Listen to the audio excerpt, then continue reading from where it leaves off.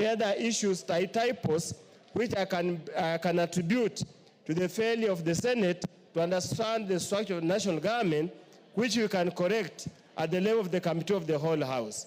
Honorable Speaker, as I conclude, there is a fundamental issue that we need to address. There was the first policy concerning equalization fund that ran into headwinds, so it was never implemented. Secondly, the second policy that is supposed to be implemented, that was supposed to be implemented under the repealed or the proposed repealed regulations. It has not worked, Honorable Speaker. It is therefore important that the Commission of Revenue Allocation needs to come up with a third policy in view of the extended period in the event the bill passes through and becomes an act of parliament, so that those pockets of marginalization in an otherwise seen to be potentially positive areas can be included in the same as part of the marginalized area. Honorable Speaker, Busia County as a whole is an disadvantaged county, yet you find not more than 5 wards are included among the marginalized areas. You find some areas where there's rainfall failure and there's food scarcity, like Iwiri ward of Funyula constituency, and sections of Nambomoto Nambuk ward, as well as Agenga Nanguva ward, that have not been included.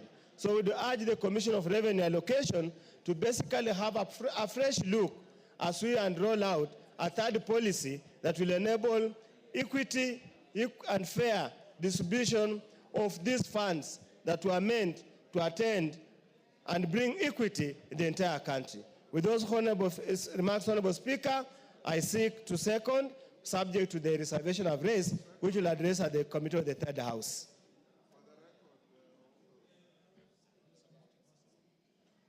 Are you seconding or supporting? The Sorry, bill was already Speaker. seconded. I support the reservation with which we will make amendments at the Committee of the Whole House. Thank you, Speaker. Phyllis Barto.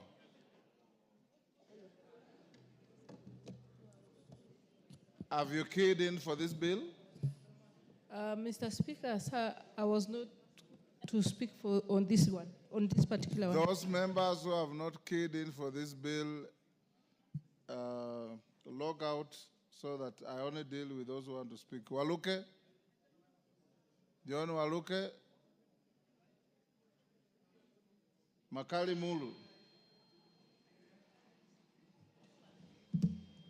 You want to speak to this? Yes, Honorable Speaker. Go ahead. Yeah, Honorable Speaker, thank you very much for this time.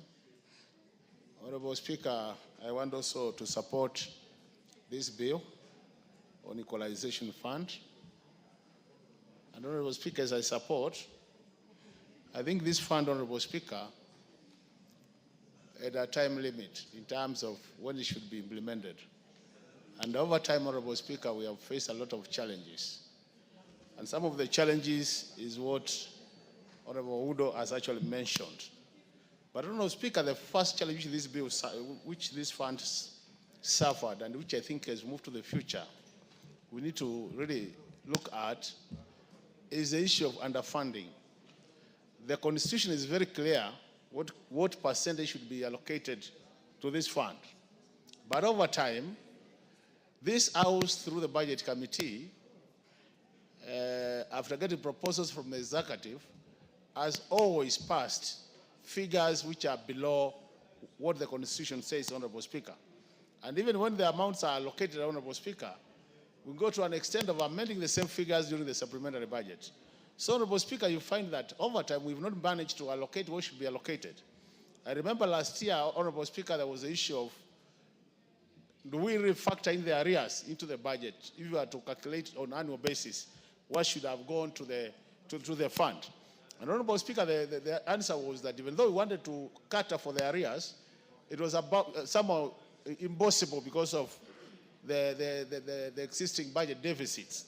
So, Honorable Speaker, if we are really serious on this issue of equalization fund, the first thing we should be able to discuss is funding it as required by the Constitution, Honorable Speaker. The second matter, Honorable Speaker, is even where we have allocated resources, Honorable Speaker, there has been serious delay in implementation, where the money is in the budget, but a year goes to the end without any money being released to the concerned counties. And Honorable Speaker, the problem has always been, if you look at the first 14 counties which were recommended, Honorable Speaker, there were only 14 out of the 47. But during the second review, we increased the counties to over 20, Honorable Speaker. And then at the same time, we created a board which is supposed to oversee the implementation. And what has happened because of that, Honorable Speaker, we have made implementation almost impossible. At the same time, we have also suffered a problem where, Honorable Speaker, some counties, because there are only pockets where we have marginalization, Honorable Speaker, they get such a low figures in terms of budgeting. And the question is, if you get such a low budget, is it worthy really? You make the implementation so expensive because the figures are so low. So this is another area, Honorable Speaker, which should be streamlined.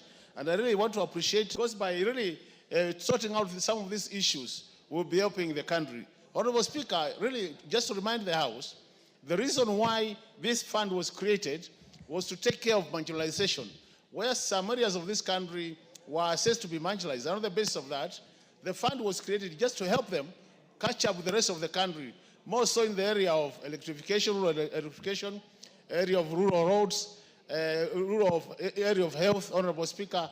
And in a situation where we have done about 13 years or 10 years, Honorable Speaker, and we have not implemented, Honorable Speaker, it is obvious then that, Honorable Speaker, these areas continue remaining marginalized. So I want to urge my colleagues to do what it takes, Honorable Speaker, to get this bill through so that we can streamline the operations of the Equalization Fund, and by doing so, then we'll be helping the marginalized area. Otherwise, Honorable Speaker, there could be need as we move to the future. I don't know what the implication will be, but the 20 years which was allocated, Honorable Speaker, now we've spent about 13 within an implementation. I don't know whether as a House we have some room, Honorable Speaker, to extend the timelines. Because unless we extend the timelines, Honorable Speaker, it is obvious that the expected outcomes out of this Equalization Fund will never be realized. With those many remarks, Honorable Speaker, I support, and thank you so much for the time, Honorable Speaker. Thank you.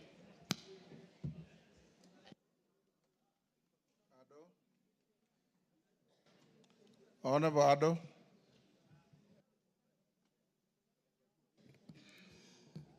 Thank you very much, Mr. Speaker.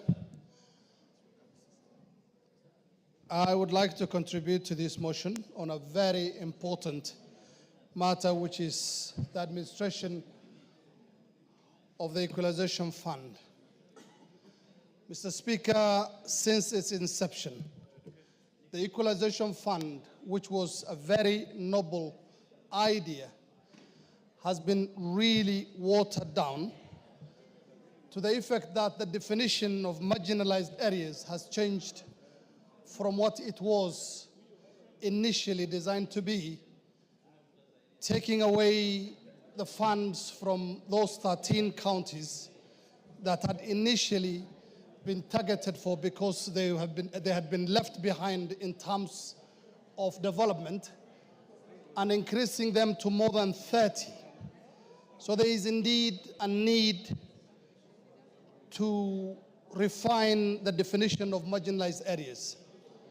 There are areas in this country that people do not have access to basic needs such as water and infrastructure.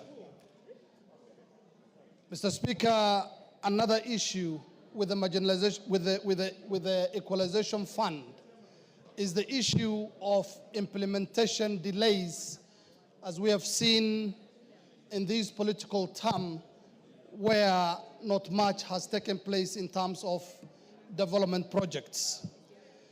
And then in terms of management of the funds, Mr. Speaker, assigning the counties or putting the Equalization Fund under the counties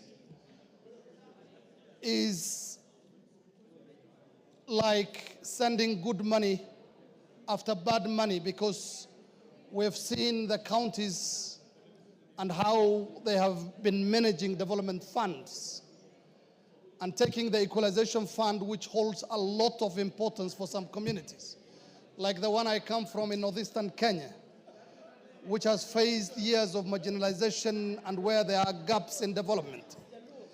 I believe handing this money and its management to the counties is going to be counterproductive. And then we have concerns, Mr. Speaker, about the expiration of the period the Equalization Fund is supposed to be in being.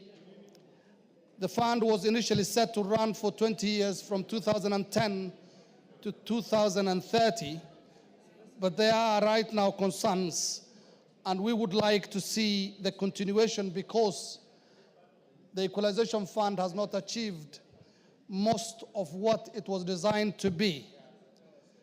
And, Mr. Speaker, in conclusion, we need to have clearer and more inclusive criteria in identifying marginalized areas, and there is a need to go back to the drawing board and ensure that those counties that were originally intended to benefit from the Marginalization Fund receive their dues.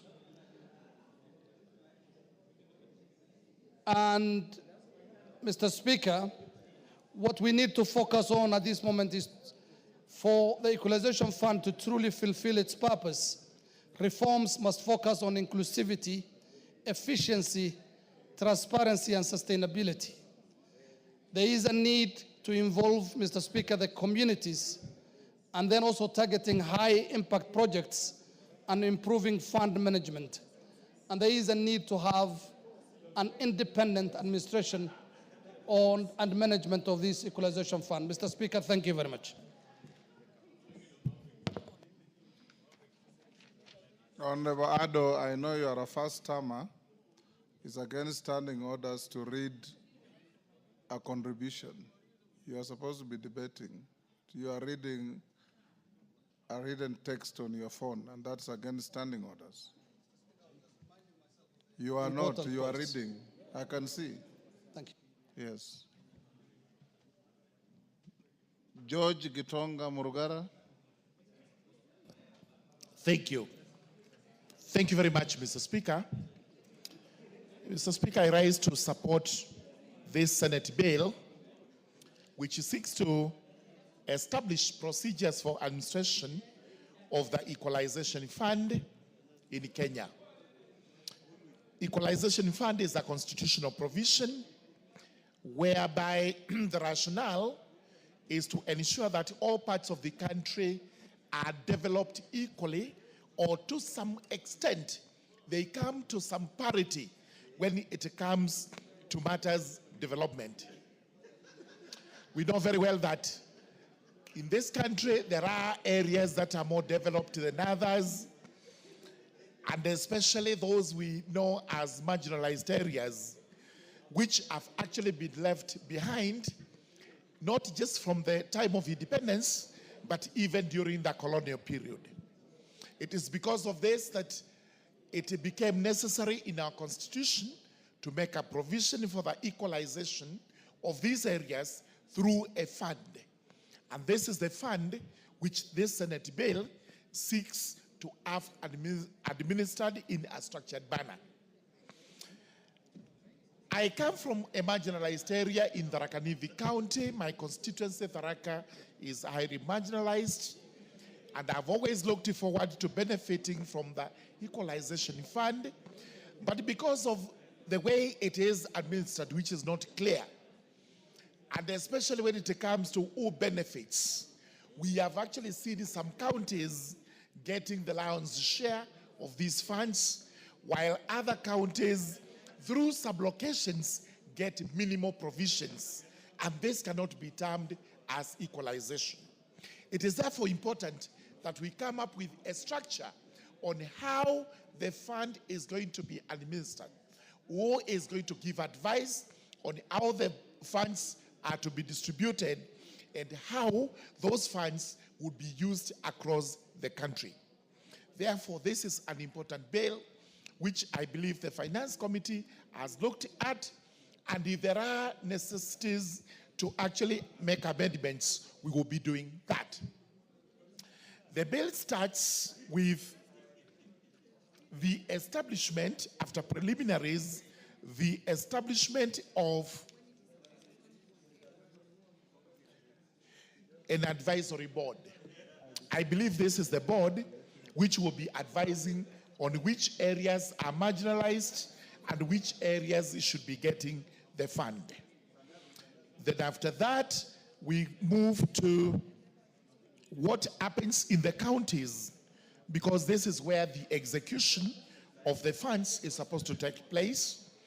And it is proposed that there will be county technical committees whose main function will include which areas are marginalized in terms of water and sanitation, roads, health facilities, electricity, and such other areas. And this is important because when it comes to an area like Tharaka constituency, all these parameters are applicable. We actually need equalization in terms of water and sanitation. Our roads are not particularly well done. Health facilities are in deplorable state, while electricity connectivity is at minimum, slightly less than 25%. Therefore, we need a law like this one. And I'll be advocating that as soon as the advisory board and the other mechanism is put in place, we actually look at these marginalized constituencies, including Tharaka, and after that, we can see whether we will come to par with the rest of the country.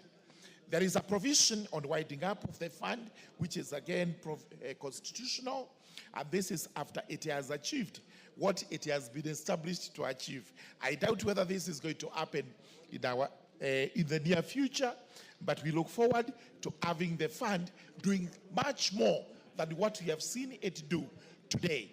Because, sincerely speaking, there are areas in this country, there are counties that are miles ahead of others, and unless we come up with a very equitable way of equalizing ourselves, then some areas will remain more developed, while other areas like Tharaka will remain marginalized.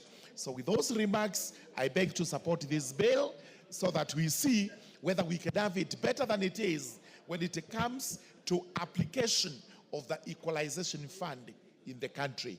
I beg to support, Mr. Speaker. Yes, you are done. Come, Kate.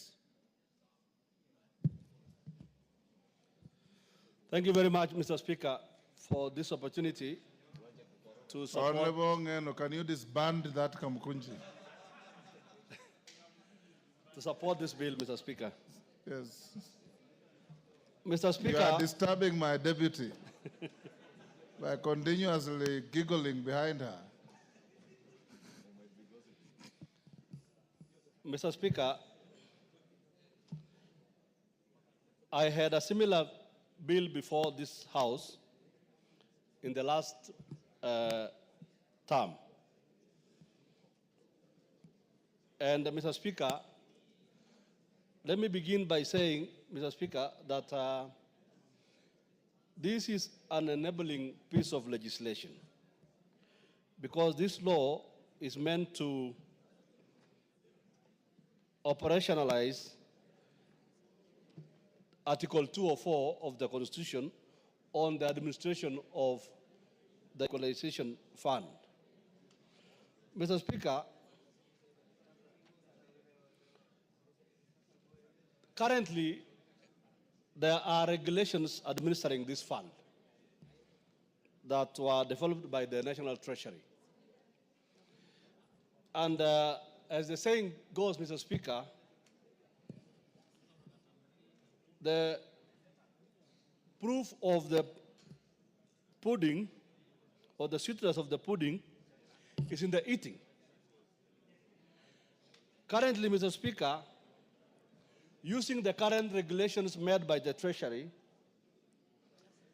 and given current experiences, Mr. Speaker, the Equalization Fund is one most abused fund in this republic. And Mr. Speaker, one of the ways this fund has been abused is through double allocation by the county governments. Double allocation and overlapping of projects and programs, Mr. Speaker. You will find, Mr. Speaker, that the county government has done a road somewhere, and they will allocate a similar amount of money on the same road. So I'll be proposing, Mr. Speaker, at the third reading, Mr. Speaker, I'll be proposing that the administration of this fund should be moved completely from the counties. This fund, because I've looked at this bill, that provision is not there. This bill seems to over-glorify the role of the county governments. Yet the county governments are the culprits of the current abuse of this fund. So, Mr. Speaker, I'll be proposing, Mr. Speaker, that this fund shall be or should be administered independently from the county governments in order for the marginalized areas to be able to realize the kind of development contemplated by the Constitution and Article 204. One of the major issues happening currently, Mr. Speaker, is the placement of the procurement entity. That the county governments are the procuring entities to this fund. And I see in this bill, Mr. Speaker, there is a continuation of that element of the county governments acting as the procuring entities, the authorized body to procure. Therein lies the problem, Mr. Speaker. Because, Mr. Speaker, in as much as the counties are devolved units, we must understand that there is something called intra-county marginalization. And that is real, Mr. Speaker. Intra-county marginalization is real. So it cannot be, therefore, it's a question of double jeopardy. For those of us who come from, who are marginalized in Nairobi, and then you go and get marginalized at the county level. It's a question of double tragedy for those of us who find ourselves in those situations. Mr. Speaker, there is the matter of savings. Whenever projects are done, Mr. Speaker, there are savings from projects. And as we speak, Mr. Speaker, the savings from equalization fund, those monies have been abused left, right, using the current regulations. The savings that are made from this fund, Mr. Speaker, are being diverted to other ministries and other activities that are not even present in the marginalized areas, Mr. Speaker. So, and that is why I'm saying, Mr. Speaker, that this fund, the management of this fund must be removed completely from the county governments. In any case, Mr. Speaker, Article 204 of the Constitution is very clear, Mr. Speaker, if I may quote, Mr. Speaker. Article 204(2). Article 204(2) says, Mr. Speaker, that the national government shall use the equalization fund only to provide basic services, including water, roads, health facilities, and electricity to marginalized areas. The Constitution does not speak about marginalized counties. It speaks about marginalized areas, Mr. Speaker. Mr. Speaker, Article 204(2)(b) states that the national government may use the equalization fund, B, either directly or indirectly through conditional grants to counties. So there is the option, Mr. Speaker. Option A is to use this fund directly. But this bill, Mr. Speaker, seems to have ceded the utilization of this fund to county governments. And that is where the abuse begins. The double allocation of funds begins. So I'll be proposing, Mr. Speaker, to amend this bill to ensure that we minimize the role of the county governments in the utilization of this fund. Mr. Speaker, I want to disagree with my colleagues who have, to differ with my colleagues, who have spoken about the expansion of the space of this fund. The first deprivation policy by the Commission on Revenue Allocation identified counties erroneously as centers of deprivation. But the second policy, Mr. Speaker, I want to appreciate the second policy that was done by the Commission on Revenue Allocation, because they went up to the sub-location level. In the first policy, Mr. Speaker, most deserving areas and most deserving marginalized areas like Tiati were left out. But in the second policy, which went now up to the sub-location level, that is where the most deserving areas like Tiati constituency has been able to benefit from this fund. And suffice it to say, Mr. Speaker, that marginalization is not a good thing. I see some people here some colleagues trying to make marginalization a birthright. Marginalization is not a birthright. It's a bad situation that you find yourself in because of the policies of the past administrations.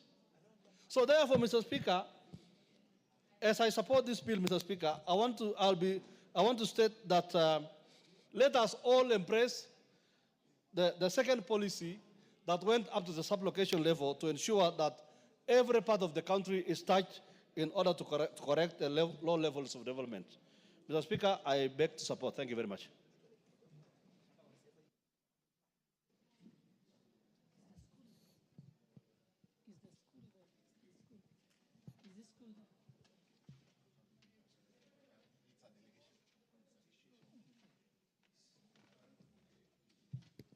Honorable members, allow me before we continue to recognize the presence of Kilifi UDA, that's the United Democratic Alliance delegation from Kilifi North constituency, Kilifi County. They are seated in the public gallery.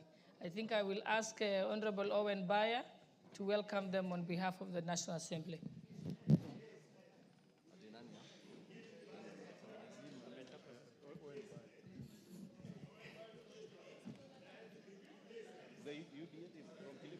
Majority Leader, you want to assist? Yes, Honorable Speaker, thank you very much. On behalf of the member for Kilifi and the Deputy Majority Leader, Honorable Owen Baya, who has just stepped up because he had to go prepare for the funeral of Governor or Speaker Kingi's father's funeral in Kilifi. Let me take this opportunity to welcome the UDA team from Kilifi. Welcome them to the National Assembly. This is where the Deputy Majority Leader and member for Kilifi North usually sits, right next to me where Honorable Chikati is seated. And he has asked me on his behalf and on behalf of the National Assembly to welcome that UDA team from Kilifi. UDA is indeed the party of the future, the present and the future. Thank you, Honorable Speaker. Thank you, Majority Leader. And now we'll call upon the Honorable Member for Mandera North, Honorable Bashir Abdullahi, to contribute. Give him the mic.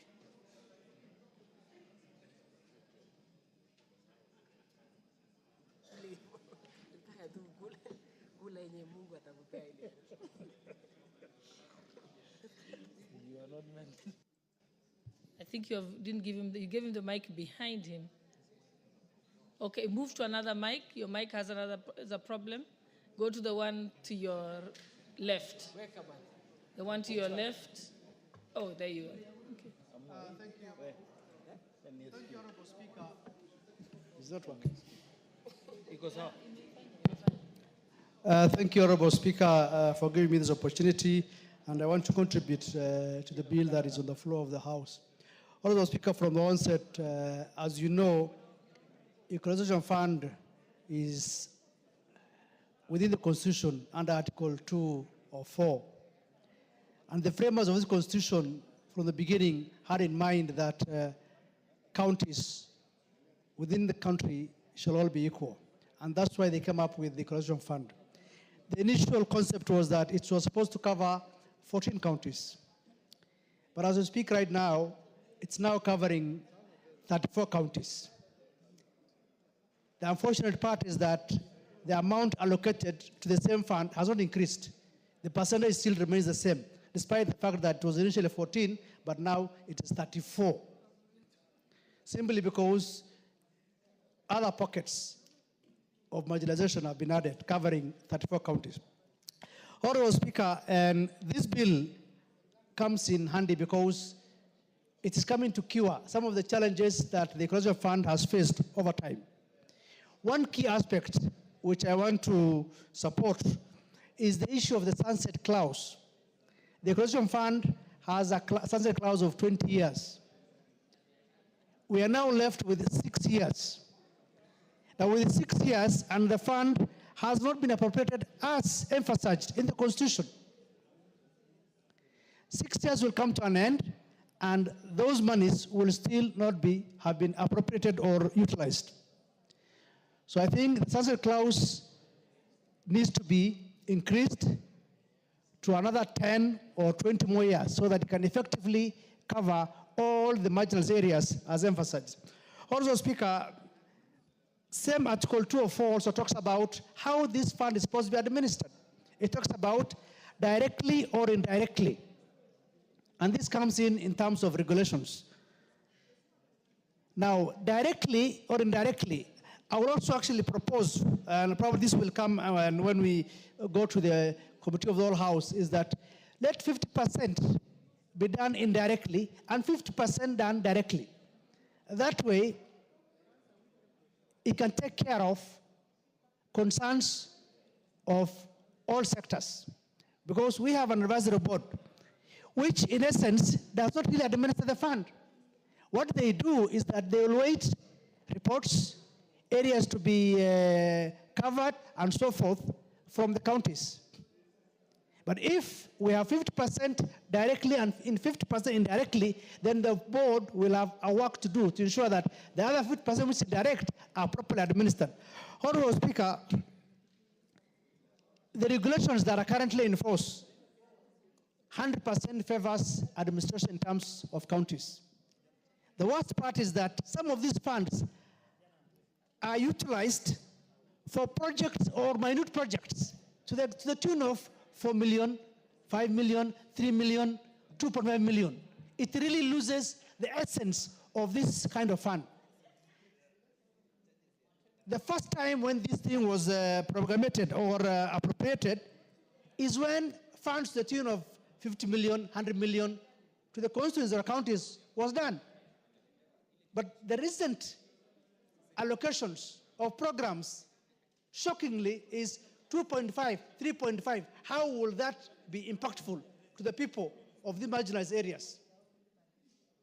And all that is because of the current regulations which are in force. And this House has the powers and the privilege to change those regulations.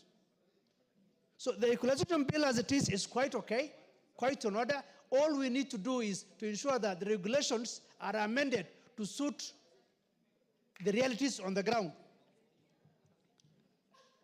Honorable Speaker, in terms of the counties, I understand, and 14 counties initially, almost 60% of the fund still covers the 14%, and of course with the addition of the additional counties that has brought up to 34. But what we're talking about is, has this money also been utilized? Every financial year, this House appropriates funds, but it's not utilized. We have arrears to the tune of almost 13 billion lying at Treasury without being utilized. And yet, the sunset clause is just almost the corner, 6 years from now. And yet we have 13 billion arrears. Will the objectives be achieved of this fund? It will not be achieved. So I think we'll be making several amendments, of course, when it comes to the Committee of All House, but by and large, I support the bill, especially ensuring that the sunset clause for the Constitution Fund is extended by 10 or 20 years. And we look also fairly on the issue of administration of the fund. Is it the board that administers 100%, or it is the counties that administers? As it is now, it is the counties that administer 100%. Unfortunately, as I said before, they only use it for minute projects, 3 million, 4 million, which is not really something that we are proud of. We want, in the next administration of this board, of this fund, that projects not less than 50 million to be done in each of the constituencies, so that it's impactful. People can see it and realize that equalization is something that is helpful. Otherwise, I support. Thank you, Honorable Speaker.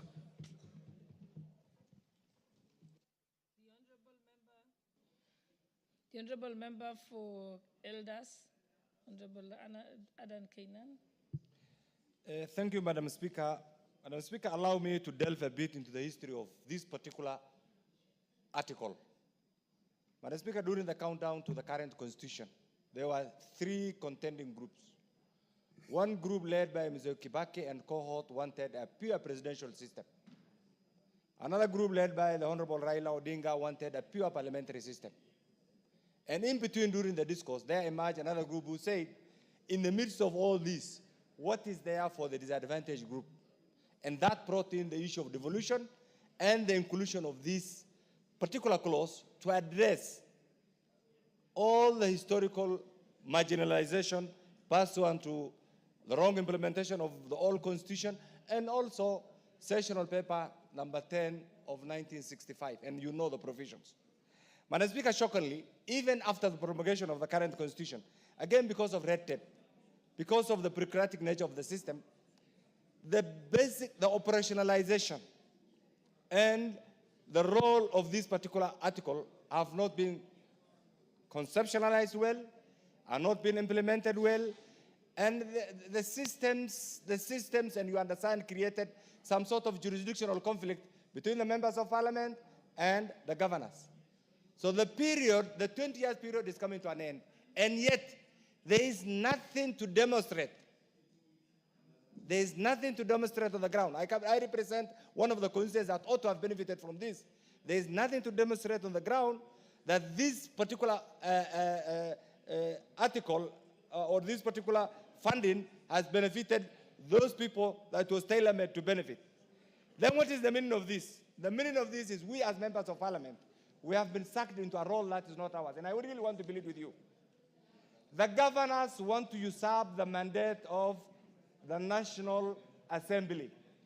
We as the members of the National Assembly have failed to think out of the box, and we have fallen into their trap.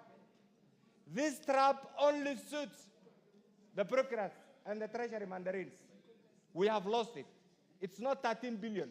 It's over 70 billion that is floating between treasury, the National Assembly, and the counties. The sunset period, the time is coming to an end. What is our take? It is the high time that we put aside all our differences and apply the letter and the spirit of what this particular clause article was intended for, and resist and budget for all the outstanding monies, send the money direct to CDF and the constituencies. And this bill should address and facilitate so that members of parliament have a role to play. Madam Speaker, as it is, this is meant right now that I followed what happened to the budget of this in the last financial year. And what happened, I'm told, other than what Honorable Bashir has alluded to, of having small projects here and there, 2 million, 3 million, that have no impact. I'm told the remaining junk part of the budgetary allocation have been sucked into the county money, county allocations. This will not help us.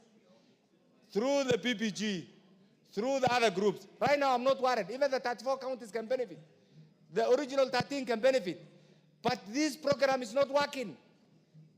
We cannot be lamenting as the leadership. Through this bill, we must cure the pitfalls. We must address the challenges so that the next 6 years remaining from these people, this program can be turned into a productive 6 years. Colleagues, for those of you who have joined this house, this program was supposed to be a life changer. This program is not working. And it was picked, Madam Speaker, you remember at the end of the Second World War, the victors and the vanquished came together and came up with something called the Marshall Plan. Marshall Plan gave birth to something called USAID. USAID is right now what has been, you have heard what is happening, unfortunately. In our context, for those of us who live under this sovereign republic called Kenya, this is our Marshall Plan. Why is it not working? The Marshall Plan of the US worked. Why is this one not working? How comes we are not getting our rightful share? How comes every step that we take must attract a court battle? It is because we are not thinking out of the box. So I want to thank the mover of this bill. It is timely, but I think there is need to look at it critically so that we address all the gaps, so that once this is passed, any will be litigant will not go to court and declare it unconstitutional. Because these days,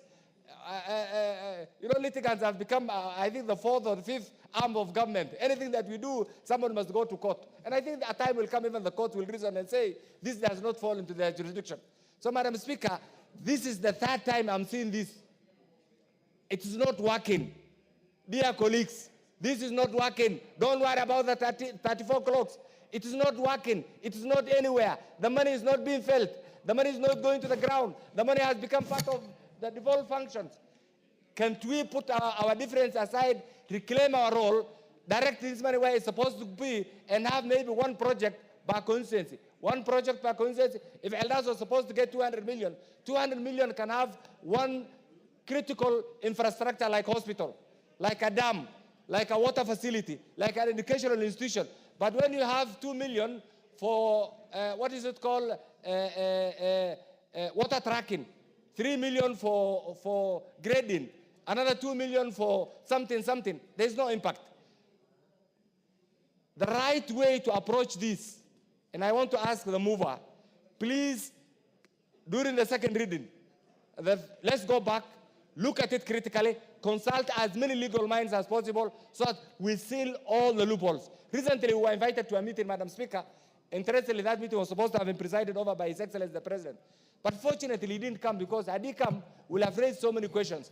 In the KICC, out of the plus 109 MPs who are supposed to attend, we were 4. That tells you the level of disinterest. We need to deal with this.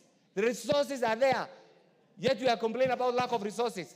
Can we utilize this that we have so that in the next 6 years, these regions that have been neglected, these regions that have been stereotyped, these regions that have been completely left out in the national development agenda. Madam Speaker, this morning, I participated in a program that was being launched by His Excellency called, it's called Solar Mini-Grids. Madam Speaker, I just said, I am today the father of parliament. One time I joined this parliament as one of the young legislators. There are 2 things that I was looking forward to. One of them was to see at least a black substance called black substance in the definition of those school-going children in northern Kenya found in down Kenya. That black substance is tarmac. It has now gone to our region, courtesy of devolution. The other bit that I was saying during my lifetime as an MP, I will see, is the extension of the national grid from Nairobi and other parts that have been advantaged and take it to northern Kenya. It's still stuck at Garissa.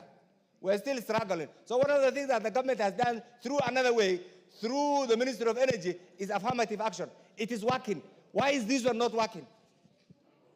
Why is this one convoluted? Why is this one in the wrong ecosystem?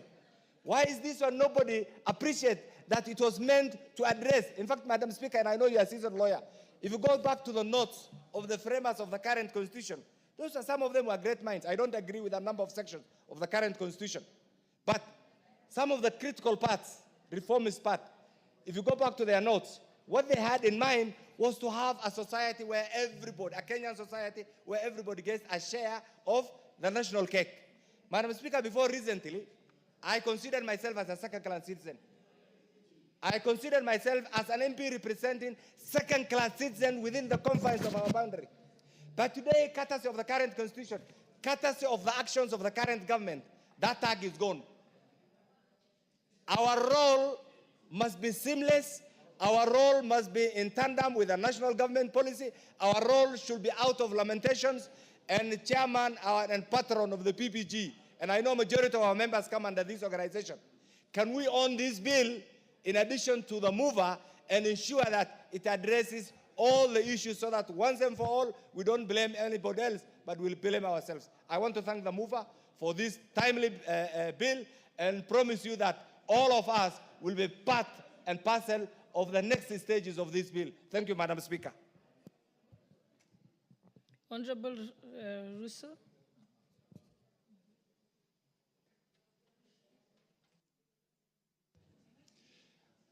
Thank you very much, Madam Speaker. Just one moment. For those who want to participate in this bill, please press the intervention button. Currently, I only have the member for Lamu East who's on it here. Press the intervention. Thank you very much, Madam Speaker. Madam Speaker, I also add my word to what honorable colleagues who have preceded me have talked about. Article 204 of our Constitution is a very important article. Equalization in Oxford English Dictionary means to make two things equal. And the framers of our Constitution had a very clear intent that since 1965, sessional paper number 10, it was intended that some parts of Kenya which were more productive should grow faster, and the rest were expected to catch up. Madam Speaker, as a distinguished lawyer, many times you sitting in front there, at times I see you having an interjection on an issue, and when you sit back and listen, I actually tend to agree with you that on the surface there are things which appear good, but if you do an incision, then you find that, oh, it is not as good as it looks from the outside. Madam Speaker, this particular bill addresses only two issues of what Equalization Fund is all about. It is about the management of the fund and also to extend the sunset clause.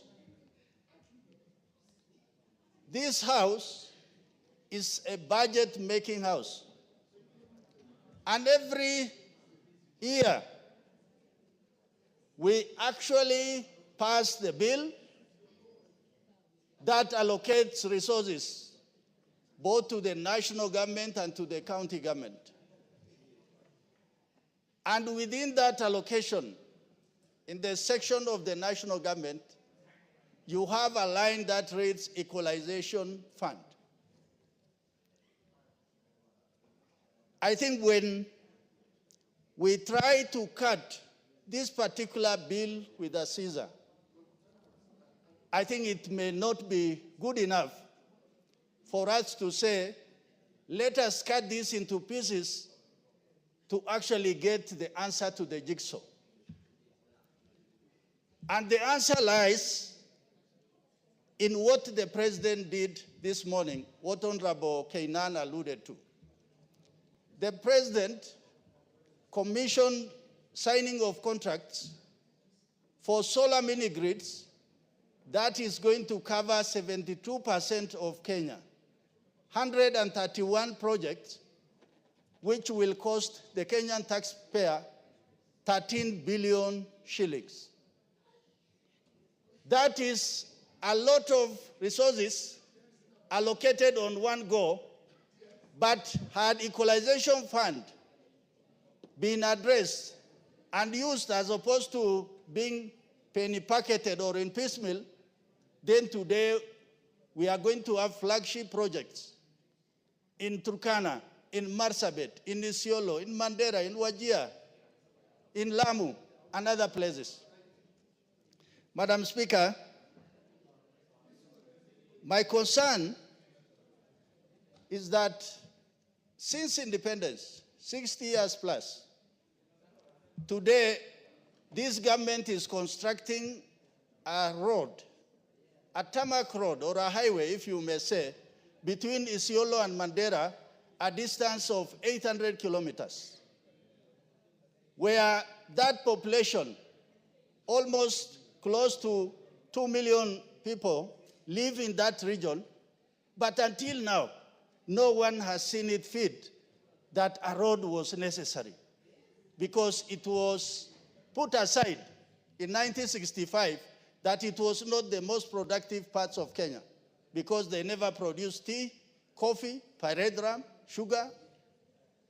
So today, somebody in the name of William Samoei Ruto is saying, if we open up that part of the country, we are going to get solar energy, wind. We are going to prospect for minerals. It is the frontier of development in Kenya. And that is where ASA lies, and somebody is beginning to identify. Madam Speaker, national government and county government in Schedule 4, their task or roles is clearly defined.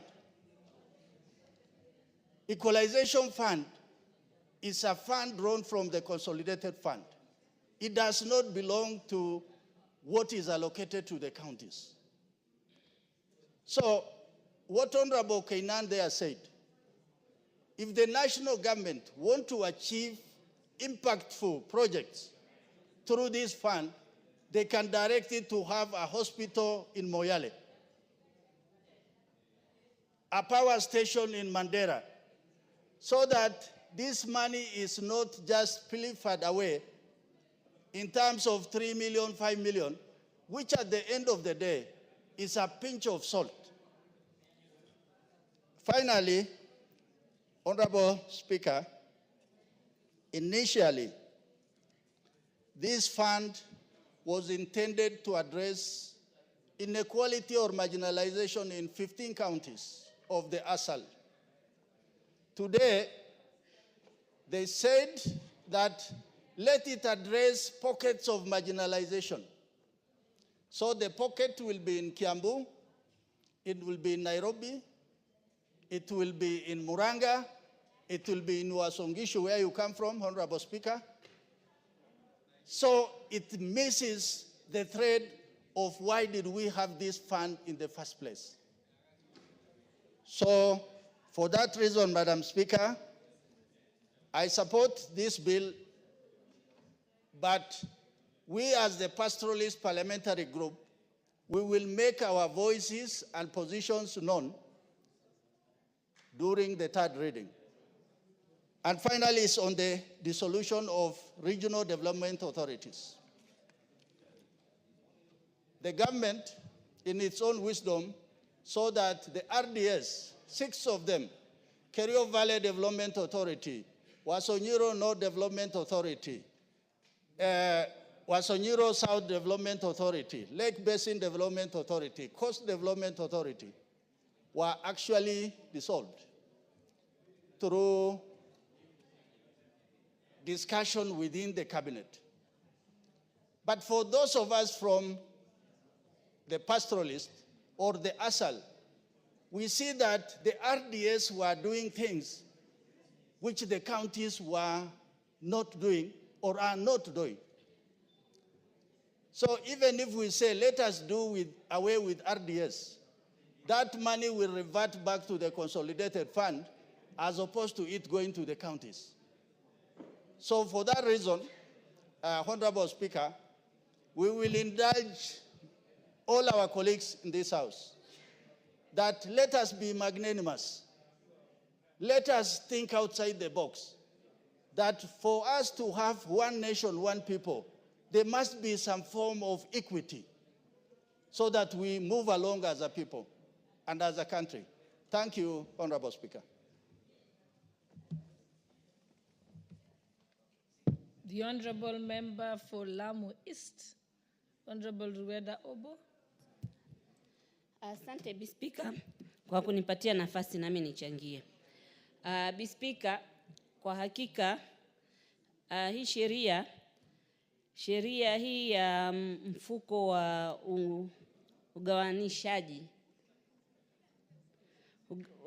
ugawanishi ni kwamba yale maeneo bunge ambayo yalikuwa yako chini nayo yainuliwe yawe sawa na mengine.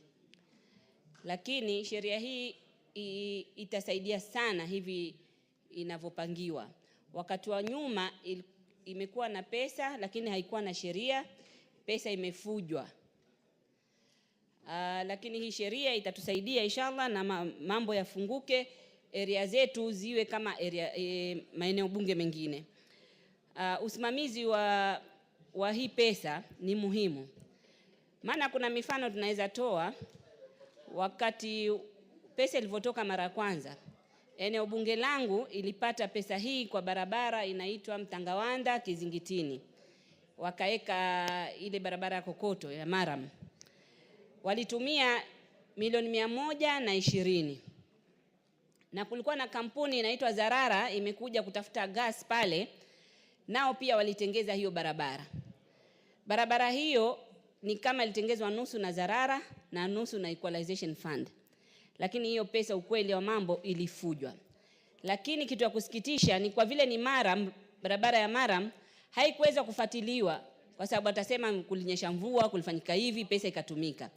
Mimi pia ningetoa suggestion kwamba hii pesa isitumike kwa maana barabara za udongo au za matope. Ikifanywa ifanye hata kama ni kilomita 1 barabara ya lami.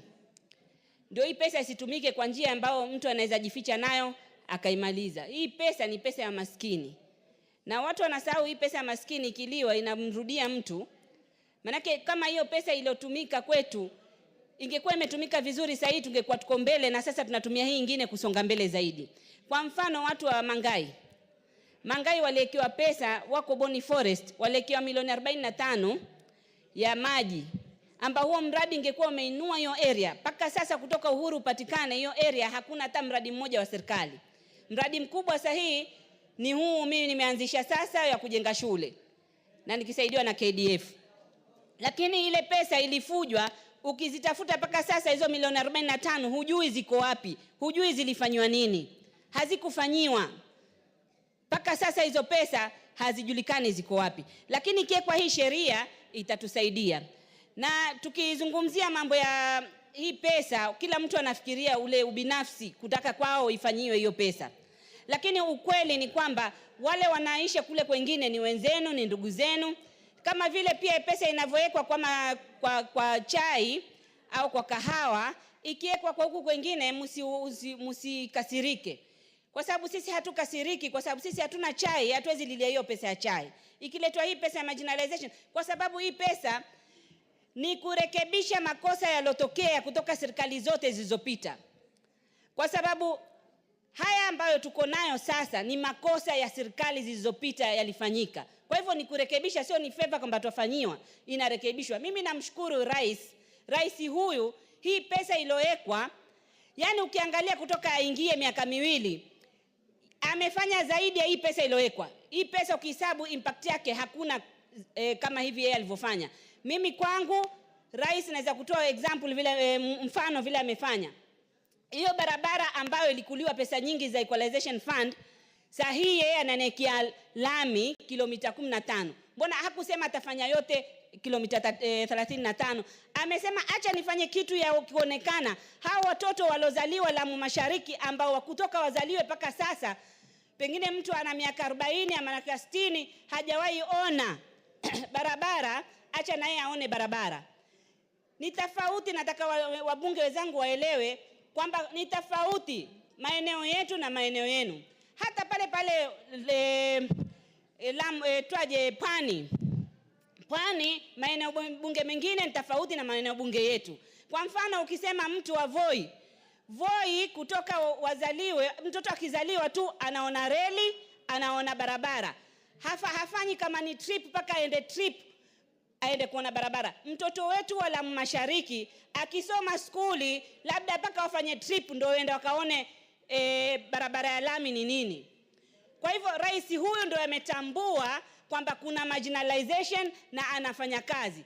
Na Bi Speaker, kule maeneo bunge yetu watu wetu wanataka ile hope. Ilikuwa roho zimekufa, hawana hope na Kenya. Lakini sahihi rais ameweka hope, watoto wetu wamekuwa na hope, barabara inakuja. Leo tumekwenda kusign kitu ya historia. Kutoka dunia iumbwe, kuna vijiji vyangu kule ni 23. Vijiji 12 ndio ziko na stima. Sahihi tumekwenda kusign vijiji 3, Ndau, Kiwaiu na Mkokoni zinaekwa off grid, mini grid za solar. Yani ni kitu paka unafanya unakuwa very emotional, unakuwa karibu nilie mimi kwa hiyo function. Watu wangu kwa miaka yote hiyo hajaona stima, mtoto sahihi ndio tunaweka stima, imagine. Na sisi ilikuwa tuwafanya CBC inafanyika vipi kule, hata shule hazina stima. So sisi tukizungumzia, watu wengine wanaona tunapenda tu kucomplain au kulalamika. Lakini kulikuwa na kamati ya bunge hapa ilienda kule, haki ya Mungu wale watu wa kamati wananiambia Rweda, kweli sisi ilikuwa tunaona maeneo bunge yetu ni yako nyuma, lakini kweli kuna maeneo bunge yana shida. Kwangu ukienda, Bi Speaker, utaenda na ndege, uende na boti, uende na gari, uende na pikipiki. Na saa nyingine hata kama uko na security, kuna kwingine unaenda unasema haiwezekani kwenda, unaambiwa na security. Tulienda na kamati 2 wakakatazwa kufika Mangai. Barabara mbovu, insecurity, kila kitu. Kwa hivyo nawaomba ndugu zangu, hii sheria tuipitishe, na ipitishwe na marekebisho iweze kusaidia maeneo yetu. Na ikisaidia maeneo yetu, pia imesaidia maeneo yenu. Kwa sababu kama sahihi ukienda kule Kiangwi, kuna police station kule, kuna hospitali. Police station ni kambi. Ukienda kuna watoto wenu, ndugu zenu ambao wafanya kazi pale. Wale wanapata shida, haimaanishi ni Mbajuni peke yake ndio atapata shida. Polisi wakipelekwa sehemu zingine kama Kiwaiu, akienda polisi kifikisha miaka 5 anatufanya kama wazimu. Kwa sababu ya hali ngumu za maisha kule. Na ni watoto wenu wengi. Si watoto wa Kibajuni wale wanakuwa kule, au si Wabajuni peke yake, ni kabila tofauti wanaenda kuwa madaktari, wanaenda kuwa polisi. Kwa hivyo lazima yale maeneo yainuke, ndio wale wakija kufanya kazi isilete stress nyingi, waweze kufanya kazi vizuri. Bi Speaker, na wasisitiza tena na tena, ikipelekwa ile pesa ya equalization fund, governors wana mfuko mkubwa wa kuweza kufanya. Lakini hii pesa ndogo ambayo sahihi iko, hizo milioni kama sahihi imebakishwa, huu wakati wangu kule kuna hati milioni 24. Milioni 24 yagawanywa eneo bunge lote. Sasa governor wanachukua wanaweka kwa devolved functions. Sasa inakuwa kama si national government, hakuna kitu inafanywa. Kwa hivyo ziwekwe sheria, tugawanye, ijulikane county wanafanya nini, national government wanafanya nini, isiwe na mizozo. Watu wetu wasaidike. Asante Bi Speaker.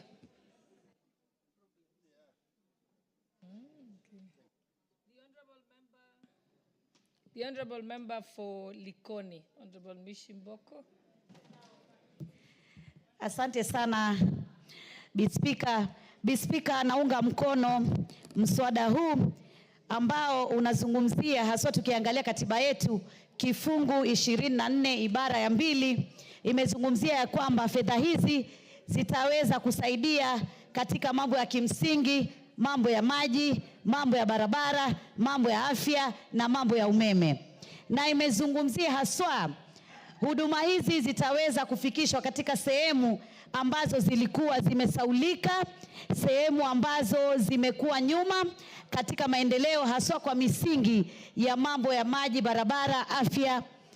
Na tukiangalia haswa Bi Speaker, tunaona zile sehemu 14 ama kaunti 14 ambazo zitafaidika ama zimefaidika na pesa hizi ama hazina hii ni kama sehemu ya Turkana.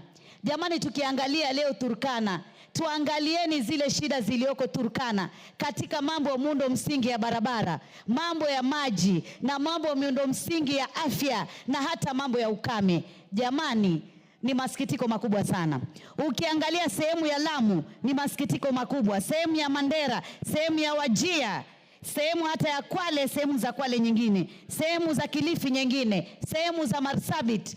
Sisi kama Wakenya tunakubali ya kwamba kulikuwa na dhulma za kihistoria, kulikuwa na kutengwa kwa kihistoria, na ni kwa sababu serikali ilikuwa ni moja, serikali kuu peke yake, ambapo kila kitu kilikuwa kinapangwa kule juu, kinamalizika kule juu, na sehemu nyingi ilikuwa inasaulika.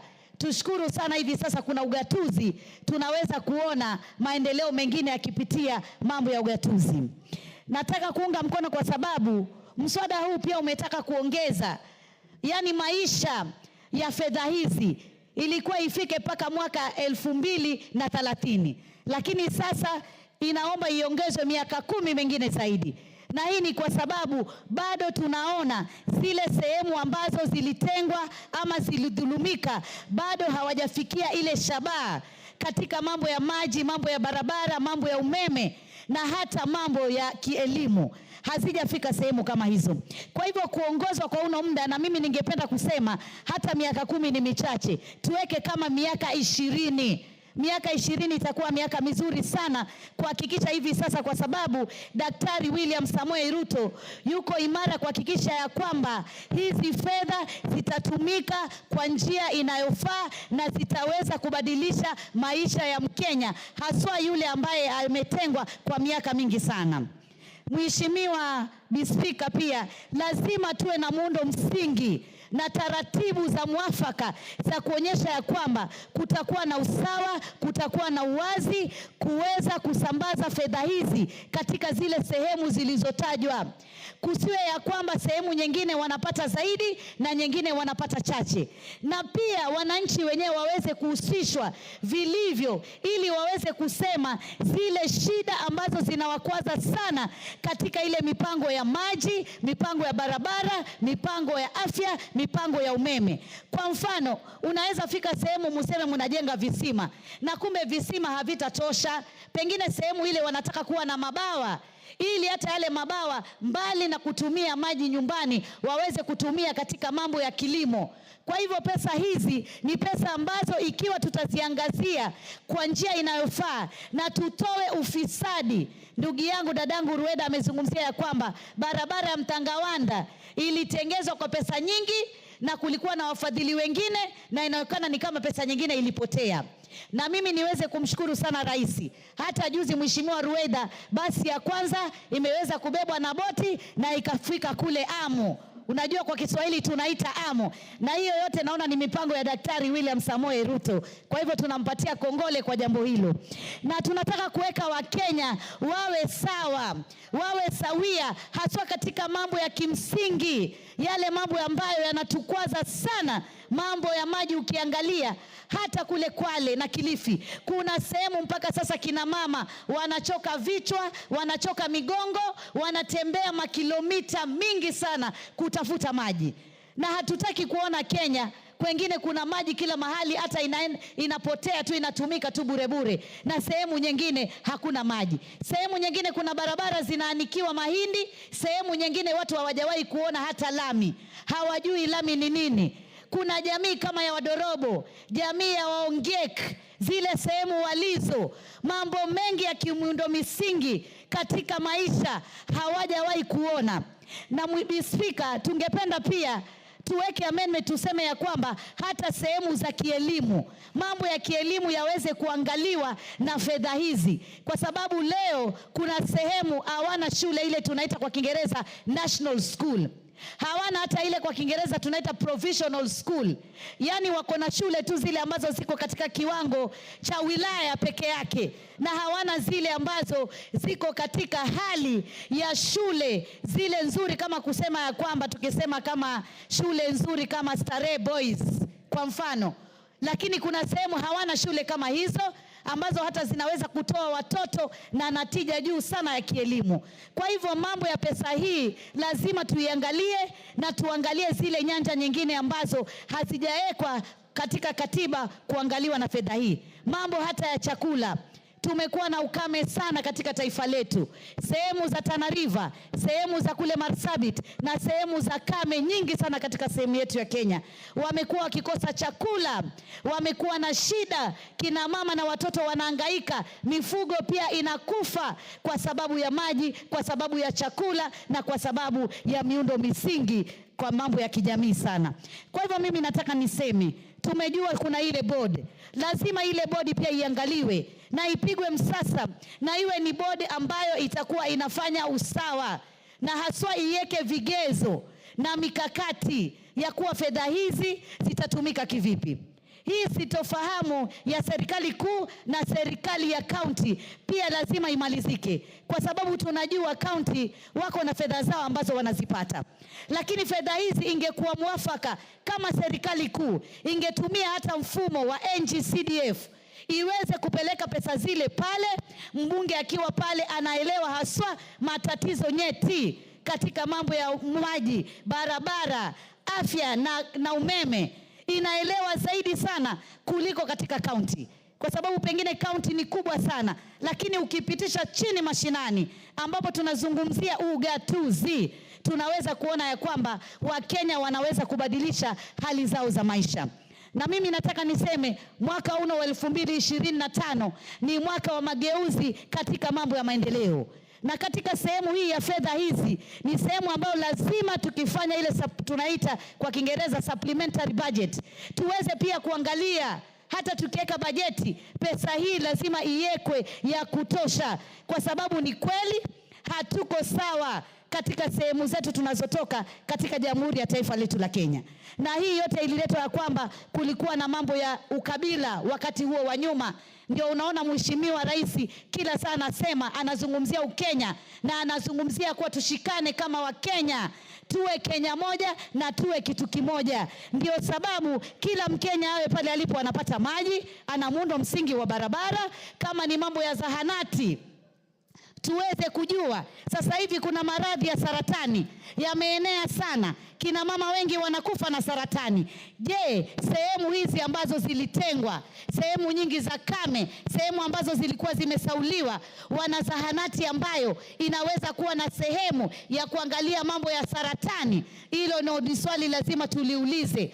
Kuna maradhi magumu mazito ambayo sasa hivi tuko nayo hapa katika taifa letu la Kenya, na iwapo hatutakuwa na zahanati ambazo zina vifaa, zina madaktari, zina madawa ya kutosha, basi Wakenya wengi wataweza kupoteza maisha yao.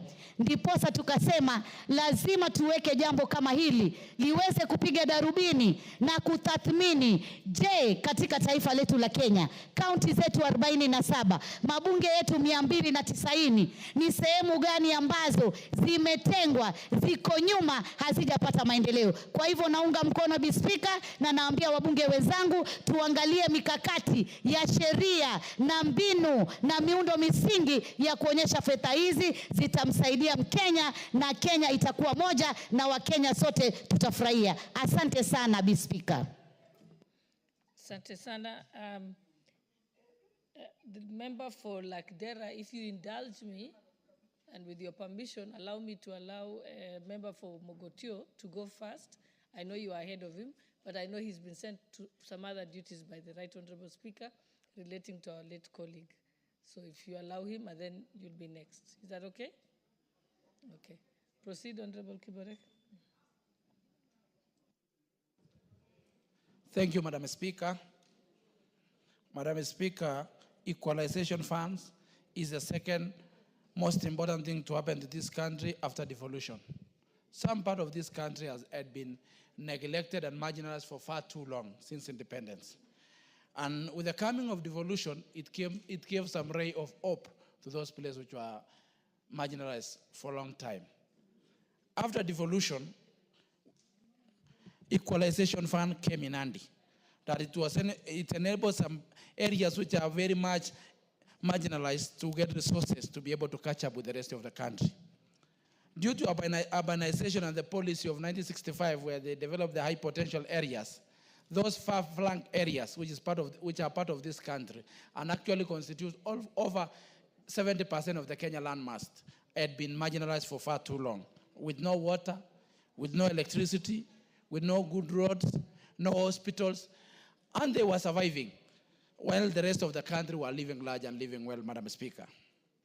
When this equalization fund came, it gave hope to Kenyans from those areas that will be remembered, and they will catch up with the rest of the country. However, Madam Speaker, just like devolution, we have to make sure that we follow it up so that it doesn't miss the point, so that we don't inherit corruption through this fund, Madam Speaker, so that we don't inherit misappropriation through this fund, because devolution has failed to attain the main goal which they intended to do because of misappropriation, mismanagement, and corruption. And now, as we speak, for the last almost 12 years or 13 years in devolution, you rarely see a project done by the devolution. And while yet, there's a lot of money which are appropriated to these counties. Equalization fund equally risk going the same line because of management and oversight. But Madam Speaker, I support this bill because, and I support Senate for this, because if we don't follow up with a strong oversight and to know where this fund lies, either in county or in national, and it should be fully, for it to have a very clear oversight, we'll end up losing the achievement which this fund will have given to this nation. Madam Speaker, as it is at the moment, you cannot tell whether it is fully in county, devolved, or whether it is in national, making it very difficult to oversight because it's almost a 50-50 kind of sharing between the national and the county government, making it hard. Is it MCA to oversight? Is it member of parliament? Or is it senator? Coming with this, now with the Equalization Advisory Board, it can be now clear in following up and the records and the books and everything of this equalization, it will be able to achieve the intended purpose. And my prayer is that this equalization fund should have a very lean team, just like NGCDF, so that less than 8% of it goes to the administration. The rest, 92%, should go to development so that we're able to see tangible development and we're able to see fast-track development. Secondly, Madam Speaker, in terms of CRA, identifying areas to benefit from equalization, at times we get a place more marginalized, not being able to be enlisted in the areas, in the locations, and in the areas and wards to benefit from equalization, while some areas are a bit under-deserving and they are not picked by CRA. So as we work on this board, we should also work on a clear, fair formula through CRA that our colleagues in Senate should help us, so that the picking of the areas we should be beneficiary of this equalization fund should be fair and beyond reproach, should not be done without proper equity, because it end up not achieving the same purpose and intention which was supposed to achieve through the equalization fund. And through our colleagues in Senate and National Assembly, we have to make sure that the formula for CRA, for maybe fourth or fifth policy, should be fair, transparent, in a manner that all areas which are marginalized are enlisted in the list of the areas to benefit. As we work on this board, which will be able to run this fund and will be a clear path of oversight so that we're able to move forward. It is my prayer that all areas are covered, because in some areas, I come from Baringo, in some areas which are under-deserving don't benefit from this fund. Some areas which are still deserving, or an area which you know the level of marginalization is the same. One area gets, the other one doesn't get. It is something that we should work through this CRA formula and with our colleagues in Senate, so that we are able to make it fair and equitable to every part of this nation which are marginalized and which have been marginalized for far too long, especially the pastoralist part of this country, which was left behind for many years. Madam Speaker, and as I say this, allow me to pay tribute to a great man who was a great believer of this bill, a senator, a great man, amiable man, very humble man, very kind-hearted human being, a true Christian, a believer, a son of the soil, son of the great Baringo, a man, William Kipkiror Cheptumo. He believed in this bill. With him I have discussed about this bill and the relationship between National Assembly and Senate for many times. And he was a believer that this will be a game changer to the areas that we come from, which has been marginalized for far too long. Especially as Madam Speaker, who come from Baringo. We have two kinds of marginalization. One is the marginalization by nature and by previous governments and, and whatever it happened. Two is what we call post-President Daniel Moi marginalization, where everyone tells you come from Baringo, you don't deserve anything, you got it during Moi time. As if problems are not evolving. As if every other day it comes with new challenges. So, Madam Speaker, a great man called William Kipkiror Cheptumo, we lost a son of the soil. A good human being by excellence. A good believer of devolution, equalization, and nationhood. He believed in a project called Kenya, just like our President William Ruto. He was an advocate of social justice. He was an advocate of development. William Kipkiror Cheptumo was a good listener. He was a good advisor and a counselor to many of us young people. He was a mentor to many of us. He took us, when we were elected into this house, William Kipkiror Cheptumo took his time to advise us, being a senior. He will call us and with authority reminds us that he's an elder and he's a ranking member, and whatever he says, whatever he says, he's saying out of authority. One thing that Cheptumo will tell us, and will tell me personally, is that work for the people. Just work for the people. Don't mind about election. When you work for the people, people will re-elect you. When you don't work for the people, you will not be re-elected. So it will remind me every other time, don't even bother yourself thinking about 2027, think about development, because a total sum of what you do now will be judged when it comes to election time. He will tell us to always devote ourselves and our energy to serving our people and to serving this nation and to believe in this project called Kenya. He was a nationalist. He was never a tribalist. He was never someone who would look down upon people, given that he was a much elder person than us. He never dismissed us based on age. He was not an ageist. He was not someone who would look down upon you because he was more older than us, but he was someone who comforted us with his wisdom, with his experience. And he did a lot of development in Baringo while he was member of parliament Baringo North. He did tarmacs, he did roads, he did many other things. When he was senator, he was a unifying factor in my county for Baringo. He was a person who will sit all of us down and, chant away and bring a formula on how to make Baringo a better county and make this nation a better country. So we want to pray with the people of Baringo. We want to pray with the people, the family of William Cheptumo. Pray with the people of Baringo North, from Tunoyua where he was born, and the entire Baringo North, the people of Baringo, the people of Kenya, and the senators who worked closely with Cheptumo. May God comfort them at this difficult time. They lost a great man, and we also lost a great father and a brother and a senior to us. So we want to pray with his family and also take this opportunity, because in the same breath, to also pray with the family of Malulu Njendi, Honorable Malulu Njendi, a good man, a gentleman by excellence. He will always sit here. He was also equally ready to give us wisdom, to always advise us, and he was very passionate about his bill on the salaries for the village elders, which you always push in this house. So, Madam Speaker, I want to thank you, and I want to tell you this equalization fund is the best fund to ever happen to this country. However, it should be followed up with a serious oversight, not to be misappropriated or to be corrupted by corrupt individuals who want to enrich themselves at the expense of this country. Thank you, Madam Speaker. God bless Kenya. God bless Baringo. God bless. Honorable members, before we proceed, I'd like to recognize the presence of Elbagon DBE Secondary School from Molo constituency, Nakuru County. And I'll give an opportunity to the Honorable Member for Molo constituency, Honorable Kimani Kuria, to welcome them on our behalf.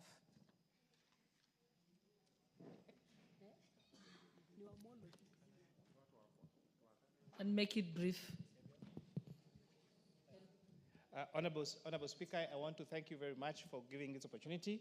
I take this chance to welcome the great students of Elbagon Secondary School into this, to observe these proceedings, and to tell them when they go back home to work very, very hard. Elbagon Secondary School, coincidentally, is where my mom went to school. It's was also one of our best extra county schools in Nakuru County. They did very, very well, and we congratulate them, and I know that this group will even make us more proud. Thank you, Honorable Speaker. The Honorable Member for Lagdera, Honorable Abdikadir Mohammed, and thank you very much for indulging your colleague. Thank you, Madam Speaker, for giving me this opportunity to contribute to this bill, the Equalization Fund Administration Bill. Madam Speaker, as it is now, Equalization Fund is administered by a regulation. A regulation, by the time it was done by people who had counties in mind, because they're given very many roles to the counties. And the role they give to the counties is such important that nothing can move without them. Therefore, it's like they had counties in mind. They brought this regulation.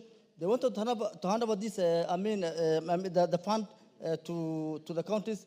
And it has, in fact, and if you look at it, 14 years after our constitution, nothing is on the ground. Nothing done by Malchan Fund. After 70 billion shillings, if you go to my constituency, you will not even see a single toilet done through Malchan Fund. But the money has been utilized. So we can ask ourselves, where is this money going to? Where has it gone to? Secondly, Madam Speaker, I have a problem with the way marginalization areas is being defined by this bill. It's like marginalization areas is a moving target, such that today you might be in marginalized area, tomorrow you are not there, because it's done based on policies. And the previous policies have moved the fund, the marginalized counties from 14 to 34 currently. When you see some small pockets of areas which have been developed by session paper number 10, being now called marginalized. They are now eaten into the fund, which was meant for areas which are marginalized. So I think we must have parameters on how to define marginalized areas. They must put parameters in place. The other thing is, Madam Speaker,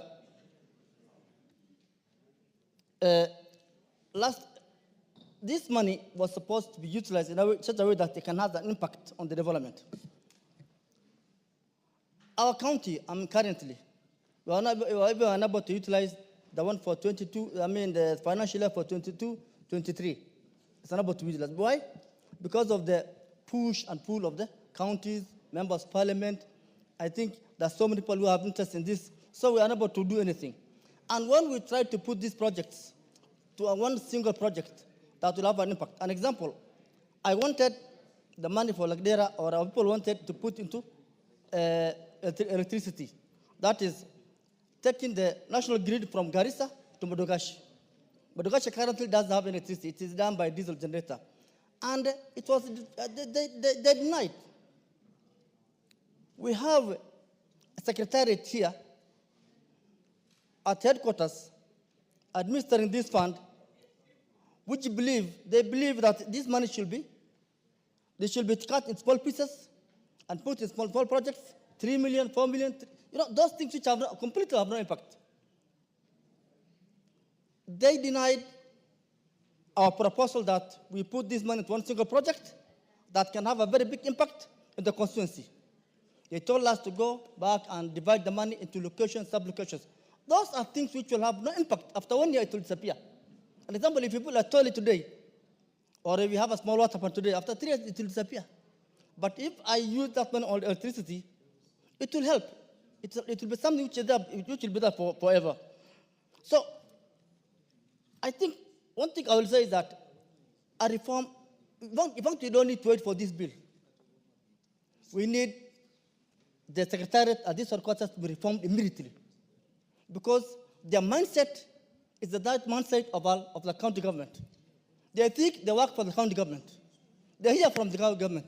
They don't hear contribution from any other people. They always want to hear from county government. And we know the problem we have with the county government right now. They are never even to account for their own monies. Then why should you give them more money to go and misuse? They go and they normally do what we call the double allocation. Project done, and then they will say that it's done by a collection fund, and the money goes like that. Madam Speaker, the coming policy, I think this is the third policy. I think that policy should be looked into very seriously so that this money can have impact on development on the ground. Because the one which carries in place, I think is recognizing locations and sub-locations as areas, as a pockets of development. But if we look at it very seriously, those development that they want to put there do not have an impact. With those few remarks, Madam Speaker, I do support the bill, but with amendment. Thank you. The Honourable Member for Kitui West, Honourable Edith Nyenze.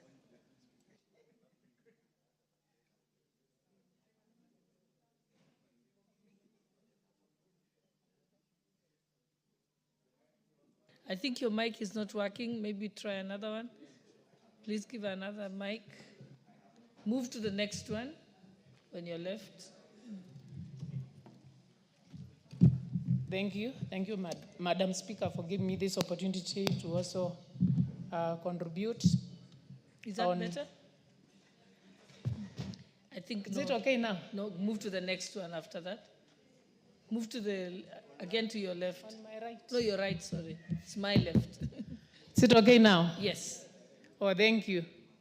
Yeah, let me take this opportunity to air my views on the Equalization Fund, which is actually a function provided in the Constitution. Our Constitution of 2010 provides that the national government shall actually use the fund to provide basic services, including water, roads, electricity, health facilities, and such services to marginalized areas. And the intention is actually to ensure that such areas which do not have these facilities are brought to par, or these services are improved in these regions so that they are brought to par with the other regions.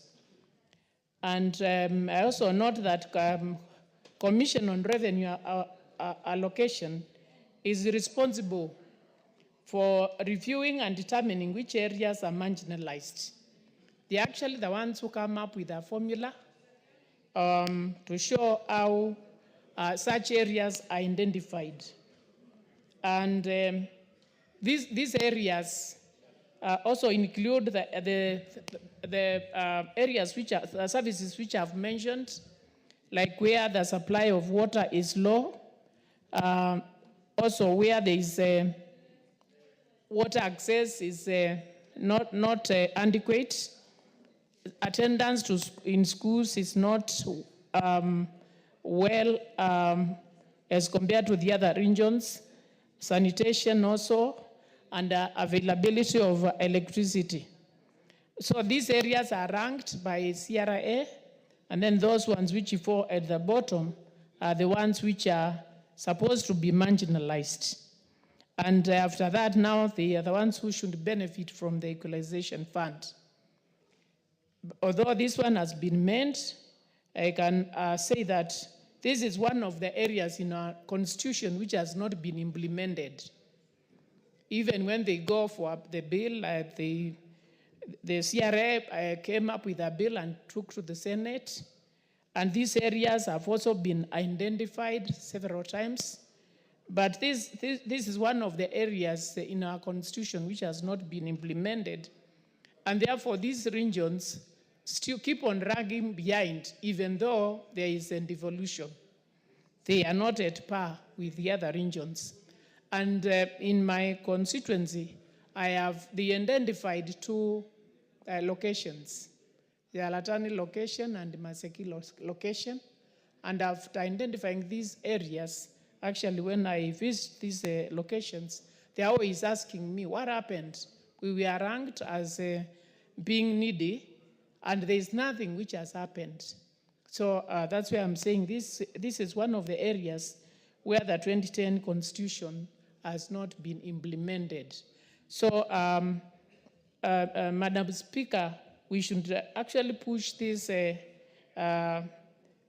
idea of having the funds implemented so that these areas can benefit, because they still lag behind. Madam Speaker, I will also note that even with the devolution, it's also good to compare and see whether devolution has sorted some of the problems in some of the areas, so that we should not have confusion, and we should not it should not be said that since devolution has come, then we don't need equalization fund, because this money which is always set aside, so where does the money go? And while people keep on being marginalized. So with that, Madam Speaker, I support. Thank you. The Honorable Member, nominated Member, Umul Khair Harun.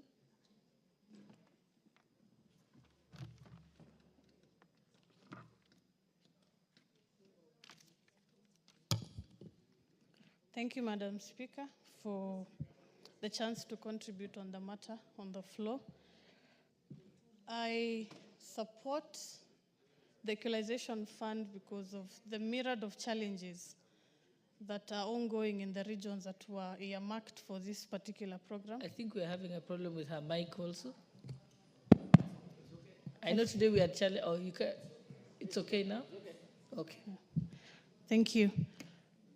I support the Equalization Fund because of the challenges that it is meant to serve. The regions that were earmarked for this particular fund have been lagging behind for so long. And this is a ripple effect issue, because if you look at programs like roads, healthcare, especially in the nomadic ASAL regions, we have high cases of insecurity, where the solution is very simple. If a road is tarmacked, IEDs cannot be planted in such roads. And this is part of the money that will solve such problems that we have. The biggest challenge we've had is especially on disbursement. The fund have not even been implemented since. And stretching out to more than the counties it was allocated for will not bring a solution. Proposing, for example, a budget like 6 million cannot do much, but if we're able to have targeted focus, these are regions that will benefit. And marginalization, of course, after the Constitution was amended, had specific counties that were put there, and it was put there for a reason. The regions that don't have these particular resources. And I support the report from the committee because I think this should be the time that this has to be implemented. As a nomadic person, as a child from that region, we've had challenges year in, year out. For example, where we need dams. We have a particular case where we always have overflow from the upper river counties that the water has to flow down to our areas, and it affects the crops. Such can only be solved by having one dam or two dams, and we're done with that. So for me, from where I sit, I support this motion. If we are able to take care of everything that has been highlighted, then we are headed to development. And for that, Madam Speaker, I support the agenda. Thank you very much. The Honorable Member for Nandi County, Honorable Cynthia Muge. Thank you, Honorable Speaker. I support this motion from the onset. But of course, Honorable Speaker, I have reservations on a few matters. I appreciate, Honorable Speaker, the efforts that have been put into this bill by the Senate and the committee, Honorable Speaker. in a bid to actually operationalize Article 204 of the Constitution of Kenya 2010. Honorable Speaker, this bill, going through this bill, I appreciate the committee because they have really tried to cure some of the inequalities that had been inflicted on this bill by the original drafters, Honorable Speaker.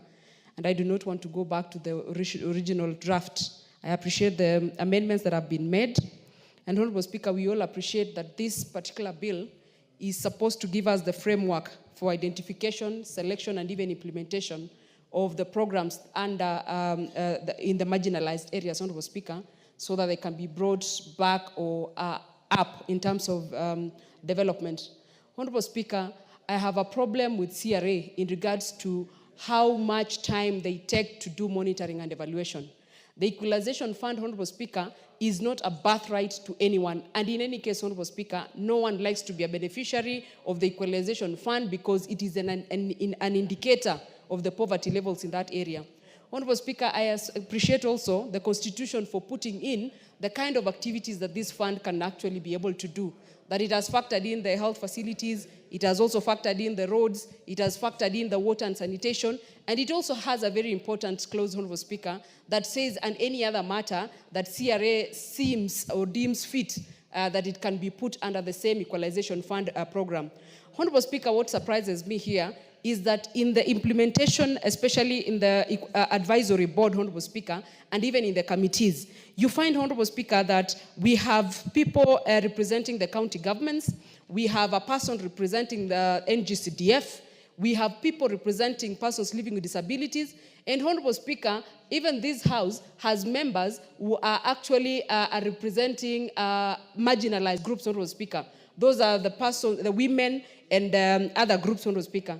And you find here, Honorable Speaker, that they are not included in the list of those people who can have a say in regards to the projects that are undertaken in this fund, Honorable Speaker. Honorable Speaker, I wonder how those other basic services, Honorable Speaker, will be remembered if those people are not put in this particular category, Honorable Speaker. So that, Honorable Speaker, when the office that represents some of the marginalized groups, Honorable Speaker, sits in that particular board, in that particular committee, they are able then to bring the issues that touches on the people who are marginalized that they represent. And Honorable Speaker, I have a problem with that. Again, Honorable Speaker, the issue of where the fund ends. In my county, Honorable Speaker, Tindred constituency is a beneficiary of the Equalization Fund. Honorable Speaker, if you go to the ground and look at the constituency of Aldai, you will also notice that it is equally marginalized. You find a place like Chebirir, Honorable Speaker, you can spit when you are in Maraba and your saliva will get to Chebirir. But you have to go all the way to Kisumu for you to be able to access that particular place. And Honorable Speaker, you wonder why CRA takes so long to do monitoring and evaluation, to be able to remove villages and locations and sub-locations that have so far benefited from this particular equalization program and put other people who are still marginalized, Honorable Speaker. And I think that is a problem with CRA that needs to be addressed urgently so that we have periodic and more subsequent monitoring and evaluation exercises to be able to onboard other marginalized areas. Honorable Speaker, the marginalization that we are talking about in the provision of the Constitution, Article 204, is majorly really structural in terms of they are tangible. There are other issues, Honorable Speaker, that need to be looked at. There are people who come from very far-flung areas that cannot access areas, Honorable Speaker. And I feel like this should be enhanced to be able to cover those kind of issues, Honorable Speaker. Again, Honorable Speaker, I appreciate this bill because it's been able to extend the sunset clause that was capped at the 20 years, which is ending in a few days, in a few years, Honorable Speaker, so they can be able to continue. Why do we support that it continues, Honorable Speaker? Because as much as the Equalization Fund has been here, the aspect of the monitoring and evaluation has been missing, and therefore, Honorable Speaker, we have not been able to equally bring on board all the sub-locations and the locations that are still marginalized, and therefore, they need a boost in terms of development. Honorable Speaker, I also have a problem with identification of the projects. You find that in a place where there's a road that cuts through 3 constituencies, and one of the constituencies is actually listed as a beneficiary of equalization fund. And therefore, the Road Honorable Speaker, when they are doing the budgeting, they consider an allocation for a road starting from point A, and it has to go through point B, C, D, E, and F for it to reach the end. But Honorable Speaker, what do? Where the constituency boundary ends, that is where the road ends, Honorable Speaker.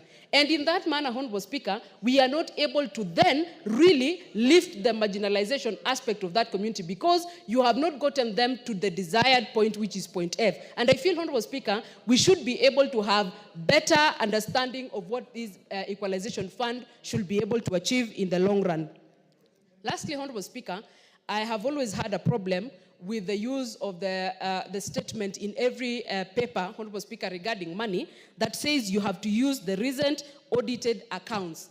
Honorable Speaker, if we were to go today into the documents of this country today, Honorable Speaker, to look at the exact last audited accounts of this country, you will be surprised, Honorable Speaker, to see the year that it was officially audited, Honorable Speaker. And therefore, Honorable Speaker, that means we are actually denying these marginalized areas an opportunity to actually have more money so that we can then avoid, Honorable Speaker, a situation where our whole constituency that is utterly marginalized is getting 20 million, whereas there is money that could still be channeled, Honorable Speaker, to that particular kitty so that I can be able to do a good project. Again, Honorable Speaker, it should be considered, Honorable Speaker, that this equalization fund should be able to sort out some of the issues that have been pertinent in that area and not the small issues, Honorable Speaker, because devolution is here and devolution is supposed or was supposed to sort out the small problems that we have in the counties and even the major one. But this equalization fund, Honorable Speaker, it should be looked into critically by the beneficiaries so that, Honorable Speaker, we are able to set and prioritize one or two major projects that we see, Honorable Speaker,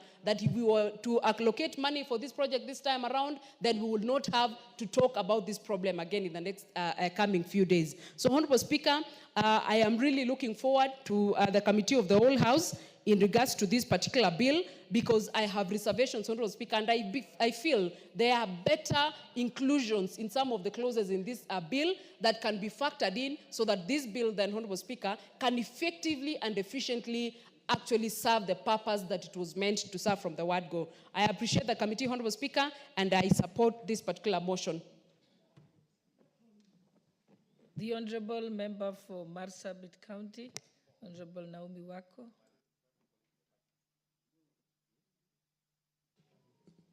Thank you, Honorable Speaker, for allowing me to add my voice to this very important debate on equalization fund.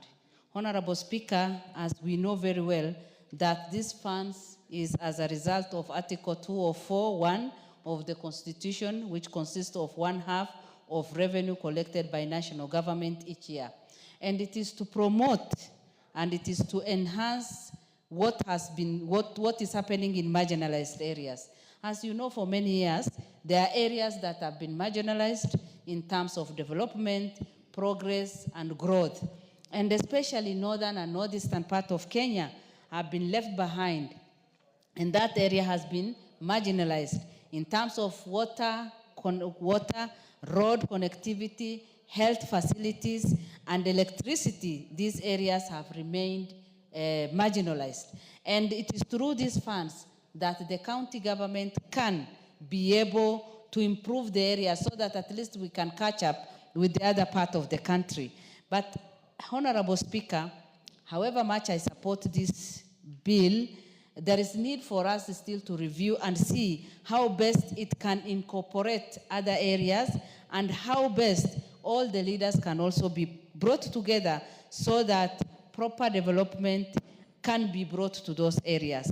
So far, in some areas, the effect of this is seen, but unfortunately in some areas, it cannot be seen. So we must also advocate for proper accountability. We must also advocate for inclusivity in terms of those who are doing the work, those who will be given the work, they should consider both genders, male and female.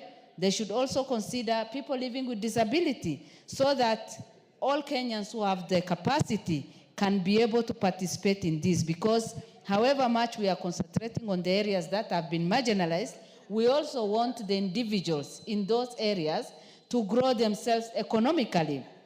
We have women who are in business and who have not had the opportunity to do any tendering and any work, and they have not been even done a lot of contract works. But this gives them the opportunity. So even if we are looking at the counties to grow, we need to also look at the individuals living in those counties so that they can be grown.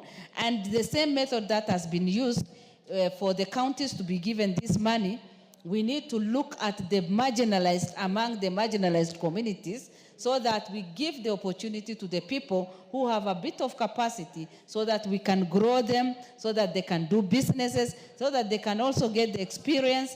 And as the time goes by, they will be able to graduate from one level to the other. Honorable Speaker, as this august House, there is need for us to look at what is happening, do some research, and see the areas that we have already covered, the progress that has already been there, and see how we can improve. Honorable Speaker, you can see that the functions of Secretariat have been clearly indicated on page 11.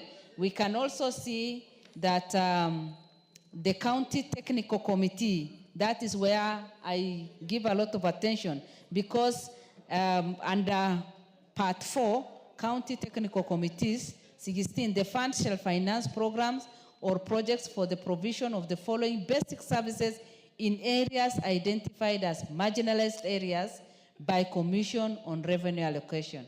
Water and sanitation. One moment, Honorable Wako. Honorable members, those members who want to contribute to this particular bill, please press the intervention button. Right now, I just have 3 people on the intervention button. Honorable Meli, Honorable Boni of Kitui Rural, I have Honorable Barto, Honorable Timothy Toretich of Marakwet. Okay, at least I see Basil now, so please do that. You may proceed, Honorable Wako. Thank you, Honorable Speaker. When you look at page 12, you can clearly see the areas that have been identified. And that is water and sanitation. The whole of this week and last week, Honorable Speaker, I've been involved in water tracking out of my own pocket, because in Marsabit, Moyale constituency, and Saku, we have problems of water. And people need serious tracking of water so that they can get some water. And Honorable Speaker, when you come to the roads,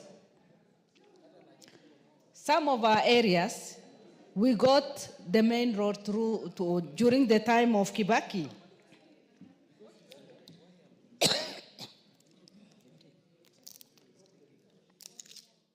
Sorry, my throat is...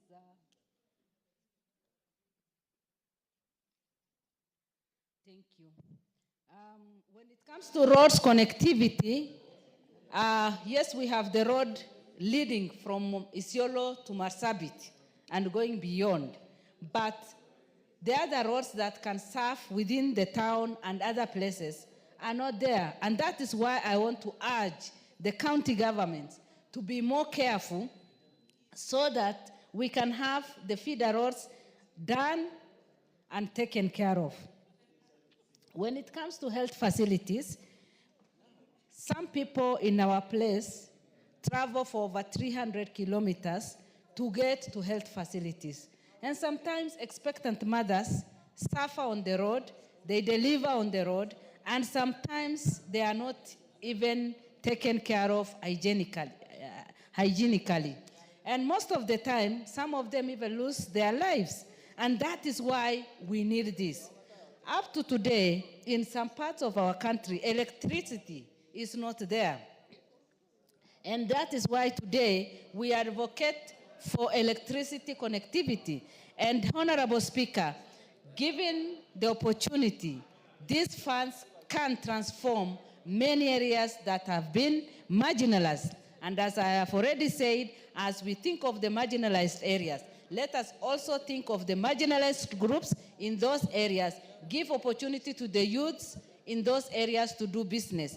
Give opportunity to the people living with disability. Give opportunity to women, because most of the time they are not given a special consideration. And that is why I say there is still need for us to review this and see how best it can serve our communities and bring the transformation that we are imagining of. And I want to thank also our president, because he has that transformative agenda that has the potential to transform all the entire country and also revive the economy of different counties. But unless we are dedicated, unless we are passionate, unless we are bold enough to do things that have not been done in the past, we will not be able to bring the anticipated transformation. Honorable Speaker, I support and I believe that through this, marginalized areas will benefit.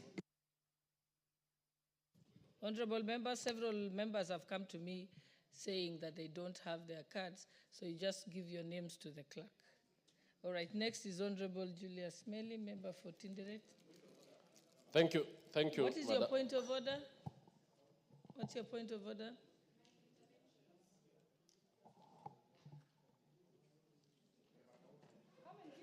Honorable Catherine Amaya, we have you. Member for Busia, we have you, but you wait. Yes, you're on the queue. Yes. What's your point of order?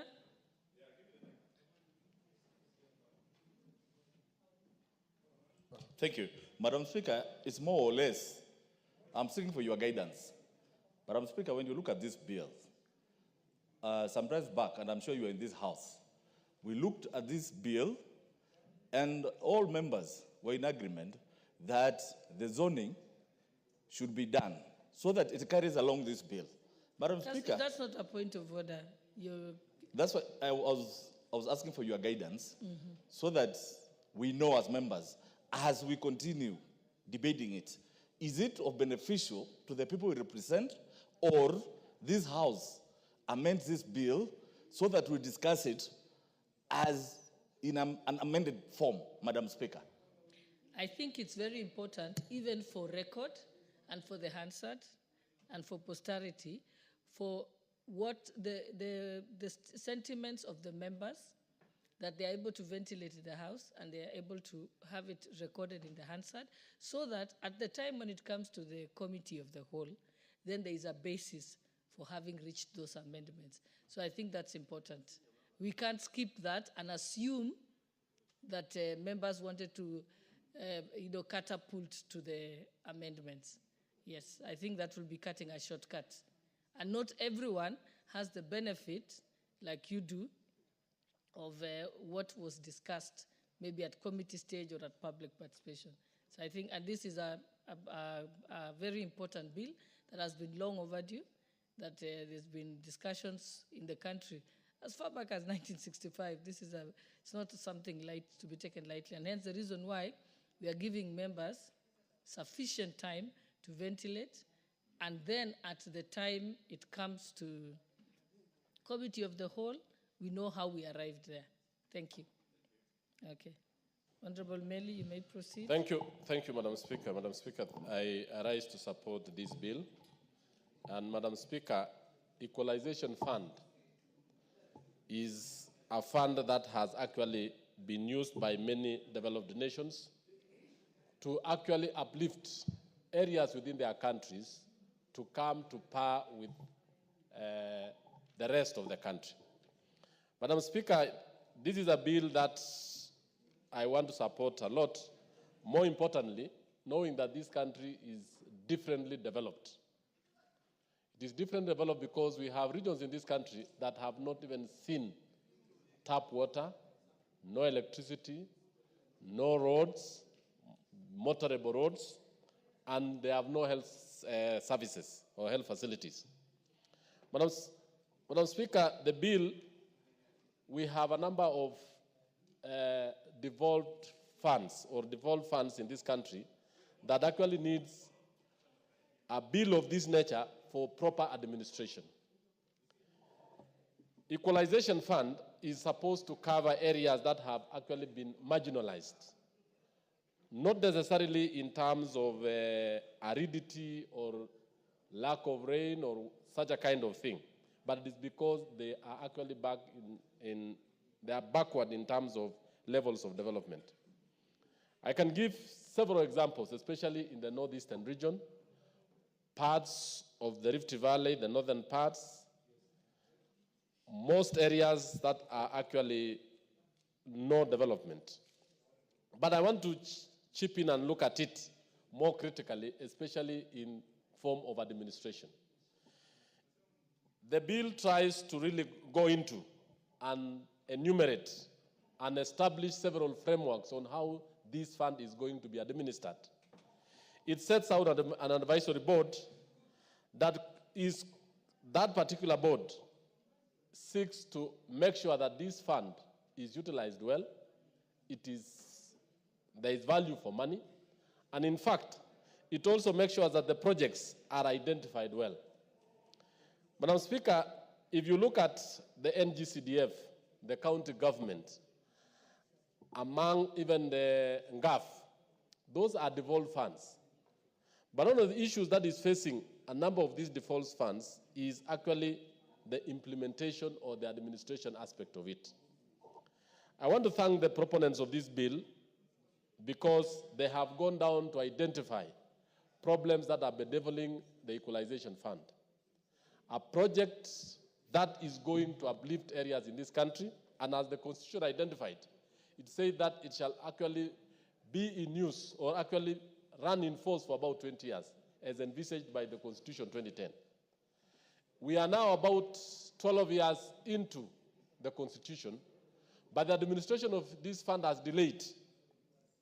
Therefore, meaning that about 7 years lapsed without this fund being useful.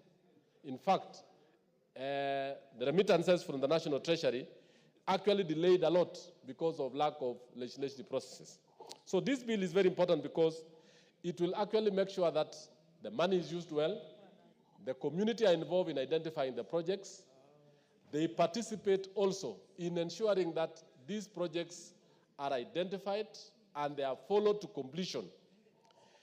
Cases where government funds have been given out and the projects identified, and some of them have never been done, are very common in this country, what we call the elephant projects, or even non-existent projects. Madam Speaker, at the Committee of the Whole, I shall be proposing several amendments to this bill, because actually this bill is very good, but there are certain areas where we really need to tighten up so that we make sure that it is accountable to the people and ensure that there is less wastage. The drafters of the NGCDF bill looked at it and they have very less on cost of administration. If you look at equalization fund, the county government funds, the cost of administration of these funds are huge. So I will be asking my colleagues that it is important that these funds are very good, but let them be efficient so that they can be able to reach the people and those projects be brought to usable level. Let me give an example of roads. You have areas where the roads are constructed and they are not into completion. So it is not serving the intended purpose. I have a number of cases where I've read in the Equalization Fund report where contractors have constructed roads, bridges, and a number of projects that are not completed. It is supposed in this bill to make sure that as we go through this bill, we make sure that all the loose ends are tied up and the projects that are identified by the local people or by the people are supposed to be completed on time. Mr. Speaker, there are so many areas in this country where there are no health services, health facilities, dispensaries, health centers. This bill has done a lot. A good example in areas within my constituency where it has part of this fund. We have areas where up to last year, it was unimaginable that there were to have health facilities. But with the availability of this fund, a number of health facilities have been established. A number of access roads through the very serious, hilly, mountainous, rugged areas of Tindret have actually been constructed as a result of this particular fund. On top of that, Mr. Speaker, there is a very good element of electrification within this fund, that the fund is utilized to make sure that areas that do not have connectivity, it is going to form part of what we call counter fund with the Kenya Power and Lighting or the Rural Electrification and Renewable Energy Commission. So, Mr. Speaker, this particular bill is very important in ensuring that this fund, the equalization fund, is administered prudently. And areas where we are seeing a lot of lagunas, especially in terms of membership of the technical committee at the constituency level. Because at the constituency level, we are actually identifying that the sub-county commissioner and the sub-county administrator, who is actually a member of the county government, plus the constituency secretary of the constituency, NGCDF, is also a member. We also need to have included the members with disability. Apart from that, we also need to include very important other stakeholders so that this particular fund is oversighted well. Mr. Speaker, the equalization fund will actually bring, within areas where there are no schools, classrooms, and many other things, the health facilities are not there. It shall actually cover that. Another aspect which I want to bring to the attention of the House, Mr. Speaker, is the issue of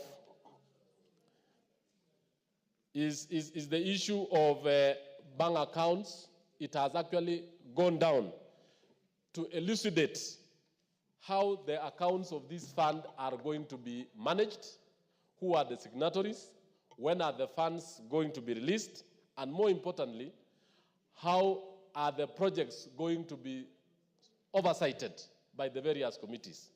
So this bill is very important for this House, and I want to urge the members that we support it, and we bring more amendments to make it more, to strengthen it, and to really make sure that this particular bill passes. And the last area where I want to put a lot of emphasis is the issue of water. Water, I think all members know, is one of the basic needs in our society. It is a requirement that every home in this country needs to have water. And if we are going to use these funds very well, it shall actually enable our homes, our villages, and even areas that are arid. We can drill boreholes using this particular fund. I support, and therefore I ask my colleagues to support this bill. Thank you, Mr. Speaker.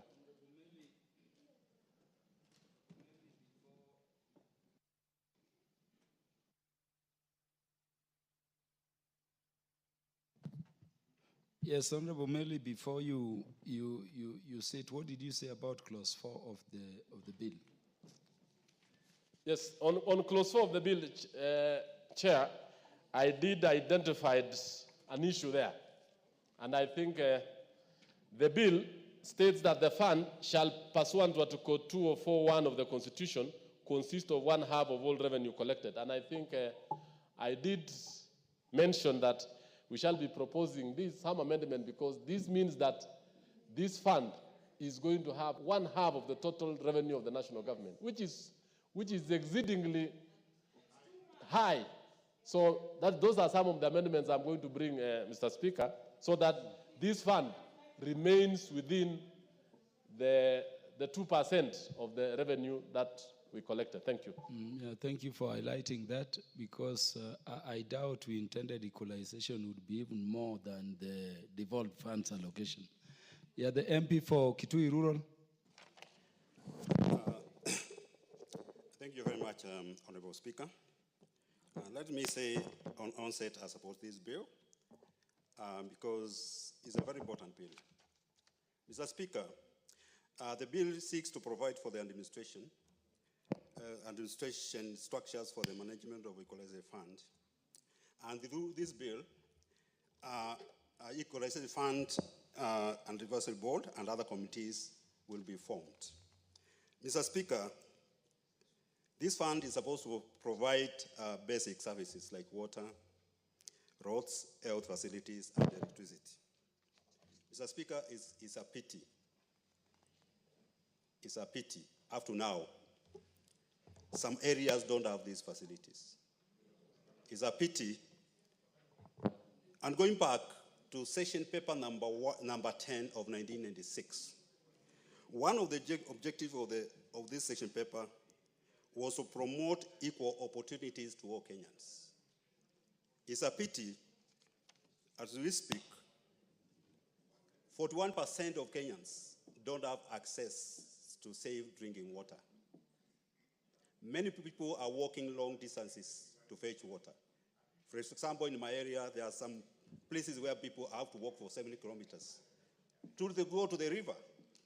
Going to the river and coming back, that is a whole day activity. And one time I was visiting some people in that area. And they told me even to produce children has become a problem because they have to wake up very early in the morning to go and look for water. Mr. Speaker, every facilities are either not there or they are not in useful conditions. There are some constituencies here which do not even have a single kilometer of roads, of tarmac road. And even the Maram roads are in their conditions. Electricity connectivity, I think most of us is below 22%, which is really very disturbing. And Speaker, you know, when we were going for devolution, we thought devolution will really improve services in these counties. But what has come out is that devolution has also become a curse because most of the funds are being misused at county level. It's like we devolved corruption to the county level. Therefore, this equalization fund is going to help and supplement those services which are being provided by the county government. One of the good proposals in this, this bill is for the establishment or creation of an account at the CBK by the fund, Equality Fund, Fund Advisory. This establishment of the fund is going to reduce the control of the fund from the National Treasury. Speaker, you know most of the funds have died because of the hard hand of Treasury, not releasing the funds to these funds. For example, now we have a problem with the CDF. Up to now, the money which we have got, I really don't know, and we are remaining with around 4 months to the end of financial year, and we have not got the money. So if CDF was like, this money has to go to an account in central bank, and we'll be able to get it from there, we will not be facing what we are facing, Mr. Speaker. So to me, this is a very important proposal in this. In any case, in the last years, the funds which were supposed to go to these areas, it has not gone. I think these areas are under over 10 billion shillings. I don't know when they are going to get. So removing the control of utilization fund, the funds from Treasury, it is a very welcome idea. Speaker, let the people who are going to manage this fund work day and night and make sure the above services are provided in these areas. Mr. Speaker, the formulation of marginalization formula should be done without interference. This is an area we need to look at. It's unfortunate. The people who are the commissioners who are in CRA, most of them are politicians with different interests. And this is the area which we need to check, to make sure that the areas which deserve to get these funds are the areas which are going to get the funds. Not anybody, not personal interest, not partisan interest, not because I'm a member of the commission, I want my area to get this fund. These funds should go to the deserving areas, like Northeastern and Aso district. On this formula, I think it's very important to use quality data. And I've been championing for funding of Kenya National Bureau of Statistics. Kenya National Bureau of Statistics is the government agency which is entrusted in collecting, analyzing, validating, and disseminating of official statistics. If it's not funded well, then we are not getting quality data so that we can be able to do the formula. Mr. Speaker, those few remarks I support. Thank you very much.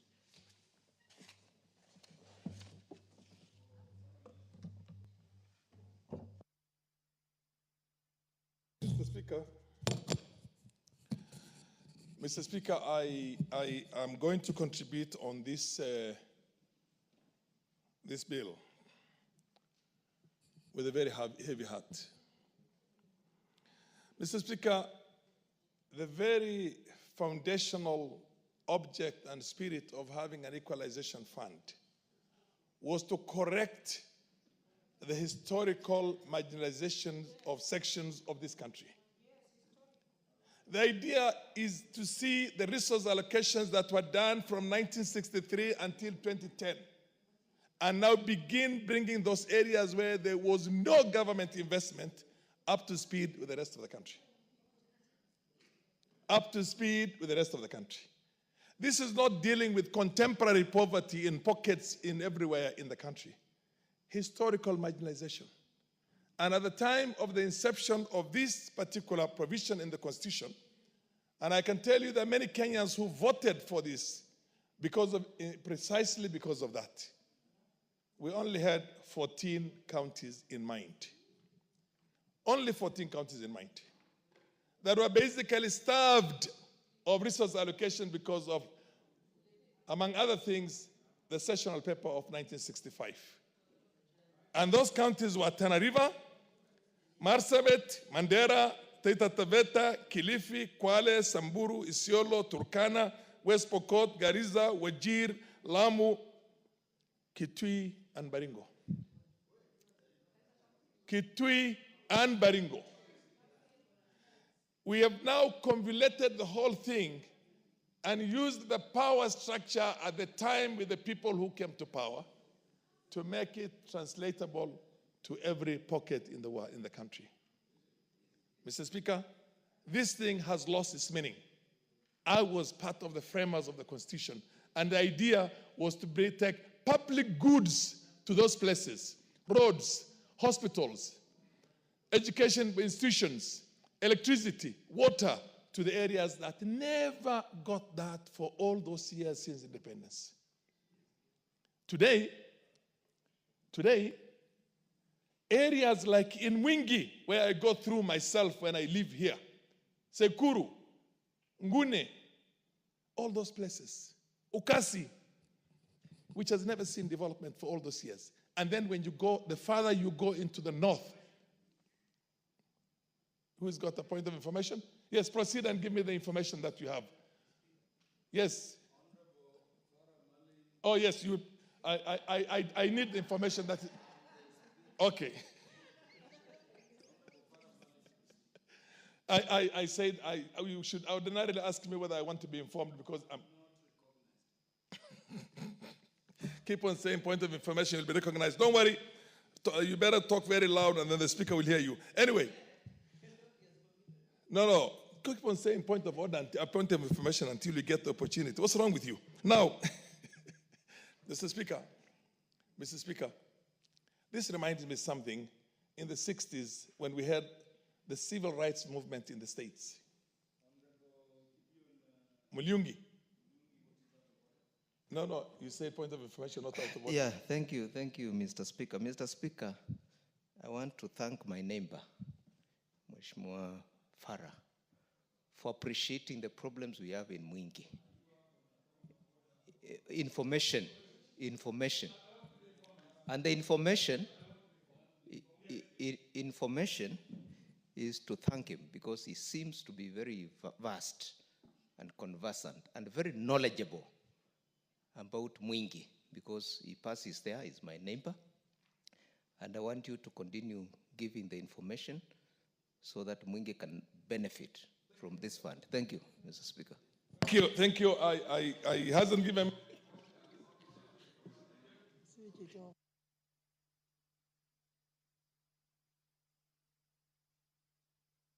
Yeah. Now. I am reminded of something that happened. Most of you are very young people, including my brilliant professor next to me here. In the 60s, there was a civil rights movement. The civil rights movement was basically to address slavery and the effects of slavery and the serious marginalization and oppression the black man suffered in America for all those years. But the white cream, particularly those ones who were, we all know, decided the best way to water down that is to say all minorities. And now who are the minorities? The women who were also fighting for their rights that time, the LGBTQ, those days the gay rights. So they kind of adulterated the genuine struggle of people who were enslaved for 500 years to make sure that they don't get the black man, because they're still racists. Deep down in the core, they're racists. Some of those whites pretended to be very good to these people and said there are other minorities and other minorities and other minorities, and everybody became a minority, including the Jews of the States that time who controlled the economy of the place. So basically the idea was to water down that so that the genuine, legitimate people do not get the support they need. Now to eliminate the possibility of doing work in Marsabit and Isiolo and Sekuru and all those places, and Tana River and Lamu, which were starved of government resources for all the colonial period and then the subsequent Kenya government, independent governments. We say now pockets of poverty. So then you look for a pocket of poverty everywhere, and decide it has to be spread out. Now, I'll probably get 50 million or 100 million shillings for my constituency. How is 100 million shillings going to equalize me in terms of infrastructure, even if it's for 100 years, to bring me up to speed with what has been done in the rest of the country? This country has for the longest had tea research, coffee research, pyrethrum research, every research that was there. There was never any research that was done on livestock in those areas. And the people are basically living in pre-colonial kind of conditions. So this is wrong.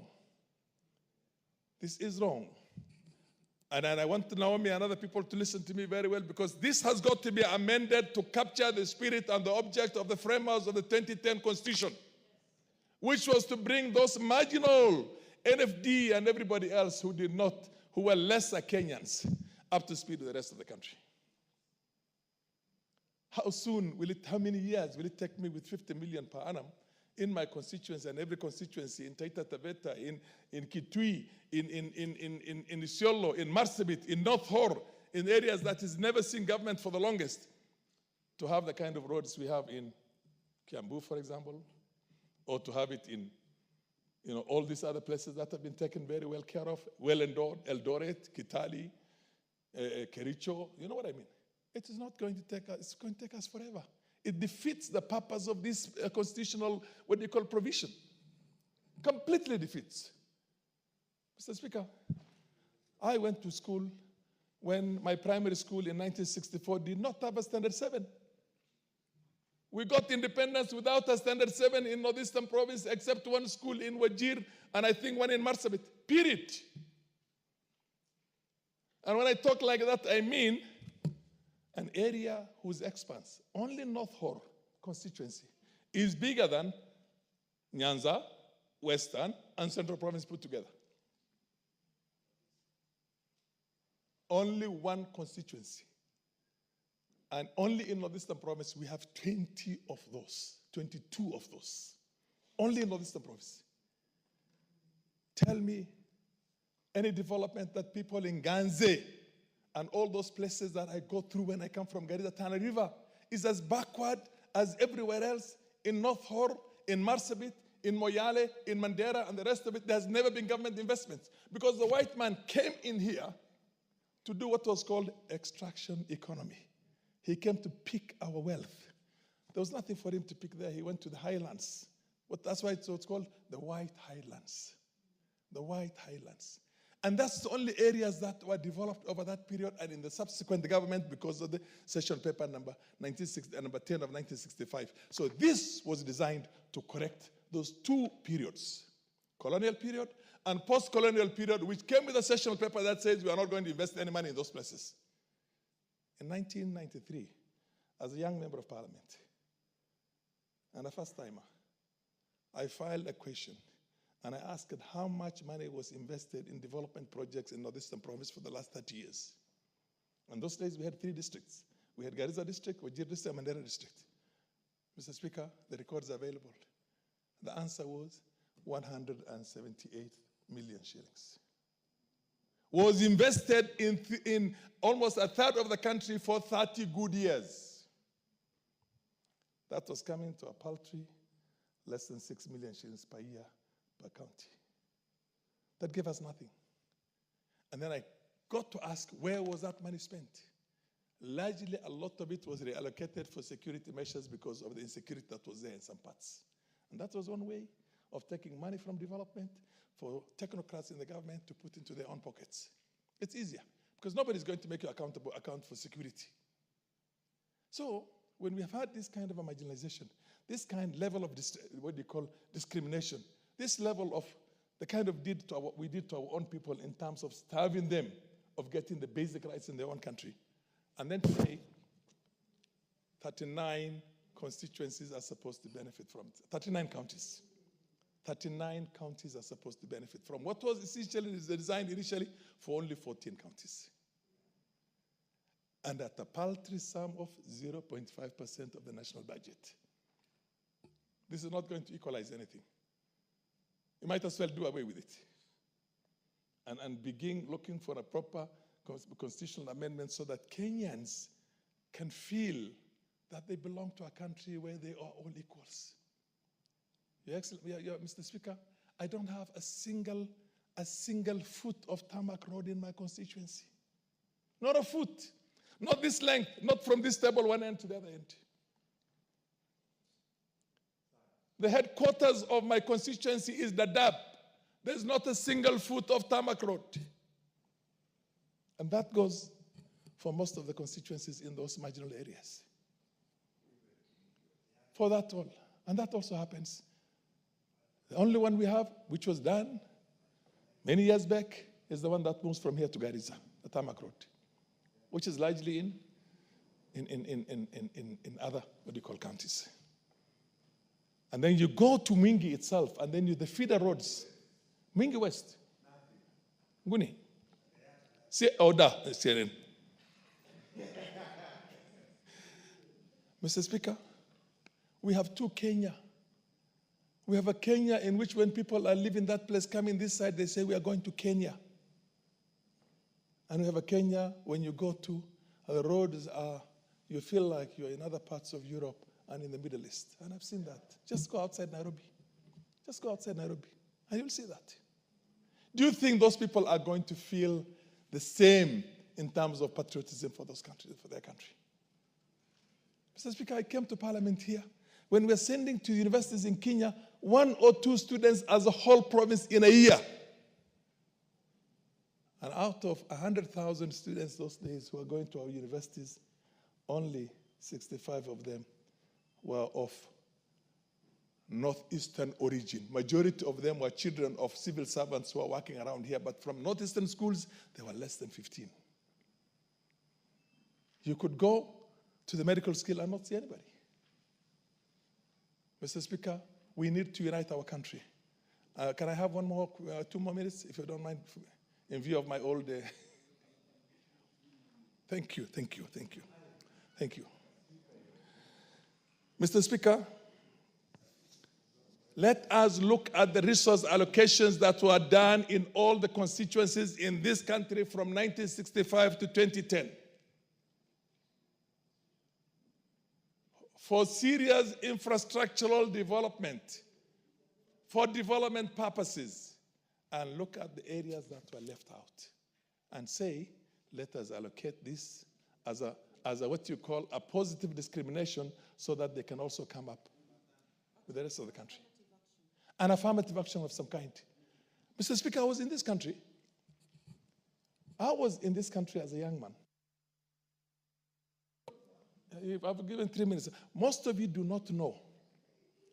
When Tom Boyer took students to the famous airlift to the US, the late Raila Odinga took many students to Eastern Europe.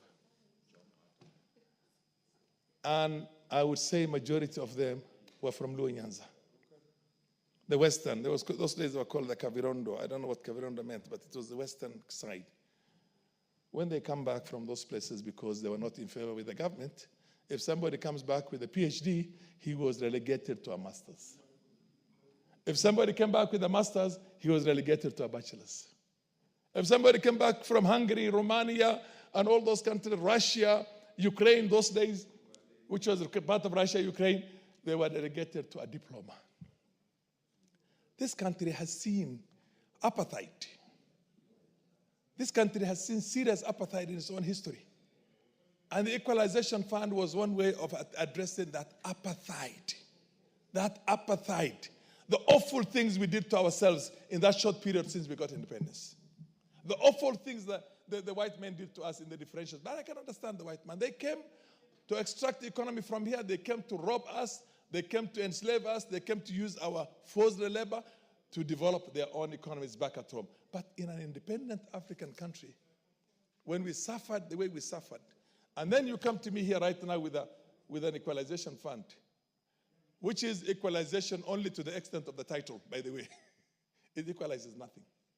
Nothing. Absolutely equalizes nothing. We need a serious, proper equalization. This, I think, it has to be amended, and it has to indicate who are the beneficiaries in the interim, not for some CRA there to decide who is going to benefit today and who is going to benefit tomorrow. We're looking at the resources that were allocated before, and those ones who are starved of allocation, and make a comparison and say, this county constituency was allocated so much, and this one was allocated so much. We need to bring this one up so that they can also have the same level of development. And that was the idea. The idea was to heal the country. It was some kind of a truth, justice, and reconciliation. We're trying to reconcile our country. We're not trying to drive us apart again, because this is exactly what is happening now.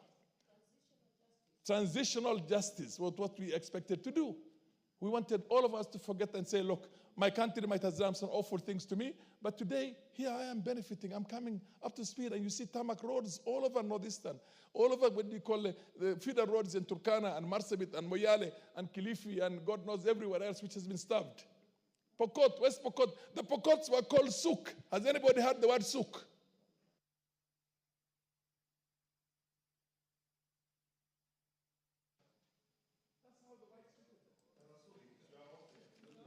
Honorable Phyllis Bato, thank you, Honorable Farah Malim, for that informative contribution. Thank you, Mr. Speaker, sir. It is interesting to listen to a ranking member, Honorable Farah Malim, for taking us through down memory lane and giving us the true picture of what has transpired in Kenya for quite a long time. Mr. Speaker, sir, I don't come from I'm not a beneficiary. My county is not a beneficiary of this equalization fund. But Mr. Speaker, what I'm wondering is, when are we going to be equal? How long will it take us to be equal? And Mr. Speaker, we put in place institutions to take care of different parts of Kenya. We have had devolution. The 2010 Constitution is very progressive, and one of it is this, the Article 204 on the Equalization Fund. But standing here, I'm starting to think that we want to create a body, just like any other, which is going to sit in Nairobi and decide who gets what, who is allocated what, despite the fact that people are already marginalized. Mr. Speaker, case in point is bodies like KERA. It is supposed to be doing roads all over Kenya. But Mr. Speaker, up to date, we still have places where there are no, the roads are in very bad shape. The other time we had accompanied the president for a development tour, and we toured Elgeyo Marakwet County, Marakwet West, and such places you would not, when you land there, you wouldn't imagine that you are still in Kenya. But we have devolution. We have Kura, we have KERA, we have all these institutions which are supposed to be improving the livelihoods of people in Kenya, who are supposed to be building roads. But Mr. Speaker, are we going to be equal? Is equalization a reality, especially in Kenya? I look at this document, and I look at the administration of this equalization fund, and I look at the people who are supposed to be sitting down and distributing these resources. Case in point is even the qualifications for you to become part of this board. We have a CEO who is supposed to, there has to be a CEO who has a qualification in masters, law, finance, etc. We are dealing with people who are already marginalized. We start marginalizing them even from the creation of this body, which is going to look into the equalization. So we are marginalizing an already marginalized people from the onset of who sits in that board. Mr. Speaker, we also have so many people sitting in this, there are so many bodies who are going to be sitting, and when we have so many people oversighting or implementing a fund like this, it becomes impossible. What will be the difference between this body and any other ministry, any other state department in Kenya, which is supposed to be carrying out or distributing resources in Kenya? What is it? What is the difference? A case in point is CRA, Commission for Revenue Allocation, is going to be allocating resources to these marginalized areas. Already, we have issues with this body, Mr. Speaker. It is not, how I wish that we would look at this bill clause by clause and eliminate or delete some sections which are marginalized, which are already marginalizing the marginalized counties. Mr. Speaker, I am going to bring amendments when this bill is brought to the House Committee, and Committee of the Whole House. And Mr. Speaker, I am just imagining that this is just another body to create employment for people to be sitting in one of the tallest buildings here in Nairobi and discussing about people who are already marginalized in Kenya and taking home something. So maybe looking at these things, somebody would start thinking, It is another way of creating employment, which is not bad, but let us relook at it very keenly so that we don't create, so that we don't go on record as members of parliament for passing such a bill, which 20 years down the line, we will sit back and ask ourselves, what exactly did we really do? What exactly did we really pass? Thank you, Mr. Speaker.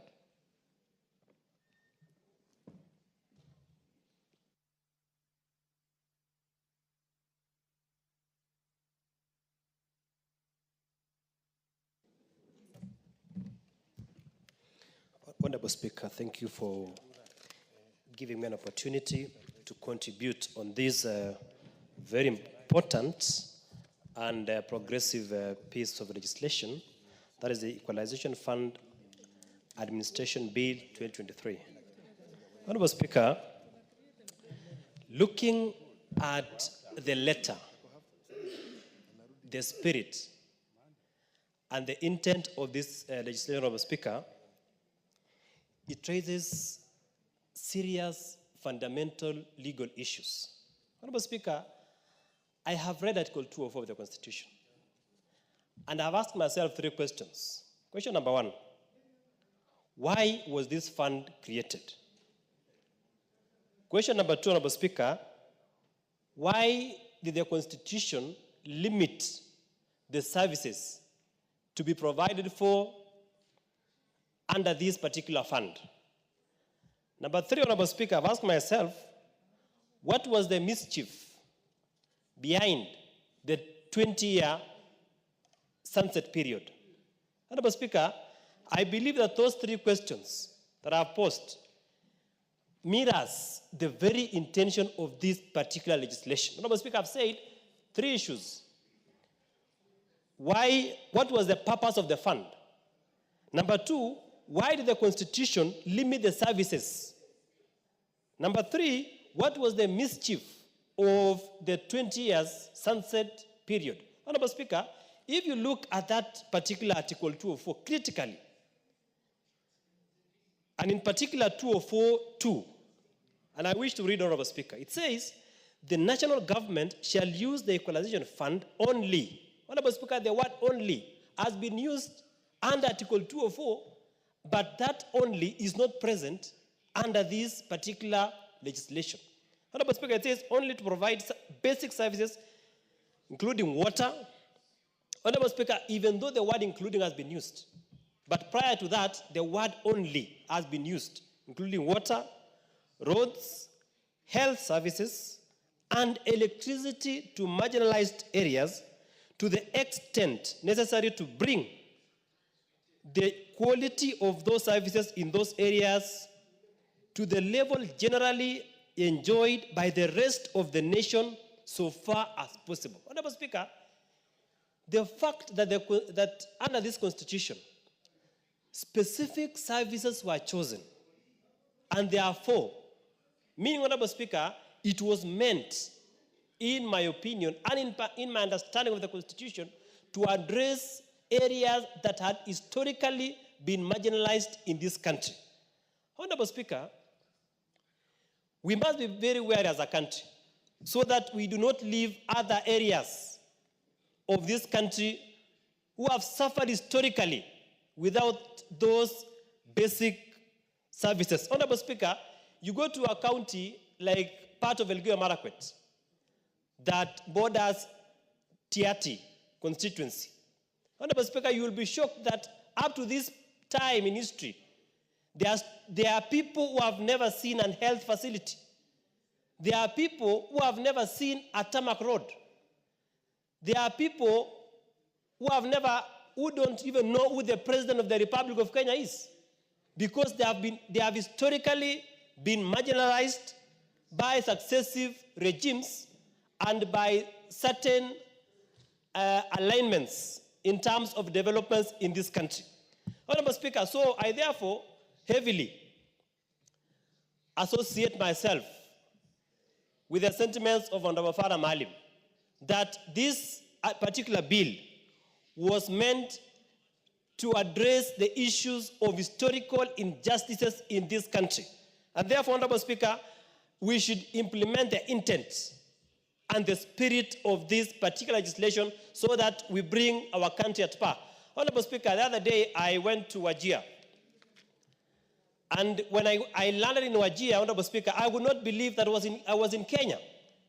Honorable Speaker, that is an area, it's a section of this country that has been marginalized for so long. And my opinion is this particular legislation was meant to address the injustices in that particular part of the country. Honorable Speaker, on the issue of the sunset period, the 20-year period that was given by the Constitution, Honorable Speaker, the reason behind the 20-year period, in my opinion, was meant so that those injustices could be addressed in a period of 20 years so that those areas can be able to catch up with the rest of the country. That is my opinion, my interpretation of this particular provision of the Constitution. So, Honorable Speaker, another word has come up called pockets of marginalization. Honorable Speaker, if the Kenyan people, if the drafters of the Constitution had meant to put the term pockets of marginalization, nothing would have prevented the people of the Republic of Kenya from inputting that word in the Constitution. Honorable Speaker, it was not meant to be there and should not be there because it is meant to bring other areas, marginalized areas of the country to be equal to other parts of the Republic. Honorable Speaker, I have read, if you look at Clause 16, it's a very interesting provision that wants to expand the interpretation and to give more meaning which was not intended under the Constitution. Honorable Speaker, if you read at Clause 16, it says, now there is a committee, it says the fund shall finance programs and projects for the provision of the following basic services in areas identified. And it has gone ahead to expand to include water and sanitation, roads, health services, and it says such other basic services that, in my opinion, Honorable Speaker, should not be there. We should stick to the provisions as provided for in the Constitution, Article 204, on the three basic services. Honorable Speaker, if you expand and you say issues of sanitation, I don't think the people who have been marginalized in this country would give more prominence to issues of sanitation more than electricity or more than health services. Under E, it says, that is 16E, such other basic services. Honorable Speaker, it is not provided for in the Constitution. The Constitution highlights only basic, and it says only, Honorable Speaker, if you read Article 204, it says only the four services: electricity, water, it should be health, and roads. It doesn't include other services that have been expanded under this particular bill. Honorable Speaker, the sunset period of 7 years, I have seen they have tried to address it under Clause 3D, to say the object of the Act is to suspend the application of Article 207 of the Constitution and extend the pendency of the fund. Honorable Speaker, if you read clearly what Article 204.7 says, it says, Honorable Speaker, that Parliament may enact legislation suspending the effect of Clause 6 for a further fixed period of years. Honorable Speaker, this one is open. It doesn't comply with the Constitution, which says to extend for a fixed period of years. So, Honorable Speaker, I think when it comes to second reading, I'll be able to propose an amendment so that we determine the period of extension. Initially, we have, under the current law, we have Constitution, we have a sunset period of 20 years. So this at Clause 3 should be amended to provide for a fixed period of time. Honorable Speaker, as I rest my case, I want to call upon my colleagues in this House. Let us be fair to other parts of the country. Turkana County, Honorable Speaker, is the size of 3 counties. The size of Djibouti, size of Burundi, the size of Rwanda. 3 countries. How will Turkana County be at par with Nairobi County or Nyeri County or any other county that has a less, in terms area of geographical square, in kilometer square. Honorable Speaker, we need to be fair to the rest of the country. Let us direct these funds to where it was meant to be under Article 204 of the Constitution. Thank you, Honorable Speaker. The Honorable Professor Lilian Ngogo,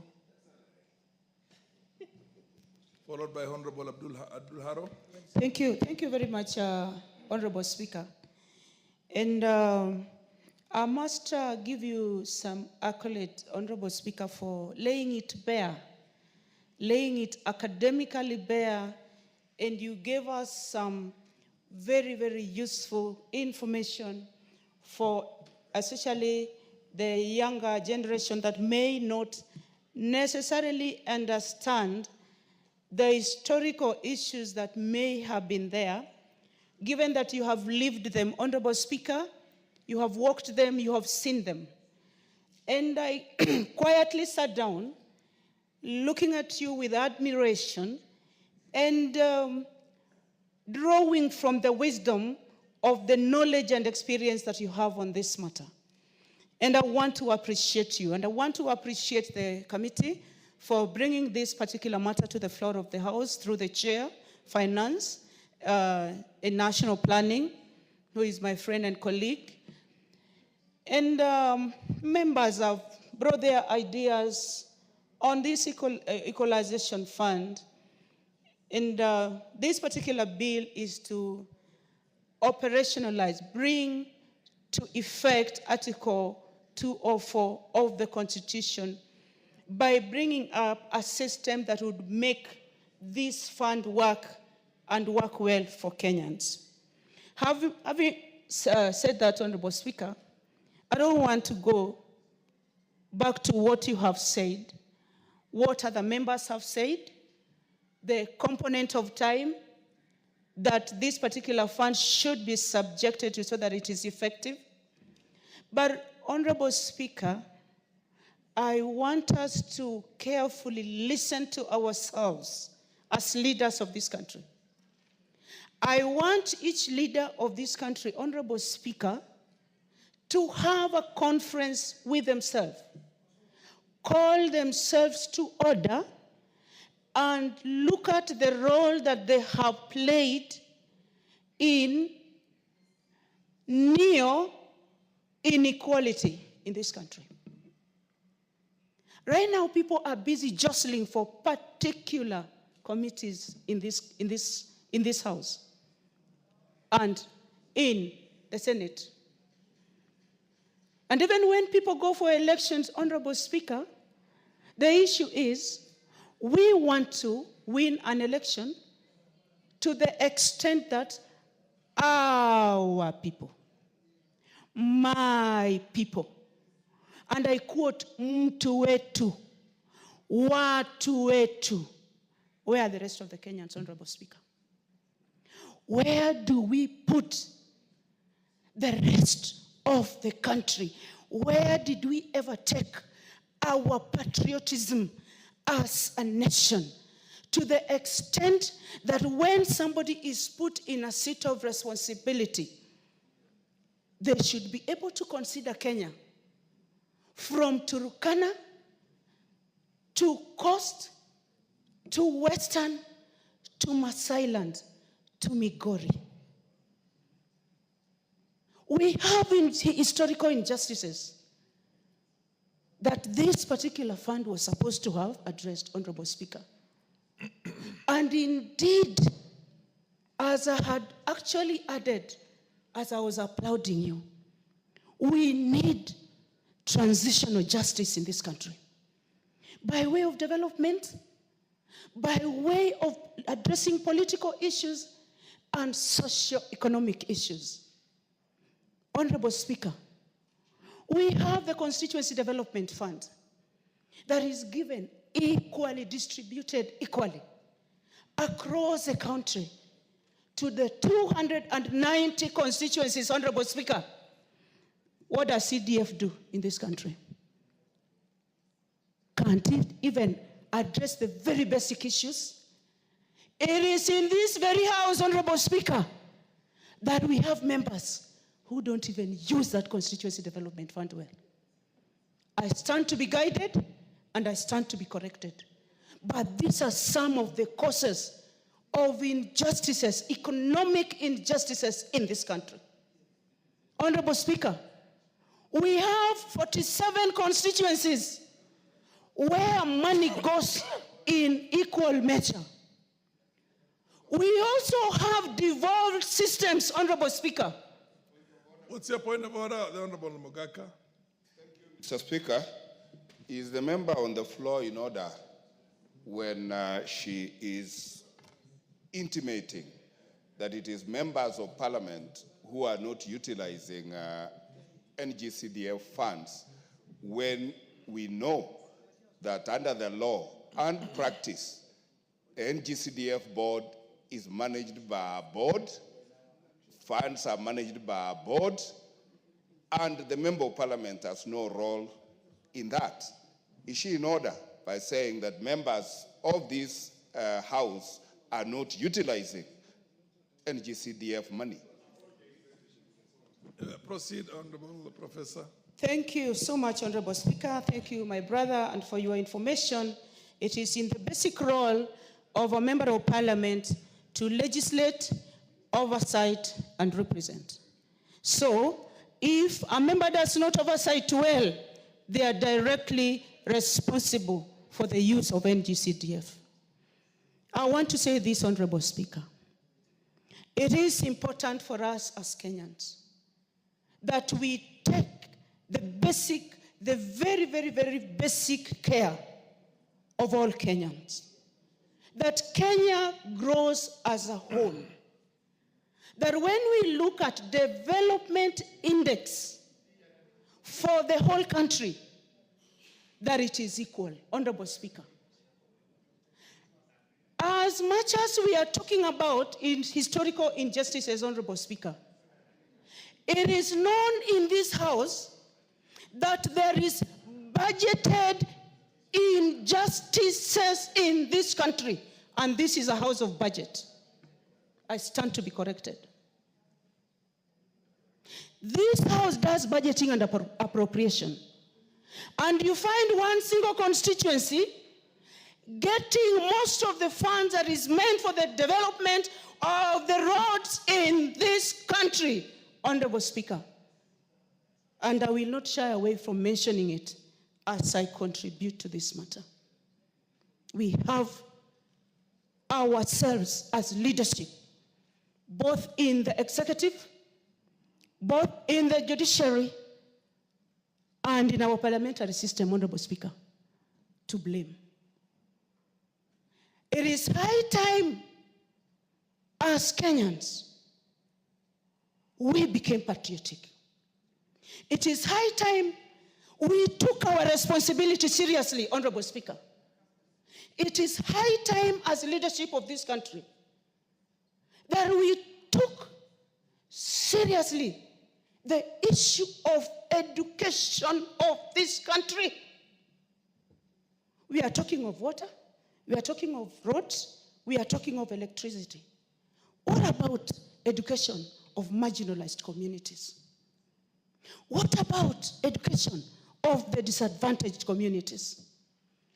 What about provision of basic health care to women of this country who still have to do so many kilometers to go and deliver children despite devolved systems of government and the devolution of the healthcare system? Honorable Speaker, I want to say this. There have been historical injustices. But apart from what was envisaged in the Constitution 2010, development has been skewed to political loyalty to some extent. To the extent that what has been considered opposition areas have not been equally developed. These are also injustices, Honorable Speaker. And as much as we are busy saying that we should stick to what was envisaged, I also intend to bring amendments to the effect that we need to have this particular board identify. You rightfully say that it was intended for initial, was it an initial 14 counties? Then it was extended. But I have parts in Rangwe constituency, Honorable Speaker, that do not have electricity up to today. I have many parts in Rangwe constituency where the road coverage is not as the residents and the electorate would want, Honorable Speaker. Honorable Speaker, we still need health care improved in my constituency. Honorable Speaker, I still have some schools that still require money from the Ministry of Education other than the CDF, NG-CDF. Honorable Speaker, this is what I'm trying to say, if you allow me, that we need to rethink our value systems as spelled out in the Constitution of Kenya 2010. We need to rethink our religiosity. We have Christians in this country. We have Muslims in this country. We have other religions. We have Hindus. We have traditionalists. And over whatever time people decide to go and worship, they do. And it all ends there. Once done, they put on their evil clothes and come and perpetrate injustices to their own kin who are Kenyan citizenry. This particular fund, Honorable Speaker, it is supposed to have been dispensed over a period of time. Can we have a review? What has it done so far? What has it done so far? How much money goes into its management? Like a lot of money is wasted on managing some of these funds. And that is why I also like NG-CDF. It is restrictive on administration and education. When we just have an amorphous fund, Honorable Speaker, it is difficult to implement.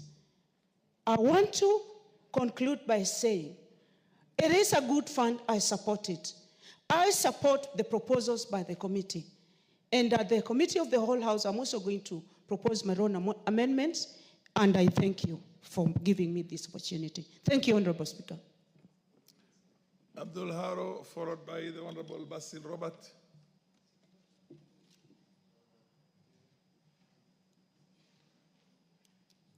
Please give the mic to Abdul Haro. Thank you, Honorable Speaker, for this opportunity. From the onset, I'll thank the committee for the bill, the Equalization Fund Administration Bill 2023, which is a bill for an act of parliament to provide for the for management of the Equalization Fund, established advisory board, and for connected purposes.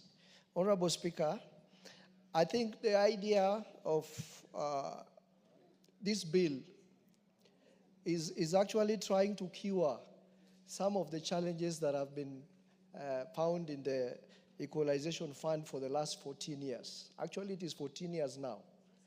And the reason why the Equalization Fund has not functioned is because of some of these provisions that we find in this bill that are being introduced, which were absent. For example, the advisory board is supposed to advise and recommend to the CS on distribution of resources for provision of basic services to marginalized areas under Article 204.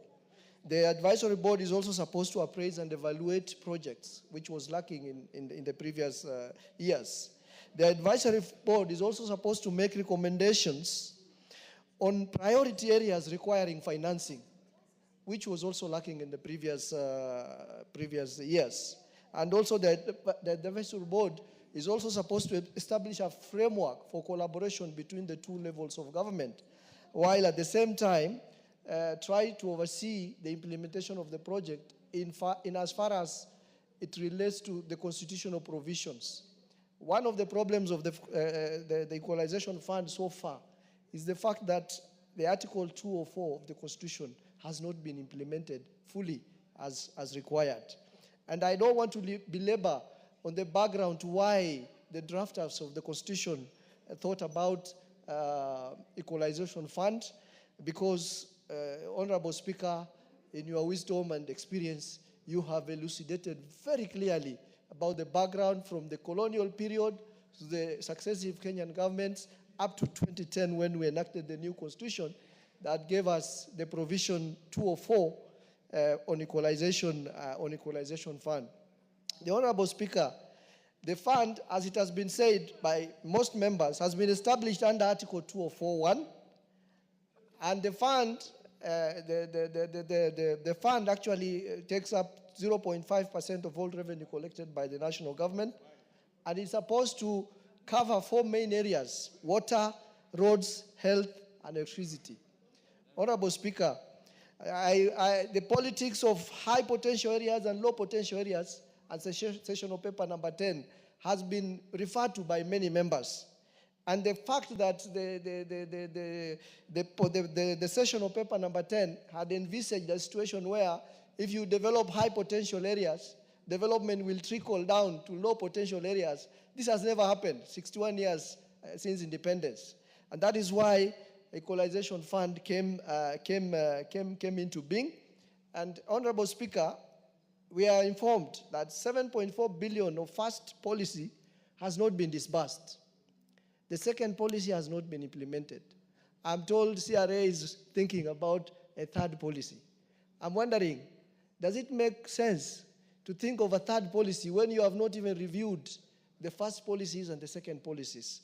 This is where the challenge lies. Honorable Speaker, I will not repeat what most of honorable members who have contributed before me have said. But I will say, like it has been intimated by one of the members, that marginalization is a very bad thing. It's not something that you wish anybody to go through. Not any Kenyan should be subjected to any form of marginalization in whatever manifestation it shows itself. So when we're talking about Equalization Fund and the 14 counties that were defined actually by the drafters of the Constitution, and by the way, Article 260 of the Constitution also defines which are these marginalized areas and who are these marginalized communities. So it's very clear. So when the drafters of Constitution identified these 14 counties and actually went ahead and defined what marginalization means, it was not in vain. Not anybody wants to be identified as a marginalized person. It's a bad tag to have, especially after 61 years of independence. And therefore, it is my wish that through this bill, and when it comes to the third reading, we carry out all the necessary amendments to make sure this Equalization Fund comes closer to the original thinking of the drafters of the Constitution. And if there is any recommendations that you can make in terms of how to improve it, I think I'll be one of the people who will move a motion. Who will have amendments, especially on the question of the proposal of how it is supposed to be implemented. You know, the Constitution says the fund can be implemented either directly or indirectly through the counties. And because there is this tug of war between the counties and the national government or other stakeholders, I think we can propose. I agree with the proposal that was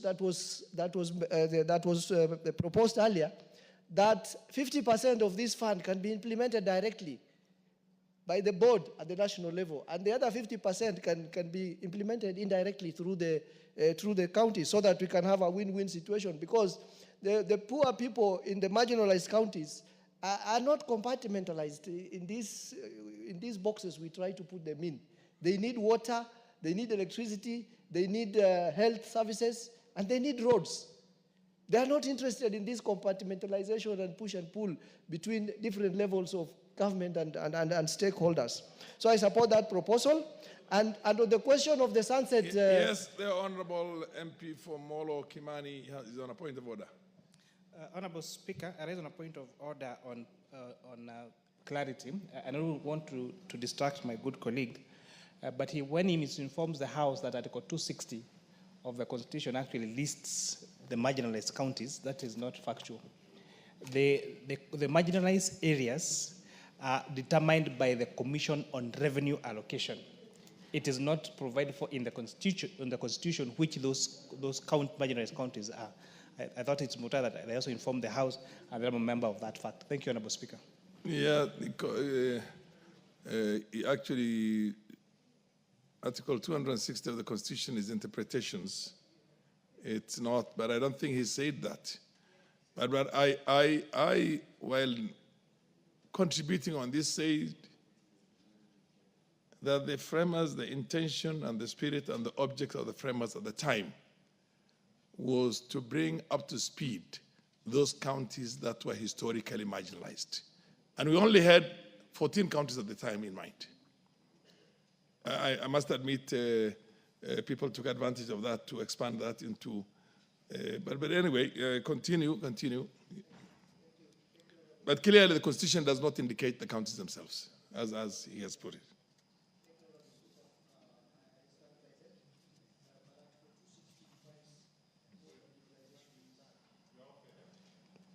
Oh. Yes, you know. Okay. Sorry, but I was actually concluding, and I want to conclude by putting something on the sunset clause.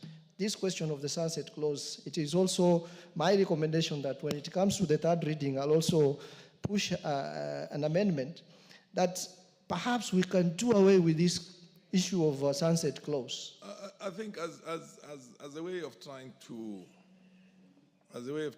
enrich this, and I would want the House to, as a way of trying to enrich this debate, so that you also understand not only the spirit and the object, but the word and the letter of this thing. It says in Article 260, it says marginalized groups means a group of people who, because of laws or practice before 2010 or after the effective date were or are disadvantaged by discrimination on one or more of the grounds in Article 27(4). So basically, it's talking about a historical phenomena. And I think I'm just trying to read this article so that it enriches the contributions that members are making. Proceed and conclude. Thank you. Actually, I was concluding. Then Kaluma, of course. Thank you. I was actually concluding on the sunset clause, and it's my view that perhaps when it comes to the third reading, we shall also wish to push an amendment that we do entirely away with this sunset clause, because the rest of the country, which the marginalized groups are trying to be made to catch up with, did not wait for 20 years to be equalized. And I don't think why this marginalized group should be subjected to this sunset clause of 20 years. We can do away with it and perhaps come up with some regulation of how to phase out once we believe on a certain parameter that equalization has happened. Thank you, Honorable Speaker, for the time. The Honorable Basil Oviatta.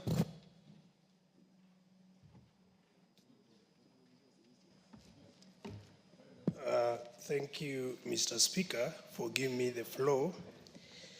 To contribute to the Equalization Fund, the bill, Senate Bill number 14 of 2023.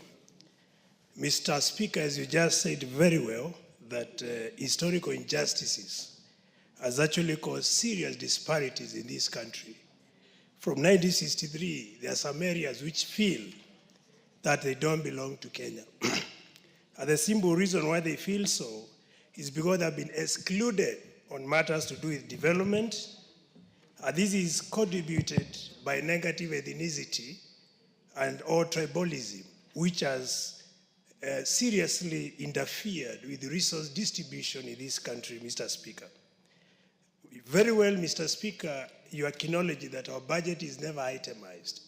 So those who are in position of authority, they decide where to take resources, and this is why some areas are being left out, Mr. Speaker. Mr. Speaker, can you imagine the areas where we have six hospitals in this country, where some other areas they have level 4 hospitals in this country, Mr. Speaker. And all these regions, people pay taxes. So it is very worrying, and that is why I strongly support this bill. Mr. Speaker, allow me to underscore the importance of the Equalization Fund, Mr. Speaker.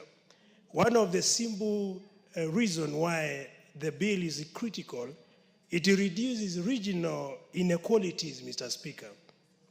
For example, in Yatta, if you look at my constituency, people think we are better off. Yatta is actually a semi-arid region, Mr. Speaker, and we don't even have more than 6 kilometers of tarmac road since 1963, Mr. Speaker, and my people pay taxes like other people or other members of this country or citizens of this country, Mr. Speaker. Importantly, Mr. Speaker, through the bill, we'll be able to improve basic services. By basic services, I make reference to health, reference to education, reference to water, and other critical services which all citizens of this country deserve, Mr. Speaker.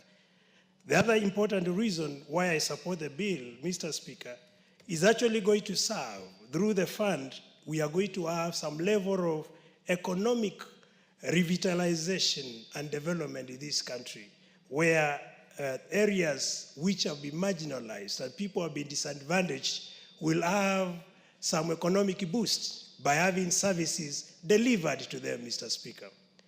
Additionally, Mr. Speaker, through the fund, we'll be able to uplift the marginalized people and build some level of parity between those who are disadvantaged and those who have or have been enjoying benefits since 1963, Mr. Speaker.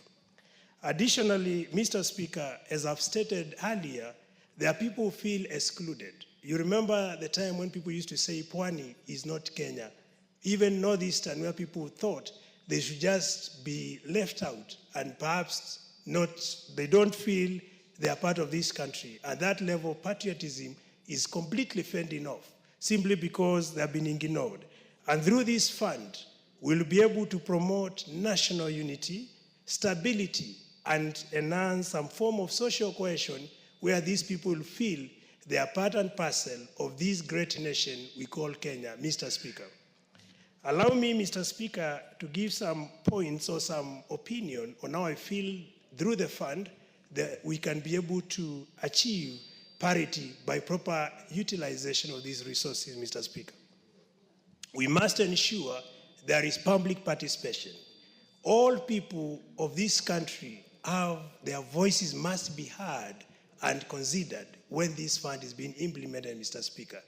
Importantly, we must ensure fair distribution.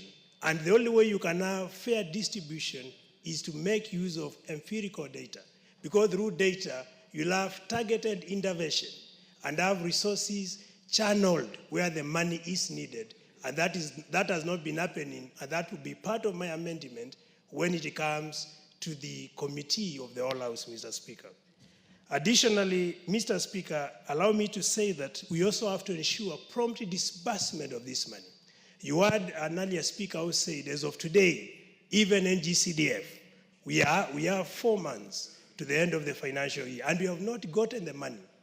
Poor students or poor parents are at home, still waiting money for them to go back to school and resume learning. So we must ensure we have a legal framework to mitigate challenges in disbursement of resources, Mr. Speaker. And that is something that all of us should actually support and advocate. Otherwise, we'll be talking of budget after budget, supplementary budget after supplementary budget, but there is continuous delay, protracted delay when it comes to disbursement of resources, and we must ensure this one we deal with. Otherwise, we are going to slow development. And when we slow development, then our country lags behind when it comes to growth. And that is not what all of us want to see. Mr. Speaker, because I didn't want to take too long to talk, I wanted also to, if you allow me, because I did not have a chance to condole with the families that lost one of our members, the late Honorable Injendi Malulu, and also the Senator Cheptumo for Baringo.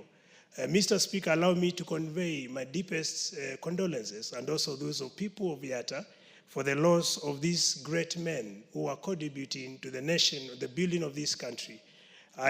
We do pray to the Lord to give the families the fortitude to bear with the loss. And also the family of Kemshak Chair, Johnson Zioka, who passed on last week through a tragic road accident. So allow me to convey those condolences, and I do submit, Mr. Speaker, thanks for giving me the floor. Yes, the Honorable Kaluma. Thank you, Mr. Speaker. Mr. Speaker, I'm pleased that I'm speaking after you spoke on this very important matter. And honorable members, without repeating the words of Honorable Farah Malim when he contributed to this bill, let me say that this is not a bill implementing Article 204 of the Constitution. And if we are to look at it and have it passed, then we must have very fundamental amendments. Honorable Speaker, I've traveled across this country, and I want to thank the people of Homa Bay Town constituency for electing me here to be able to do so. Honorable Speaker, it is in the 12th Parliament then when my eyes got opened to the disparities in this country.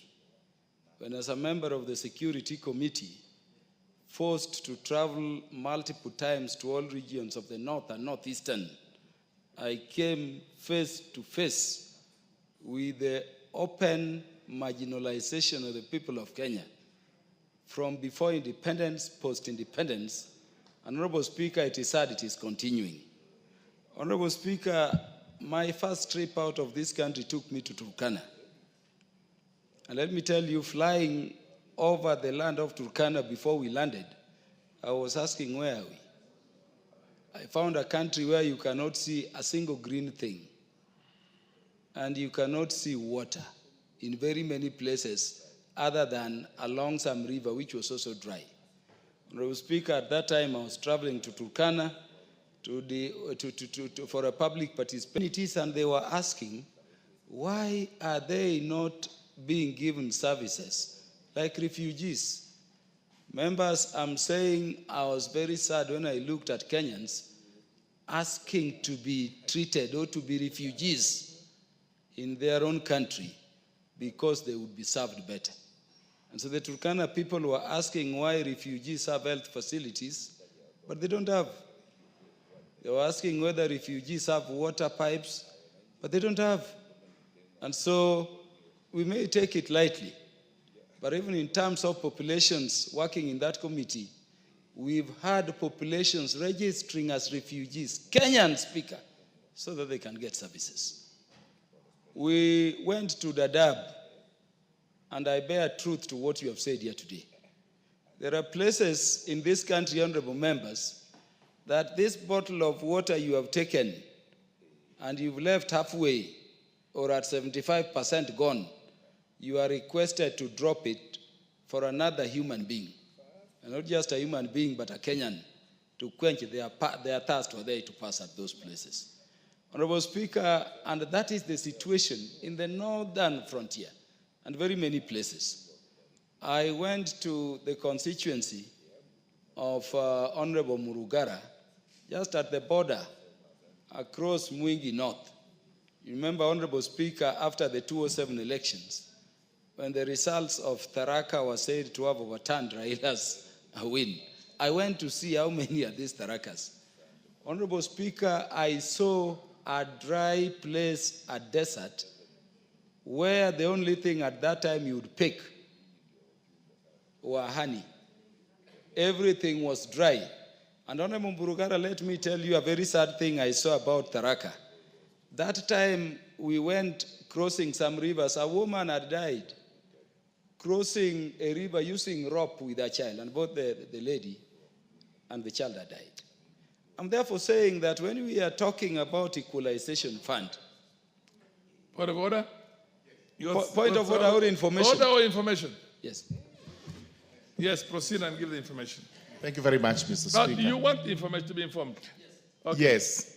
Thank you very much, Mr. Speaker. Mr. Speaker, I've listened to Honorable Kaluma trying to describe Tharaka graphically, how it looks like. He may be right to the extent that the southern bit, which borders Mwingi, is actually dry, arid, semi-arid, and marginalized, but there is the better part towards Meru, which possibly he has not visited.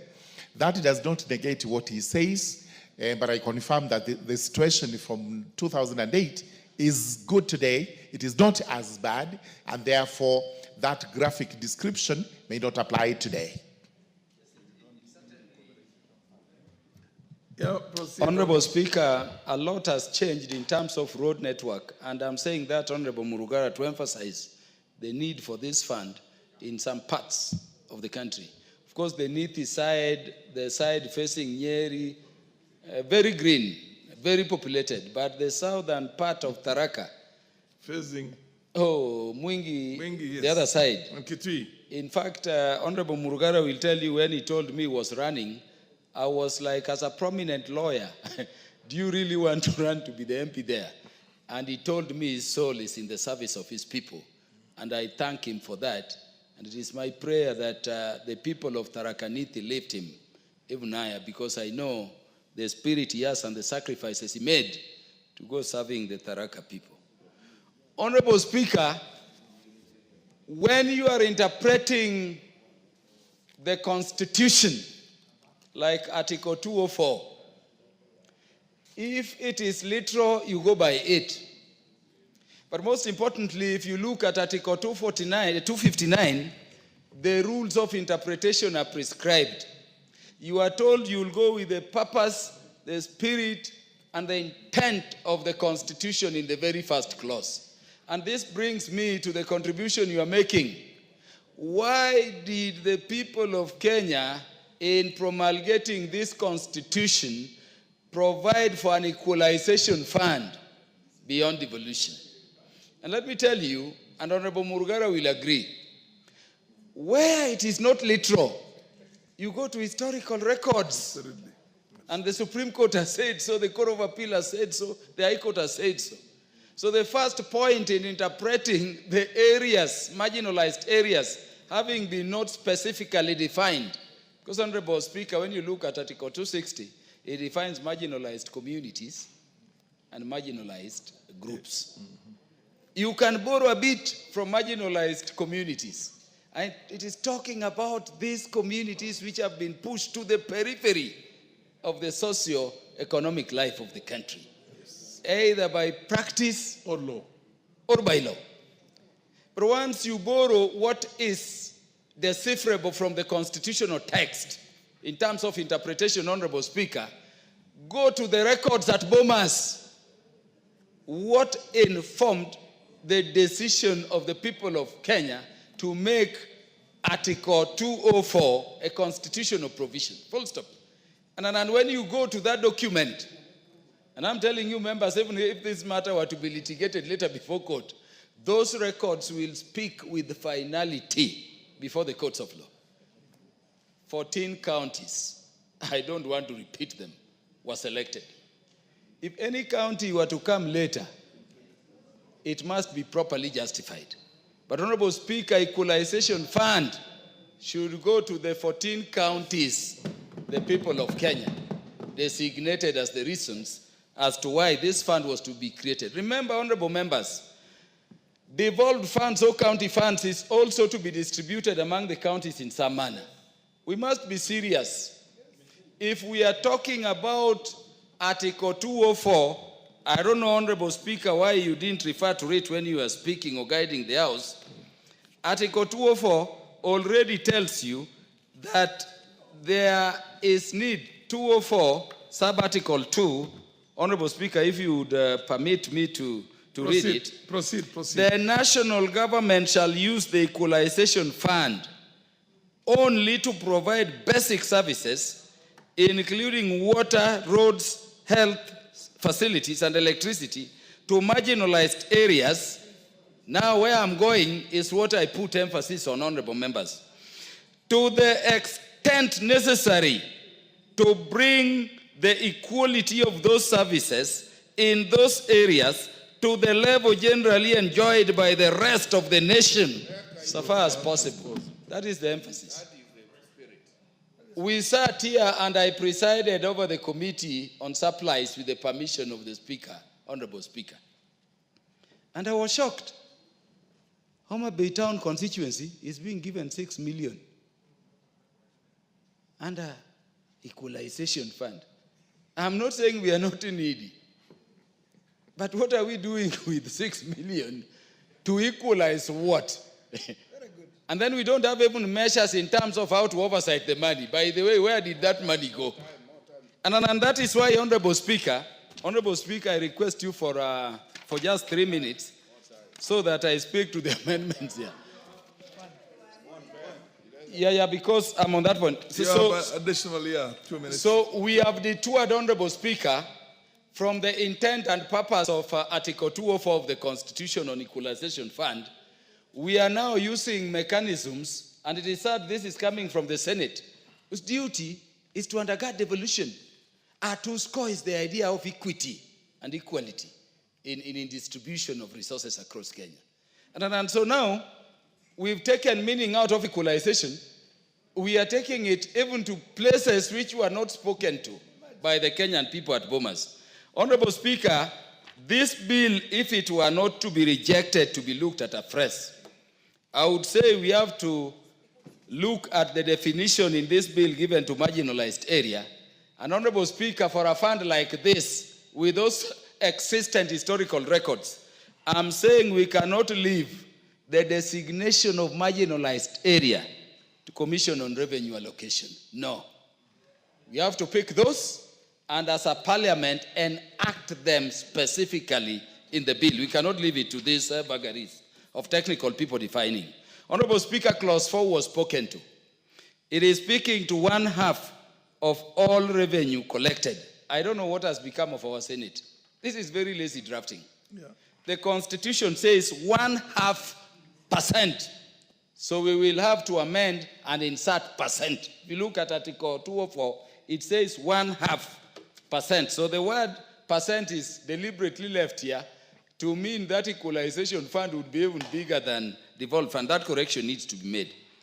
Honorable Speaker, in terms of Clause 5, the word only, taking from the Constitution, must come before we specify the various services to be given. Because we need to remove confusion. We are talking of provision of basic services.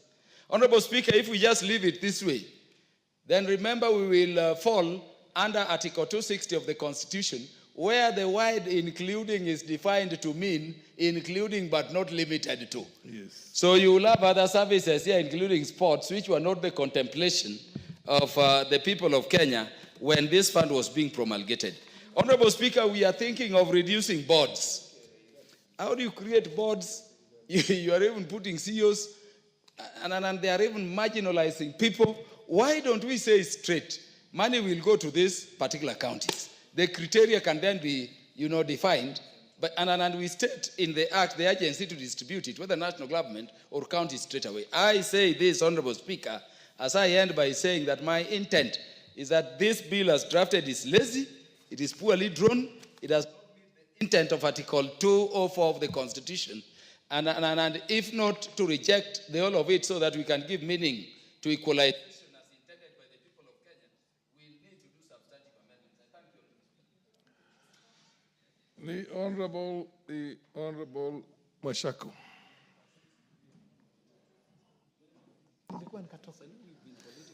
Asante Mheshimiwa Spika. Followed by the Honorable Rosa Buyu. Asante Mheshimiwa Spika. Mimi nimesikia kwa makini sana vile wenzangu wamechangia mswada huu ambao umetoka Seneti, mswada wa Equalization Fund, Equalization Fund Administration Bill, Senate number 14 of 2023, Mheshimiwa Spika. Mheshimiwa Spika, mwanzo ningetamani sana kueleza bunge hili la kitaifa kwamba walioandika katiba walikusudia sana kwamba wafanye Kenya iwe ya sawa katika maendeleo ya nchi nzima. Mheshimiwa Spika, Mheshimiwa Spika, wale walioketi na wakakubaliana kwamba na Wakenya wakapiga kura kwamba katiba ipitishwe mwaka wa 2010 waliangalia sana kipengele hichi cha article 204 katika katiba yetu ya Kenya ambayo ilileta kuwa tuwe na equalization fund ama tuwe na mfuko wa kusawazisha ili Wakenya wale ambao walikuwa wamebaki nyuma kwa miaka mingi ama zile sehemu za nchi zilikuwa zimetengwa na serikali ile iliyokuwa ya central government ama serikali ya kutoka Nairobi, ikawa kwamba basi walete mswada huu ama walete kipengele hichi cha 204 katika katiba yetu ya Kenya ili kusawazisha zile sehemu zilizobaki nyuma.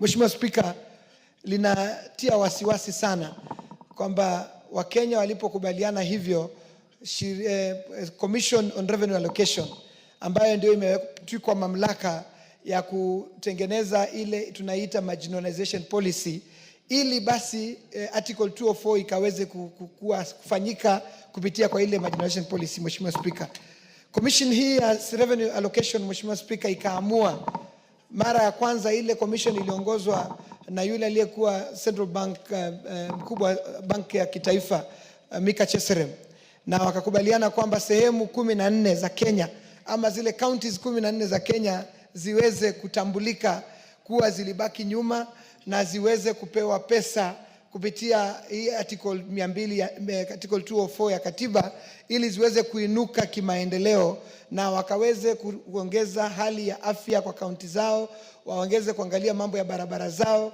waweze kuangalia mambo ya maji na waweze kuangalia mambo ya stima. Mheshimiwa Spika, Mheshimiwa Spika, ni jambo la kutia uoga sana kwa kwamba baada ya ile commission ya kwanza, ikawa commission ilipokuja ya pili ikaamua kwamba sehemu zilizobaki nyuma, counties zilizobaki nyuma ziongezeke zikawa karibu counties 34. Mheshimiwa Spika, leo hii tunapoongea juu ya mswada huu tunaona maajabu. Mheshimiwa Spika, county mfano tu nitakupa mfano wa county ya Taita Taveta.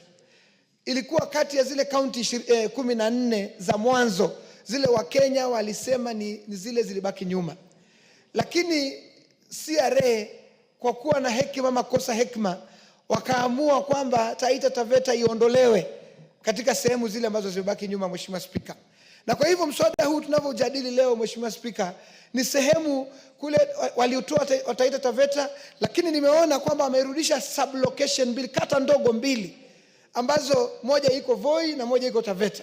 Ati hizo kata hizo ndogo ndizo zilizobaki nyuma na wakaacha kwamba sehemu zingine zote katika kaunti yetu ya Taita Taveta ziko sawa na zinaweza kulinganishwa na sehemu zingine nchini. Mheshimiwa Spika, hili ni jambo ambalo limeleta taharuki kubwa kule Taita Taveta, kwamba leo hii constituency kama ya Undanyi, Mheshimiwa Spika, haina lami kwa barabara zao. Tunajivunia tu kilomita 1 peke yake ya lami ambayo imetengezwa kutoka tupate uhuru 63 mpaka leo. Lakini CRA na ama katika mswada huu unasema kwamba Taita Taveta iko sawa, Taita Taveta ni sawa na zile kaunti zingine za nchi. Sasa tunashangaa Mheshimiwa Spika, ni vipi watu wakae mahali waseme kwamba kaunti fulani ambayo ilitambulika kuwa imebaki nyuma leo isemekane haiko. Mheshimiwa Spika, ndio kwa sababu mimi nasema katika mswada huu, kama tutakuwa tunasaidia nchi hii ya Kenya, kama kweli tunaamini kwamba nchi lazima ikue kwa pamoja, Mheshimiwa Spika, lazima tukatae mswada wa marginalization ama policy inayoletwa hapa na Commission on Revenue Allocation.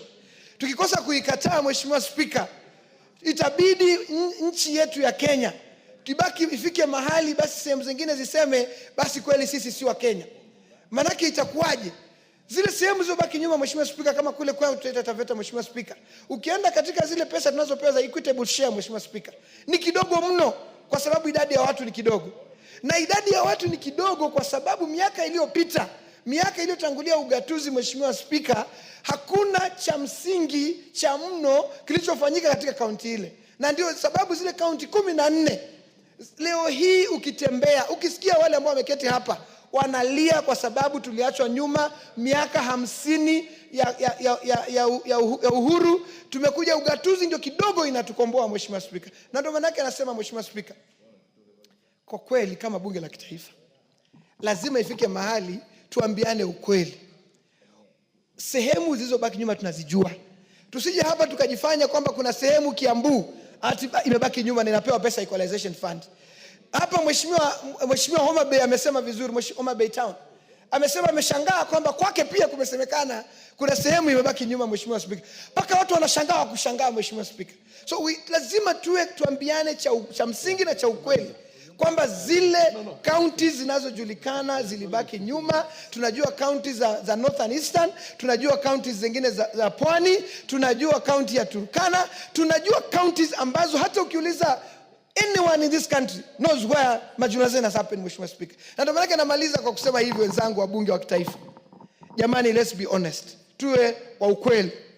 Kama county yako, kama sehemu moja katika county yako imewekwa hapa na haikuwa kwa zile 14 za mwanzo, jua kwamba ukipata unazidi kuleta marginalization nchini mwetu hapa Kenya. Na Mheshimiwa Speaker, nitakwambia hivi, swala hili ni nyeti. Swala hili ni nyeti sana. Kwa hivyo niwaombe tu wenzangu ambao tunasikiza mswada huu, kama ukisimama hapa na unge mkono kwa sababu kaunti yako imepata kitu, jua na haikuwa kwa zile 14 za kwanza, tambua unadhalilisha Wakenya wengine mahali. Unafanya Mkenya mahali akose huduma za afya, apate kwako na tena apate maradufu kwa sababu mlikuwa mnapata tangu zamani. Mheshimiwa Speaker, pesa za Kenya za kitaifa mara nyingi hufuata pale marais wanatoka. Pesa za Kenya za kitaifa hufuata mahali mawaziri wanatoka. Pesa za kitaifa hufuata mahali wale wakubwa mabwenyenye wanaosimamia serikali wanatoka, Mheshimiwa Speaker. Na ndio kwa sababu ile serikali ilikataliwa na Wakenya, ile ya mfumo wa serikali moja, ndio tukakuwa na magatuzi, Mheshimiwa Speaker. Na kwa sababu kwa miaka hizo 50 kuanzia uhuru mpaka 2010 Kenya imekuwa ikisimamiwa na watu wachache, wale ambao wanasema ni wengi, wale ambao wanasema wako na numbers, wale ambao wanasema basi wako na nguvu. Hao ndio wamekuwa wakinyanyasa nchi, Mheshimiwa Speaker. Ndio kwa sababu mswada huu mimi ninaupinga until mpaka lazima zile counties 14 zilizokuwa mwanzoni zirudishwe na ndizo zifaidi pesa hizi za equalization fund. Kwa hayo mengi, Mheshimiwa Speaker, nakushukuru. But you know exactly what needs to be done is that you can move an amendment. So then, Rosa Buyu, and if you take as few minutes... Mr. Speaker, I want to thank you for this opportunity. If you take as few minutes as possible, you will give a number of members the opportunity. Rosa, and then Mulyungi, then I'll also recognize Mogaka and Omainya. Let's go in that direction. Of course, Ruku has come, but then you wait until you just come. Proceed. And Rosa, take as short time as possible so that your colleagues also can get. Proceed. Mr. Speaker, I want to thank you for this opportunity. And right from the onset, I'd like to say that I will be considerate of the other members who wish to contribute. Mr. Speaker, from the onset, I do support this bill. Mr. Speaker, I served in the Boundaries Review Commission, Interim Boundaries Review Commission, also known as the Legally Commission, as a commissioner. And I traversed the whole country. And Mr. Speaker, with that experience, you have no choice but to support this bill.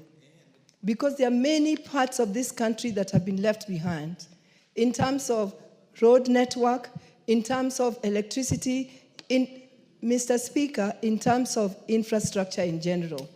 Mr. Speaker, I want to take you back to 1965 when we had session paper number 10. And a decision was made at that particular time that the whole country cannot be developed in unison. And a decision was made that the parts of the country that had good potential should be developed, and the proceeds that will come from those parts of the country will then go on to be used to develop the other parts of the country. Mr. Speaker, that has never happened. Instead, the parts of the country that were not developed have still been left undeveloped. And Mr. Speaker, when you see the clamor of 1 man, 1 vote, 1 shilling coming from the areas that were actually favored at the time of independence and were given the opportunity and priority to be developed, as the other parts of the country waited to gain from those proceeds, Mr. Speaker, you cannot believe it. Mr. Speaker, there is no way we are going to fight for equality in this country when parts of this country have been left the way they are. Mr. Speaker, we know that our constitution has actually been celebrated as being very progressive because it's a constitution that aspires to bring up all citizens so that even if they are not at equal level, they are nearly as equal as possible. Mr. Speaker, for that reason, I want to support this bill, but I want to say that there is no way that equalization fund will be housed or domiciled within the counties. We must cap the priority areas in which this fund should be used. Otherwise, this fund runs a risk of just being lost within the rest of the funds going into the county, and therefore will not have done what it's intended to do. Mr. Speaker, I know there's not too much time and my colleagues want to speak. I want to say that I support this bill. I thank you, Mr. Speaker, for this opportunity. Yeah, the Honorable Mulyungi, next. You will all get an opportunity. Omenya, I know that, and I also know the gracious lady there, Mogaka. Yeah, in that order.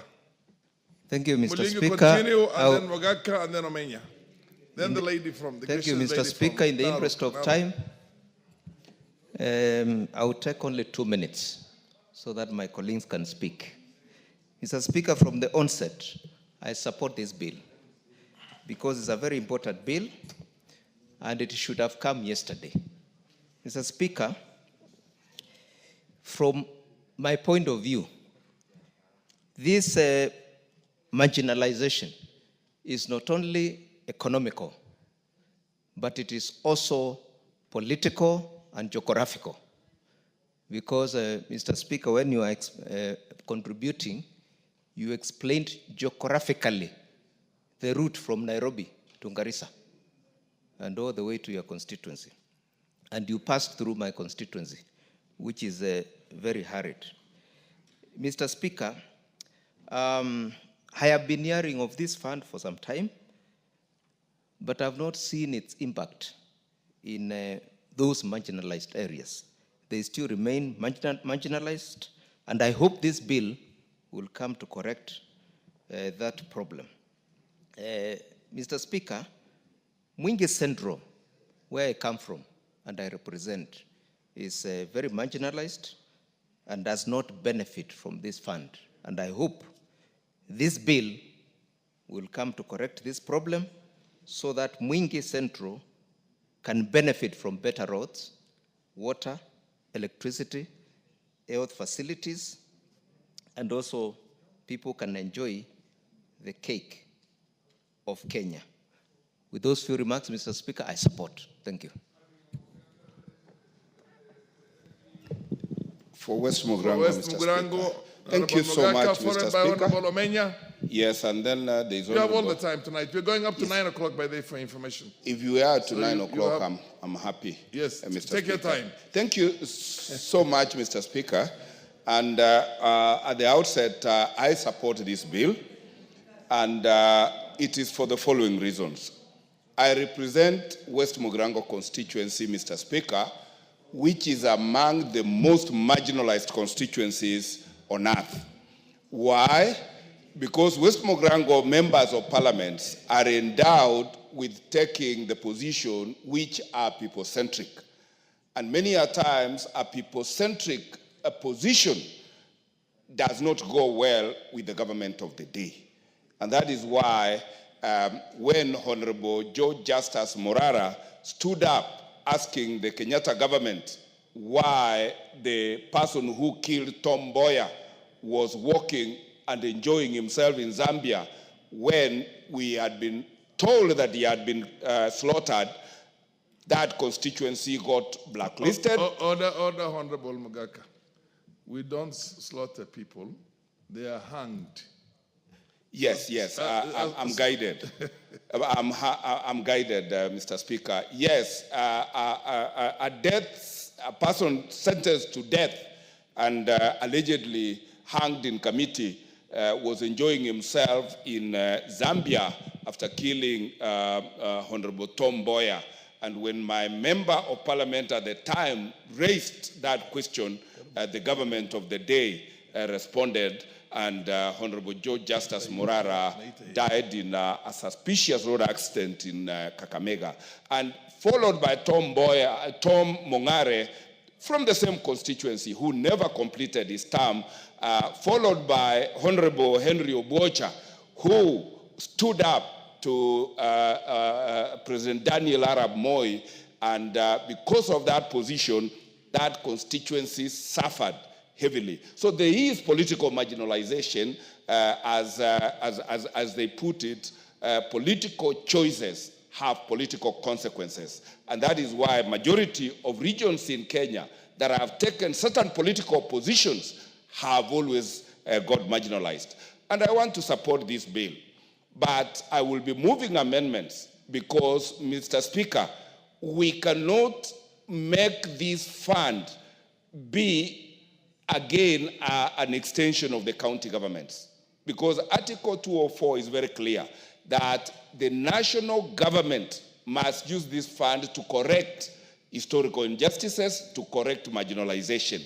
And therefore, to cede this fund and devolve it, we will be doing the wrong thing, and it will be unconstitutional. Secondly, Mr. Speaker, when I look at the composition of the board, where it is national government heavy, and it omits the representation of the constituency, save that it is providing somewhere that the fund manager represents or appears in that committee. Mr. Speaker, this bill is oblivious of the court judgment that made the NGCDF unconstitutional, and therefore, by extension, we will not be having fund managers, assuming that judgment continues being the state of the law in this country. And therefore, we must move an amendment and align the representation or at constituency level, not to be that of a civil servant through the NGCDF board, but to be the representative of the elected member of parliament in that constituency. Mr. Speaker, when you look at the roads, Mogrango is one of those constituencies that do not enjoy any bitumen road, when other constituencies were given a minimum of 60 kilometers of bitumen, those roads never reached West Mogrango constituency. It is therefore curious that we have an equalization fund that does not notice that and make a provision for compensating West Mogrango constituency with bitumen roads. And through this bill, which I will support and make amendments, I want to see electricity being distributed to those marginalized areas like Bokimo, Geseneno, Nyamaya Ward, Nyakunguru, and other areas that are dark today, including Bosamaru Ward. Mr. Speaker, I would talk and talk and talk, but because I want my colleagues, particularly my neighbor in West Mogrango, the MP for Borabu, Honorable Osero, who, Mr. Speaker, your eyes have not noticed, I will want to stop it there and say I support.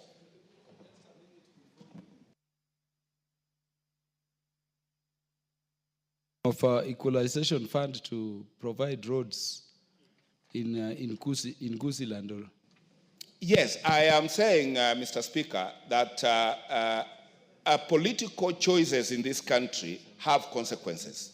And the larger Nyanza region, for its political position historically, has suffered heavily.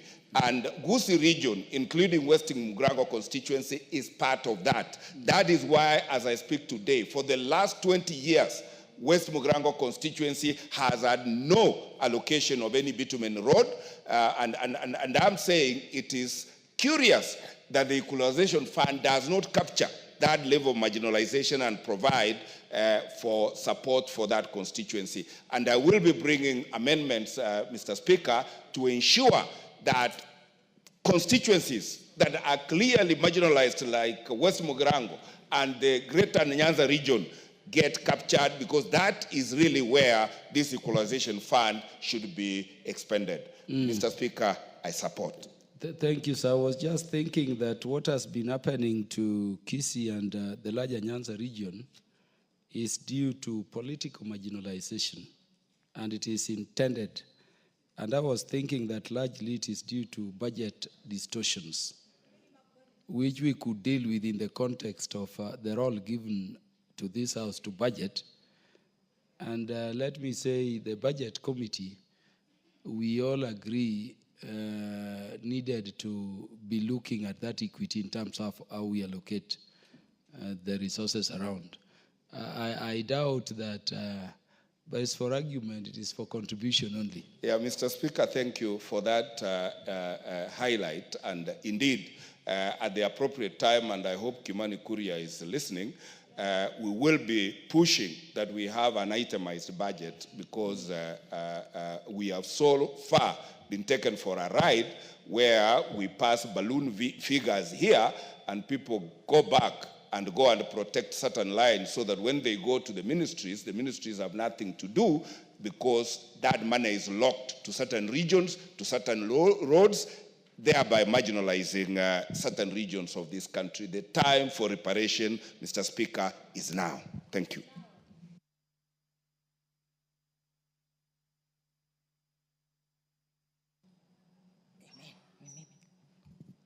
Thank you, Mr. Speaker. I support the bill firmly. Yes, the mic did not come, but it is your chance to speak, Honorable Manyo. Thank you, Mr. Speaker. I support in depth, because I come from Busia County, where Article 260 has given me a lot of hopes, because it defines marginalized communities that have been, it's like communities that have been unable to fully participate in socio-economical activities, meaning Busia is part of these marginalized areas. Because if you think of floods, every time we have a lot of rain, Busia County in Budalangi, many homes are swept away, and families, women and children, live in tents. And if you are displaced in your own nation, what another family in Eastern faces because of drought, a family in Busia faces that same challenge of having the opposite of that. And if you look at Article 204, we need to use the funds appropriately and targeting that by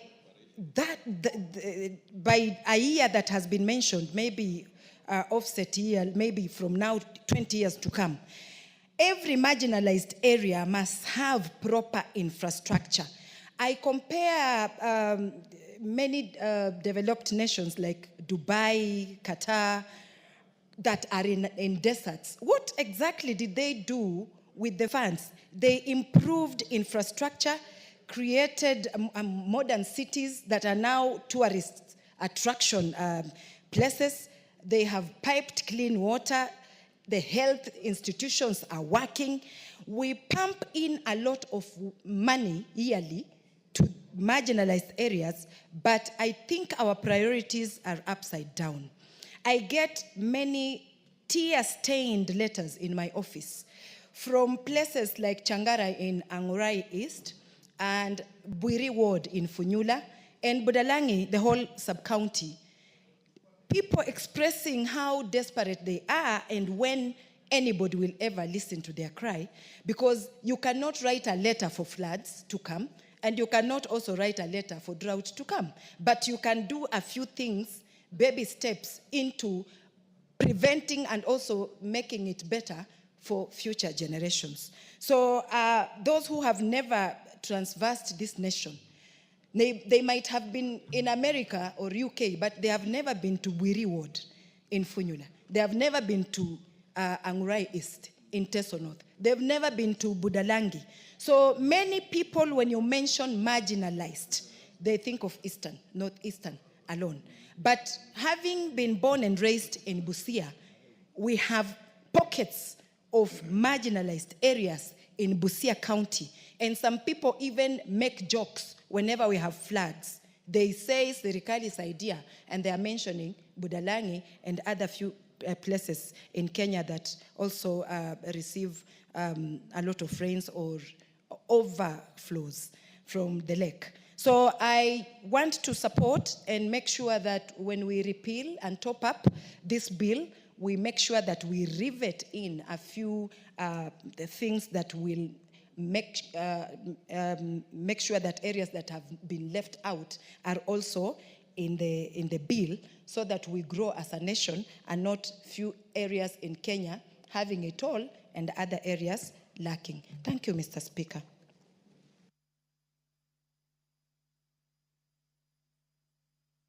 Agnes Pereira. Thank you, Mr. Speaker, for giving me this opportunity to contribute to the Equalization Fund bill.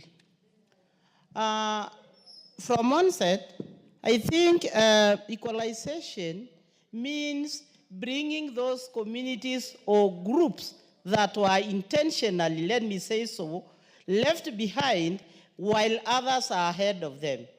And it is clear in the Constitution and define who these communities are. And if you want to see them, don't go far. Come to Narok, where I represent. As you were contributing, I was almost crying because Narok is very near to Nairobi. And people can think that people in Narok have electricity, can think that people in Narok have water, can think people in Narok have roads. We are at a pathetic condition. Just the other day, I want to thank His Excellency the President. When we went to him, we told him we have no electricity. He did send people to go and do a survey. And when they came back, he deliberately allocated 100 million to us because he didn't also think that that was the situation. The 100 million is like a drop in the ocean. We still have no electricity. And here we are saying that Kenya have developed. How can it develop while other people are left behind? So for me, I support this bill with amendments, because we need to go back and know who the beneficiaries are, because the beneficiaries are clear in the Constitution. And again, we want to set a board that will manage these funds, because as we speak, this money is neither in this parliament, nor in the Senate, and nor at the council. So this money is just like money that will be there for a short period, then it disappears the way it used to be. When you look at these areas that are indicated to benefit from the equalization funds, you still see people, we don't know who went there again, decided on the sub-locations that will benefit, while the other sub-locations will not benefit. So that's why I say that I support this bill with amendments, so that we can critically look at the issues that are there, so that tomorrow again, we will not come here saying that this bill is not good. We need a bill that will help the marginalized communities or the marginalized groups, as you call them. But what I know is that it is clear that in this Kenya, there are marginalized communities. And if we don't deal with that, you will find that in this house, the committees that are involved in sharing the money like the budgets, still we need to look at them, because they are also marginalizing us as we sit here. And that one I can support from how the money is being shared.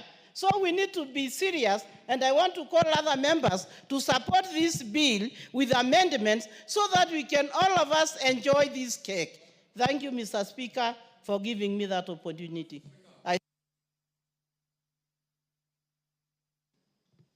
Thank you, Honorable Agnes Pere. Honorable Badi. Asante sana. Honorable Badi, yes. A minute, you will be followed by Honorable Joseph Tonui for clarity. Okay. Asante sana Mheshimiwa Spika kwa kuweza kunipatia fursa na mimi kuchangia katika mswada huu, ambao mswada huu tukiangalia Mheshimiwa Spika katika kipengee cha katiba 204 yasema kuwa katika sehemu yatakana kuangaziwa zaidi ni mambo ya maji, mambo ya miundo msingi, mambo ya barabara na vile vile mambo ya stima na electricity. Kawi. Asante sana Mheshimiwa Farah Maalim, mzee wangu, mentor. Kwa hivyo nashukuru sana Mheshimiwa Kaluma kwa kusema haya. Nataka kusema kwa naunga mkono kama vile mheshimiwa ambaye ameongea sasa hivi kusema kuwa naunga mkono, lakini tuhitaji tuupige msasa mswada huu. Nikisema tuhitaji tupige msasa mswada huu, Mheshimiwa Spika, ni kama vile wewe mwenyewe ulivyozungumza. Ulizungumza hapa ukasema, Mheshimiwa Spika, Homa Bay County tukiangalia ilipawa milioni 6 peke yake. Na mimi Jomvu nataka kusema Mheshimiwa Rosa Buya alipokuwa commissioner katika Andrew Ligale Commission, yeye Mheshimiwa Rosa Buya ndio mtu ambaye alikuja kule na commission yake yote, wakaja wakaona Jomvu yatakana kukatwa kutoka kwa Changamwe. Na mwaka 2013 Mheshimiwa Spika, Jomvu ikaweza kukatwa kwa sababu katika sehemu ya Jomvu ilikuwa hakuna maendeleo.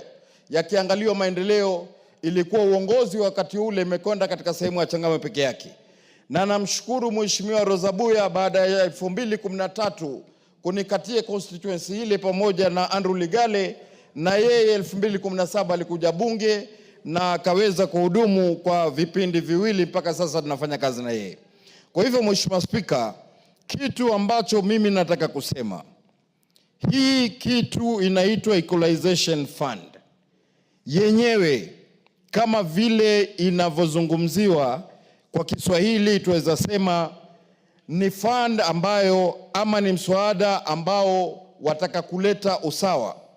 Na katika kuleta usawa, Mheshimiwa Spika, kitu ambacho nataka kusema mimi, maana ya usawa ni kumaanisha eneo bunge lako Mheshimiwa Kaluma liwe liko sawa na eneo bunge la Jomvu, liwe liko sawa na eneo bunge la Mheshimiwa Farah Maalim, liwe liko sawa na eneo bunge nyingine.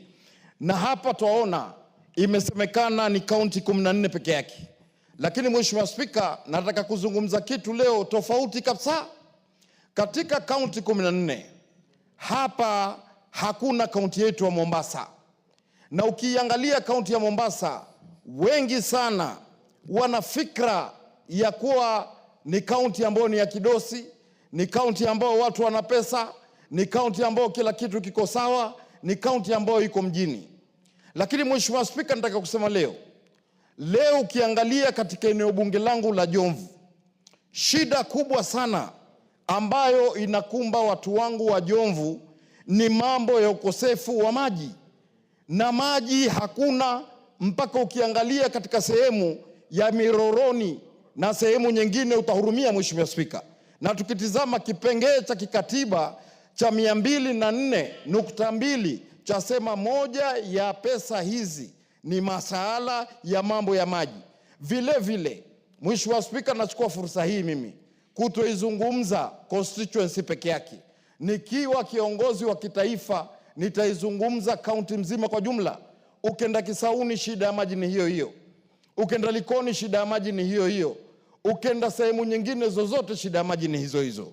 Kwa hivyo Mheshimiwa Spika, tumemuona Mheshimiwa Rais William Ruto Leo alikuja mwaka 2018 akaanzisha barabara ya kuweza kuunganisha Jomvu na Rabai, ambao ni kuunganisha kaunti ya Mombasa na vile vile kuunganisha katika kaunti ya Kilifi, ambapo barabara ile mpaka leo mimi nalia, Mheshimiwa Spika, kusema kwa kuna mahali padogo ambapo paitwa Jitoni hapajaweza kumalizika, ambapo pesa zile tukitizama tungelia kwenye equalization fund, lakini Rais William Ruto aliamua kututengezea barabara ile, lakini wale wahusika wa kutengeza barabara hiyo wanambwaga Mheshimiwa Rais kwa kipande kidogo cha Jitoni ambacho hawataki kumaliza kwa mambo yao wenyewe.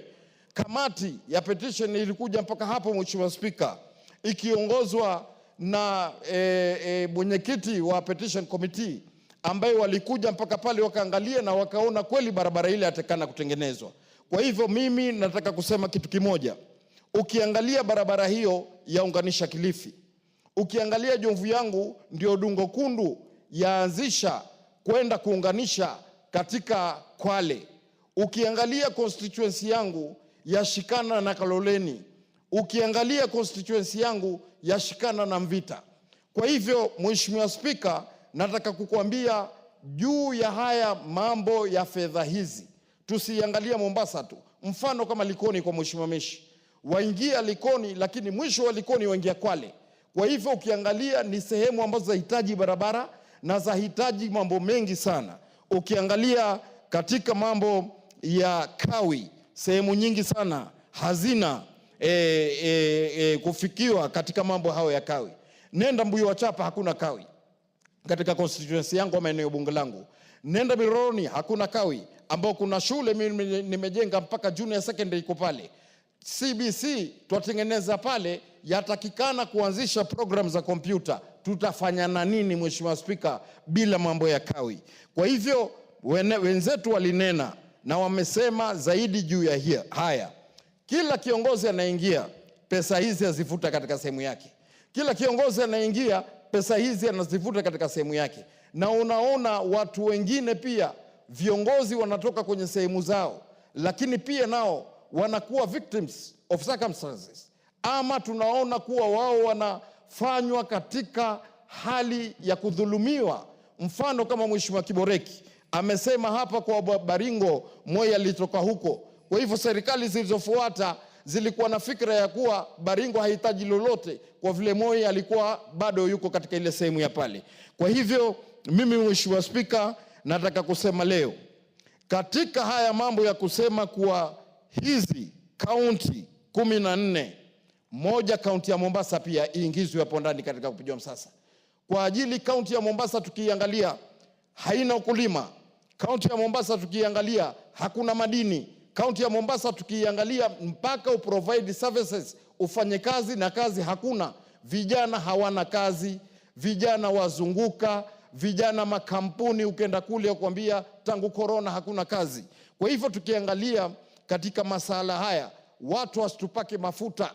Sisi pia tunaumia na sisi pia twastahili tupate mkate kama vile watu wengine wanavyopata mkate ndani ya kaunti ya Mombasa. Mheshimiwa Spika, nataka kuchukua fursa hii kwa niaba yangu, mjumbe wa Jomvu, kutoa rambirambi zangu mimi, familia yangu na wananchi wangu wa Jomvu kwa seneta wa Baringo Mheshimiwa William Cheptumo, ambaye tuliweza pia kufanya naye kazi katika bunge hili, na vile vile kutoa rambirambi zetu kwa Mheshimiwa Malulu Injendi, Mheshimiwa wa Malava, eneo bunge la Malava. Nikisema hivyo nataka kusema kwa Mheshimiwa Injendi alikuwa ni mtu wa busara sana, na busara yake Mheshimiwa Spika ilikuwa ukiiona mpaka kwenye kifua chake. Akitembea unaona pale msalaba anaweka pale. Sio kama vile watu wengine wakitembea jipanua vifua, lakini yeye alikuwa amemweka Mungu mbele, akitoa ushauri. Mungu ailaze roho yake mahali pema peponi. Lakini twaomba pesa hizi Homa Bay County isipewe tena milioni 6 kama ulivyopa wakati ule. Uongezewe wewe pia Mheshimiwa Spika na kutetea pia hapa. Na vile vile Mombasa tuwe tutawekwa ndani tupate pesa hizi. Kwa haya mengi na kushukuru, nashukuru kurekebishwa. na kuongozwa na Mheshimiwa Farah Maalim, mzee wangu, na asante kwa kunipa nafasi hii. Asante sana. Honorable members, the Parliament is to sit today up to, I'm told, maybe even past 9 o'clock, past 9 p.m. Sorry, past 9 p.m. Is it 9 or 9:30? Yeah, up to 9 p.m. So there is no hurry. Think through this matter. And maybe I remind members that this is not an ordinary fund. Let us not seek to address the iniquities in our budgeting distortion to be cured by an equalization fund.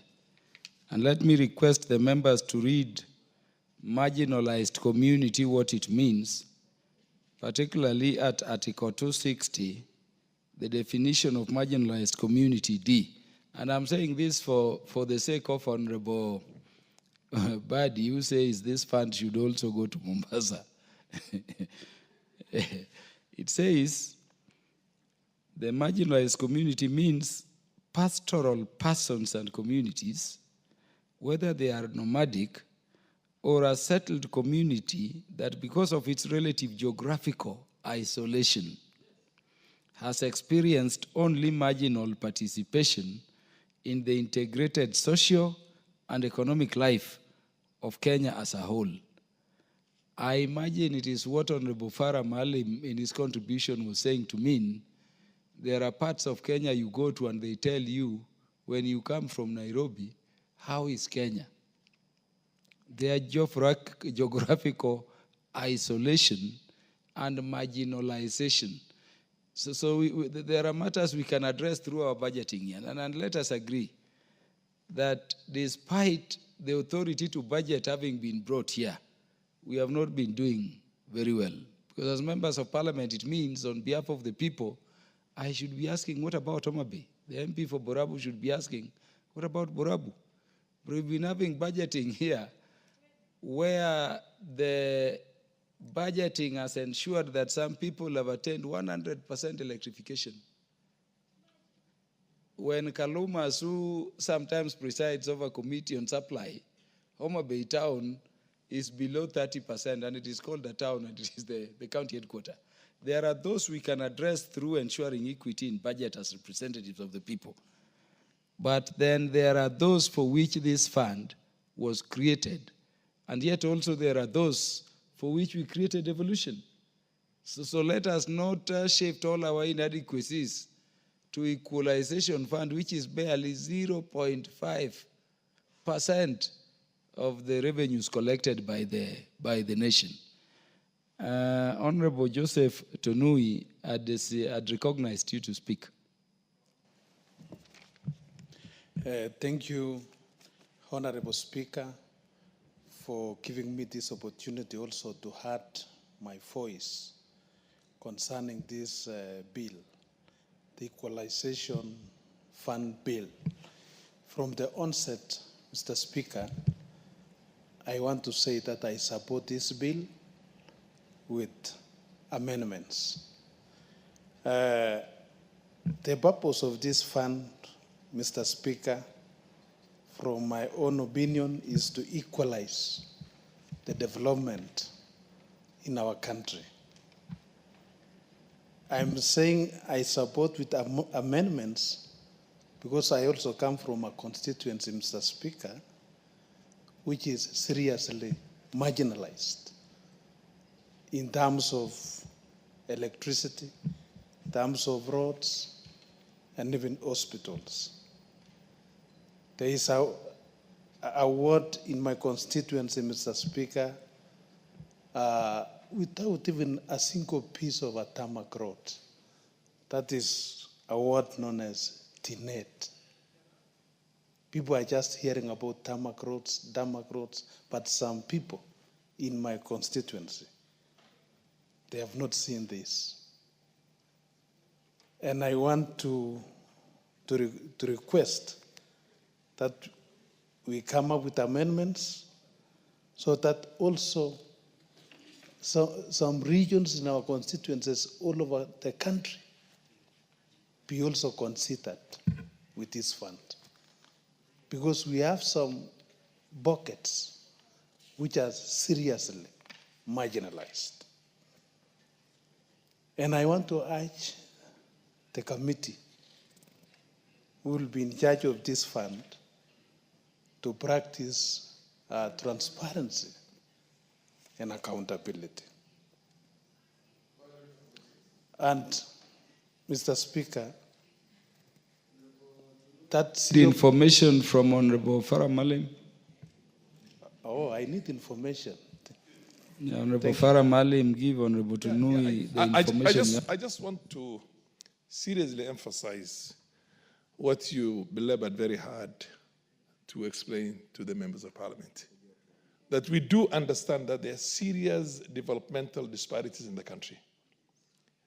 But the very principal, object, and spirit of the Equalization Fund was just addressing certain counties that have a historical, and I'll tell you, the former NFD and contiguous areas. You see what I mean? So I want us to address your issue very hard, but of course it's not possible to involve it under this. We have to do it in a budgetary, what do you call, equity structure. Thank you. That is why I'm talking of amendments, Honorable Speaker. And I want to propose that more funds be added to this equalization fund. Yes, so that, yes. Yes, I'm from Nakuru, but we have some areas in Nakuru which are seriously marginalized. I also come from the pastoralist community. I have a community known as the Akik in my constituency. Yes, the Akik community. Yes. Which I feel they should also be considered with this fund. Otherwise, finally, Honorable Speaker, I had not gotten a chance to pass a word of condolence to my colleagues. One, Senator Cheptumo, was a prominent lawyer, and Malulu Nchendi, whom we served in the same committee, Education Committee, in the last parliament. So I want to say we have lost great people in our country, and I want to say that may their souls rest in peace. Thank you, Honorable Speaker. The MP for Borabu, Honorable Sir. Thank you, Mr. Speaker, for giving me this opportunity, albeit a bit late. Right from the onset, Mr. Speaker, I want to say I support the bill with amendments. Mr. Speaker, it is a shame that 60 years after independence, we are talking about equality, trying to equalize communities. This at a time, 2025, where we see some people, some regions even advertising their CDF programs on national TV and saying how much they have gotten, how much their constituencies are developed. This is on national TV. You really wonder, then why doesn't Mheshimiwa Mbadi or anybody else advertise? And as you rightly put it, Mr. Speaker, something needs to be done with our budgeting. We need to overhaul our budget committee and the way we budget so that it is itemized and it is focused to certain program and ring-fenced to avoid any interference. Mr. Speaker, it is very disheartening when you go back home and somebody is asking you, how come so-and-so has paved roads up to nursery schools, has tarmac up to primary schools, and you wonder then, what was this budget all about? So, Mr. Speaker, you rightly put it. We need to focus on our budgeting process. Coming back to this bill, equalization bill, Mr. Speaker, it is true There's historical marginalization that has been happening. And I don't believe this is the panacea for this. This is just a drop in the ocean. Devolution came. Devolution should have equalized. So what is this equalization again if devolution has not equalized? That means that the devolution that came 10, 15 years ago has not managed to actually address the economic marginalization of other communities. And this is where the point of the historical injustices should come in. And we should do a mathematical, or rather a scientific analysis of the marginalization for the last 60 years. And then now we can appropriate fairly. But just putting a blanket law that we want to equalize other, some areas that have been marginalized, I don't believe that that can work at this particular point in time because of the historical injustices. Number two, Mr. Speaker, we have seen the effects of devolution. Fine, rural-urban immigration may have fallen, but activities, normal, money follows activities. In my constituency in Borabu, for instance, we had issues of cattle rustling, and our neighbors, we realized that there was little economic activity across. Immediately we put some economic development, the cattle rustling went down. And this is the same issue, because I believe some of these issues at the NFD were issues of the shifter, the 60s and 70s, and that is why the government shunned. But now with the peace that we have there, if we put this particular fund into good use and good cause, I believe that this migration of people coming into towns and cities will slow down, and we'll have a lot of resources back down there. Thank you. Yeah. You want to be informed? Yeah, by Honorable Farah Malim. Yes, Honorable Farah. I am really impressed with the last bit of the contribution of the Honorable Member of Parliament for Borabu. Because he said, and I said this before, if you don't develop those northern areas, every time there is a vagaries of weather and there's a cycle of drought, 200,000 pastoralists lose their livelihoods. When they lose their livelihoods, they don't have factories there, they don't have tea farms there, they don't have coffee farms there. There's nothing to keep them in the region. So what do? They come to the centers here. That's why you see within the urban settings, whether it is from Kisumu to Migori to everybody, I mean, if you ask our good friend Junet how he ended up in Migori, he will tell you, my father lost his livestock and we came to look for a livelihood there, some 60 years back, 70 years back. And as he puts it, if we're going to develop those areas, then not only will we not get many people migrating from that to the other urban centers, but we'll have Kenyans living here, taking advantage of that long expanse of, and become a productive way in which we can have a breadbasket in those areas. And that was the very idea of opening up the place with only four core functions: roads, electricity, water, and health. Period. And that was outside the county. Everybody knows that the counties have got their own roles there to try and equalize. But of course, these were areas that were national, that functions that were national. And unless you put in heavy, government investments into that, then you will not be able to bring that area at par with the rest of the country. So thank you very much. I mean, it addresses some of that urban, kind of migration from one part of the country to the other country for people who are seeking livelihoods. Thank you, Mr. Speaker. Thank you, Mheshimiwa Farah. I think then, Junet, that was a blessing in disguise. They migrated and eventually became a member of parliament. Now, Mr. Speaker, lastly,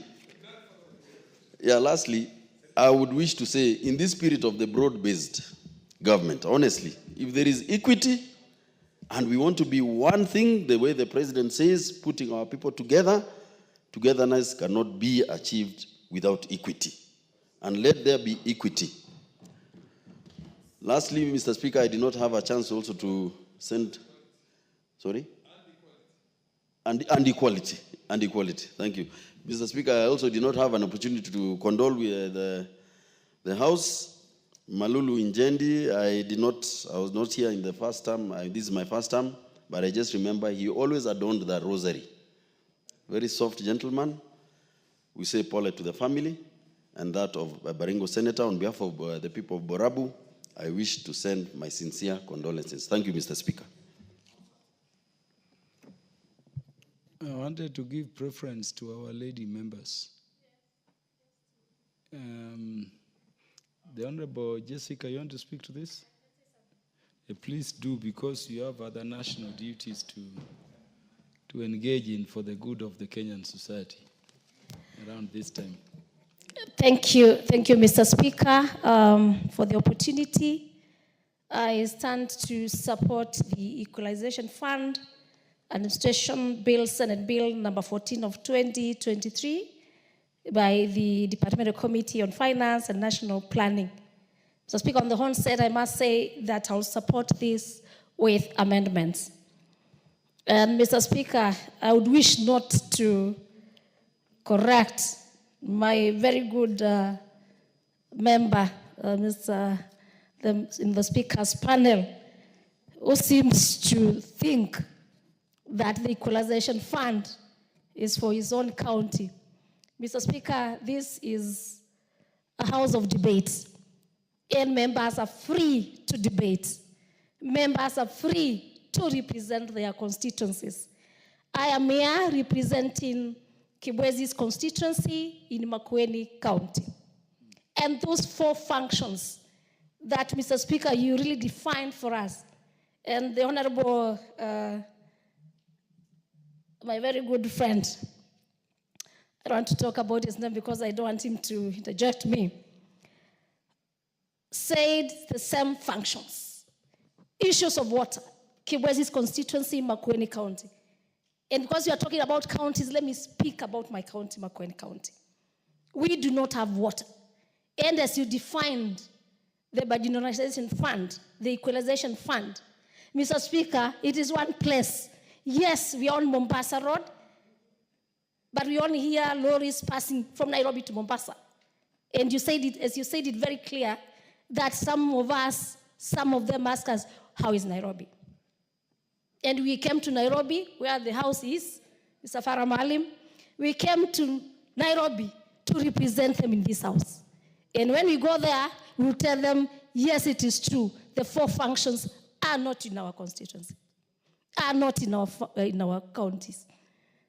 Mr. Speaker, the issue of roads, the tarmac roads. If you go to Garissa, you will find tarmac roads. We only see the Nairobi-Mombasa road.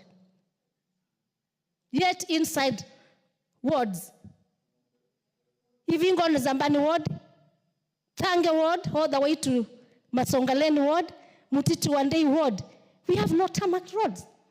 And those are the functions that have been defined in this equalization fund, Mr. Speaker. We are here to represent our people. And I'm sure the constituencies, every member speaks on behalf of their people. I am here to speak on behalf of the people of Makueni, the issues of water. Women go for almost 20 minutes, 2 hours, just to come with a 20-liter jerrycan of water. Seriously? Are we not supposed to be included in the equalization fund? Equalization fund is not about distance. I know going to Garissa, going to Isiolo, going to other places, you may have a lot of hours to travel. But somewhere even near here, Rongai, you may find those people, Kenyans, need these functions and need these services. And so, Mr. Speaker, as you have a background, the reason why we are having this equalization fund, Mr. Speaker, is to put together inequalities, the historical ones, to ensure that, Mr. Speaker, at least there is equalization. We are equal. All Kenyans are equal. All Kenyans are equal. There's no Kenyan who deserves better services than the other. And so I really call upon the committees that are looking into this, please to go into those data, the empirical data, to find out how do we come up with these counties. We could be doing ourselves a lot of, putting ourselves in problems just because we have 14 counties. This is Kenya. Serious, and some people feel, and that's why you are seeing the Gen Zs are coming out. They know better than us. Even as we discuss here, they know where there's water. They know that there are no roads. Like talk about Kambu, Darajani, going all the way as we promote education to Lukenya University. Somewhere down there in Kibwezi, Makueni County, where there is facility at university. We have looked for roads, tamakin. Kids go for almost 50 kilometers. And there's no road. Seriously? Are these not children of mothers? Are these not children of Kenya? So even I call upon, and the issue of budgeting. Mr. Speaker, I think it's a high time. And Farah Maalim has been in my place even campaigning. And he knows the area very well. In fact, I remember him asking, Jessica, is this where you come from? Well, there's no even grass. When the camels come from their place to come to our place, in fact, we just like they come and find there's totally even no grass. Are we not the same? So, Mr. Speaker, I really call upon this committee. I really call upon to look into it. And know the members who are here, we are represented places, and we know better. Kibwezi, Mr. Speaker, we need this equalization. It is Makueni County. And I want to call upon the committee to come and see for themselves, Mr. Speaker. And for us to be able to just to come on to debate on this house, and say it is true that we have seen and we have been able to identify the areas, not sitting on a table, not sitting somewhere, not budgeting a thingy because I know what I want in this. This is what I will going to say the 14 counties are. So with those few remarks, Mr. Speaker, I call upon ourselves to be sober, even as we debate this. If it is not possible for us, according to the definition of the Equalization Fund, and why we have it here, Mr. Speaker, we would rather even have a kamkunch, and all members put. We even form an anto committee, together with the committee that is doing the job, Mr. Speaker, to go and see these areas.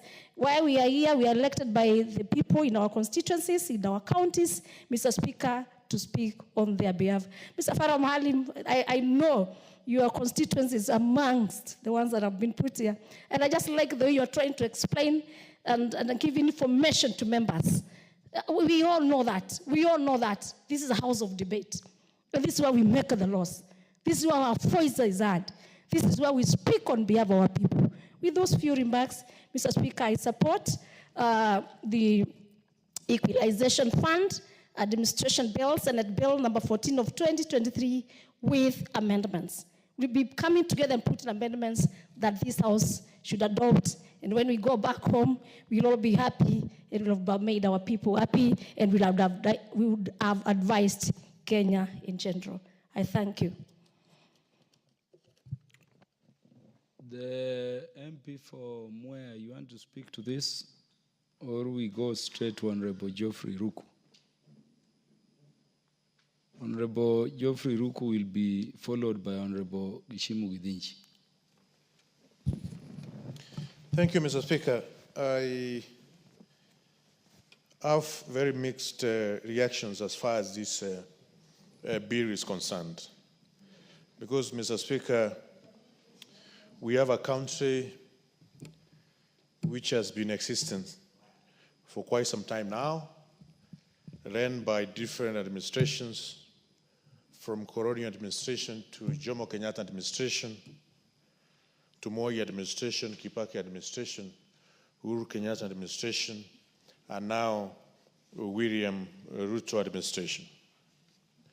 When you see other nations on how they run their affairs, the constitutional democracies across the world, some of the democracies, Mr. Speaker, their president have powers to issue executive orders on what should be done with immediate effect so that things can change within a society.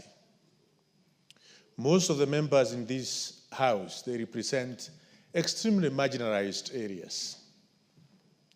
In terms of a constituency which is 771 square kilometers in a semi-arid area, and it has only 38 kilometers of road from 1963 up to now. In terms of water connection in the household in that constituency, it is less than 20% of the household. in terms of power connectivity in the household of that society where even about the dams which generate power in this country come from, the power connectivity of the household is less than 25%. The agroecological zone of the same constituency does not support the agricultural activities in terms of maize growing, beans growing, cereals which are used in our community, in our household on a day-to-day basis, that we can have 5-7 seasons which are filled consecutively. You find, Mr. Speaker, the children of that of this community I'm talking about, which I represent, who are born gifted, bright children, are marginalized. They don't have an opportunity as the rest of the children in the Republic of Kenya to grow in an environment which they can utilize their full potential. And we sit here, Honorable Speaker, to discuss a bill on how some of these things can be achieved in different communities of our society, of our nation.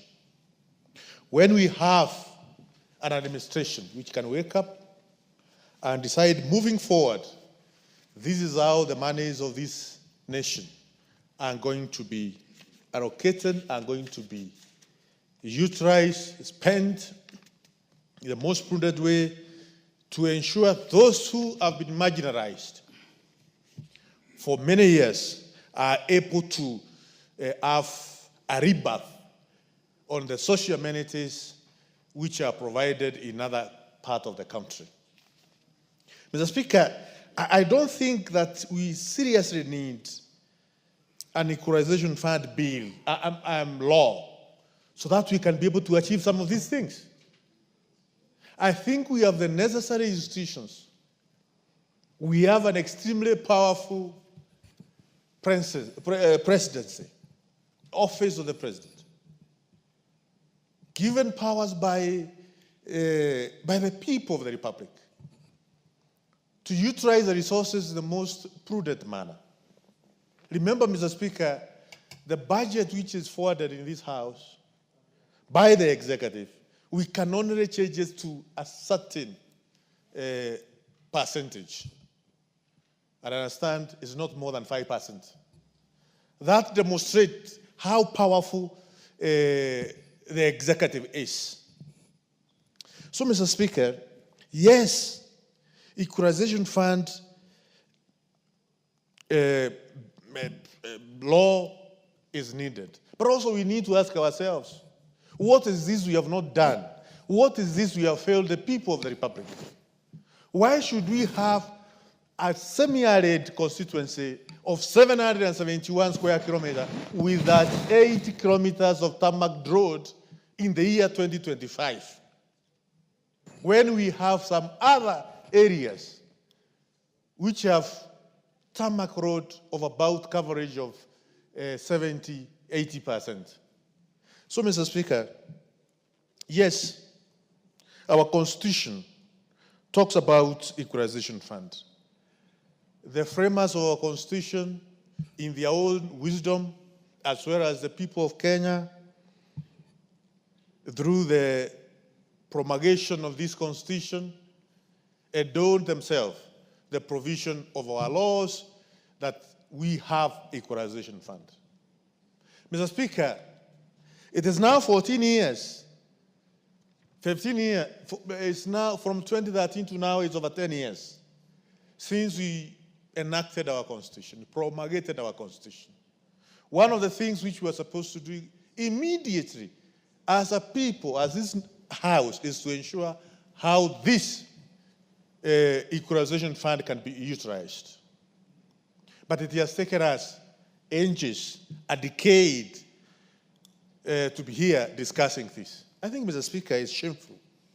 We are letting down Kenyans. The people we represent, we are letting them down. Because this constitution was promulgated 2013. It is now over 10 years, a decade. This constitution talks about equalization fund. But we are failing our people in many aspects. And I think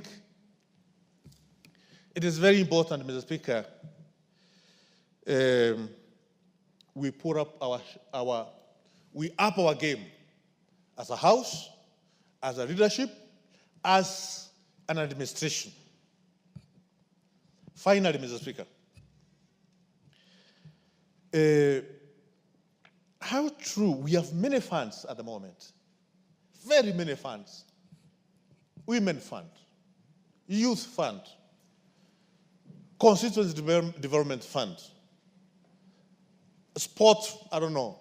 We have several funds across our laws which have enacted. We are now coming up with another fund, giving it a very nice name, Equalization Fund. Yes, our constitution talks about it. Yes, it has been there. We are now doing coming up with the administration aspect. Even if it has been there, I have not seen anything which this fund has done for the last 10 years. We were talking about the equalization money before we went to the recess and the dispute which arose because we could not agree. So if this fund has been there, we are coming up with administration rules and regulation on how it can be managed. We have other funds which have also been there. And recently, the cabinet came up with a number of funds which should be merged, others done away with. Because they are failed Kenyans. Because they are failed Kenyans. So we should ensure, as we come up with this administration bid as far as the equalization fund is concerned, it will not go down as another fund which is failing Kenyans. Mr. Speaker, sometimes I feel disappointed on how we run the affairs of this nation. But I know a day is coming when we will get it right. And I know, Mr. Speaker, the President of the nation is doing all what he can be able to do to get it right. But if need,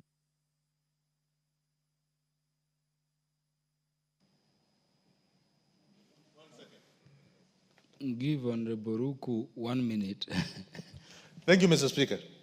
If need be, let's start seeing executive orders which can go a long way in ensuring the communities which have been marginalized over the years, water is there, electricity connectivity is there, proper roads are there. We can't wait until we have this so that we achieve some of these things. This administration can be able to achieve that. Let's see it being implemented, Mr. Speaker. Thank you, Mr. Speaker. Honorable Gishimu Gidinji.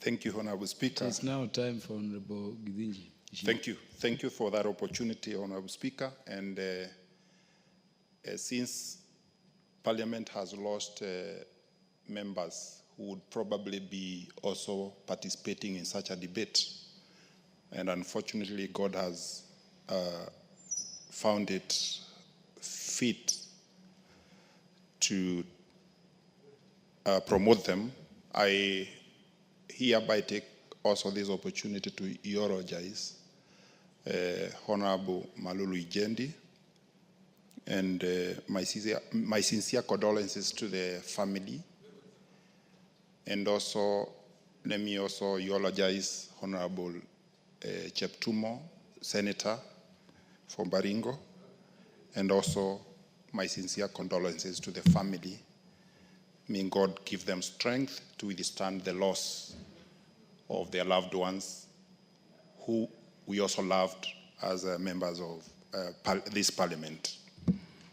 And Honorable Speaker, now going to the debate in contributing to this, I generally support the passage of the law in tandem with the Article 204 of the Constitution on Equalization Fund. But I associate myself, and I was impressed by your contribution, Honorable Speaker, when you're contributing, but on this other side, that this is a law that requires a lot of input and a lot of panel beating to give effect to Article 204 of the Constitution. The historical bit that was also given by Honorable Malim Mohammed was also an eye-opener to this parliament for people who could not understand how it came to being.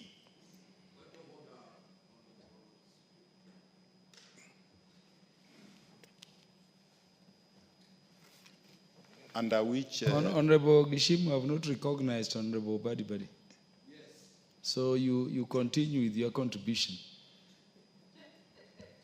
Honorable Speaker, I'm actually continuing, and I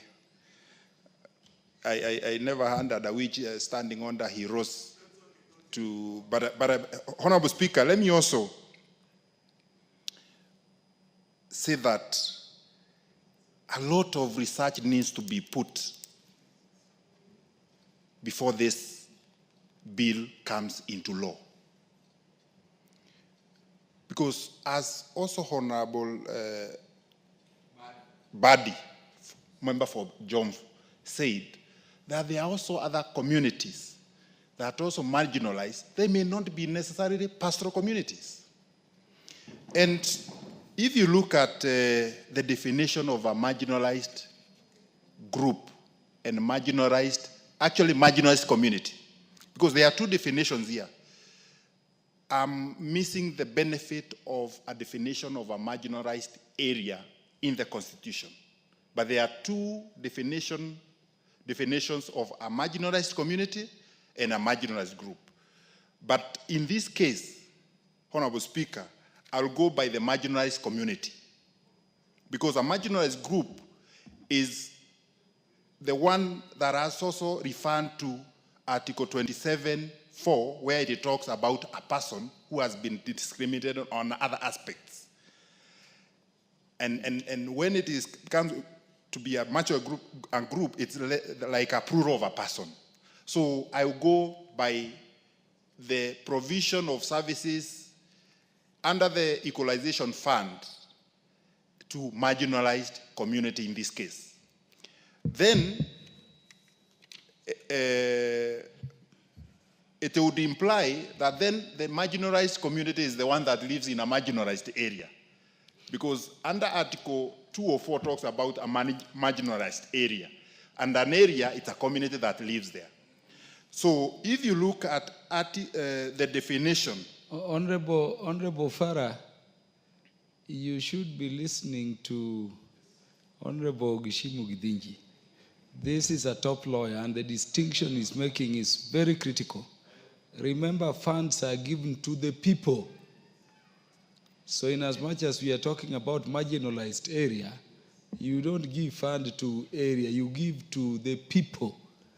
And so he's saying you need to listen to him, draw the distinction between marginalized group and marginalized community. And why the fund, in terms of the definition of marginalized area, should borrow from marginalized community. Proceed, because this is important for all members. Yes, Honorable Speaker, I said I elect in the spirit of the letter of the Constitution that a marginalized community lives in a marginalized area. So I would leave the definition of a marginalized group to the discriminations under Article 27(4) of the Constitution, which are the other now discriminations about sex, race, and those kind of things. So in this case, the Equalization Fund is supposed to apply to a marginalized community. Now, when we narrow down now to the marginalized community, and where now, that is where now I'm also supporting Honorable Twalib, is if you go under A, we should not also limit ourselves to the pastoralists, because there are 4 definitions or the meanings of a community. If you go to a community that, because of its relatively small population or any other reason, my emphasis is any other reason, has been unable to fully participate in the integrated social and economic life of Kenya as a whole. So if there is any other reason that makes a certain community not to enjoy, not to have that economic integration, it falls within a marginalized community. And that is why it falls within a marginalized community and a marginalized area. That is why I'm saying, Honorable Speaker, a lot of research needs to be done by whoever, either the Commission of Revenue Allocation across the country. Because if there is a certain community in this country that lacks electricity, lacks water, lacks roads, and we need to define roads also, are we talking about any road or tarmac roads? And also lacks healthy facility. That community or that area is marginalized. In my construction of the definition under the marginalized area, marginalized community A. And then this marginalized community should not be limited to counties. We might have a county with a small section of it. Honorable Gishibu Gidinji, we are listening to you more on this interpretation because you are a top lawyer. Thank you, Honorable Speaker. One of the best in this country. Thank you for that. But I wanted to request you read the whole of it and you use the ejusdem generis means of interpretation, looking at the kind of communities as a whole comes under the genres mentioned here. And then tell us which kind of communities could be included here. So I'm giving you time, and by the way, I'll even add you time. Can you read the whole of it, and then using the ejusdem generis, guide the House in terms of what communities would be targeted by Equalization Fund?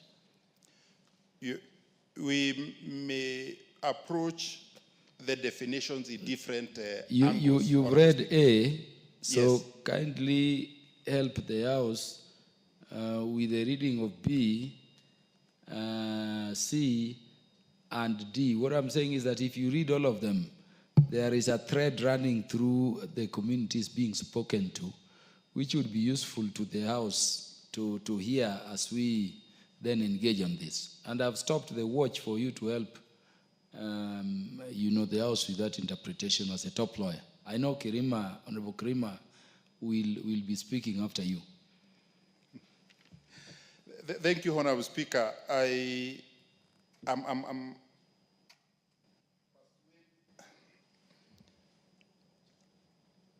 I'm persuaded to follow, because actually, if you look at the definition of marginalized community, it encompasses all of this.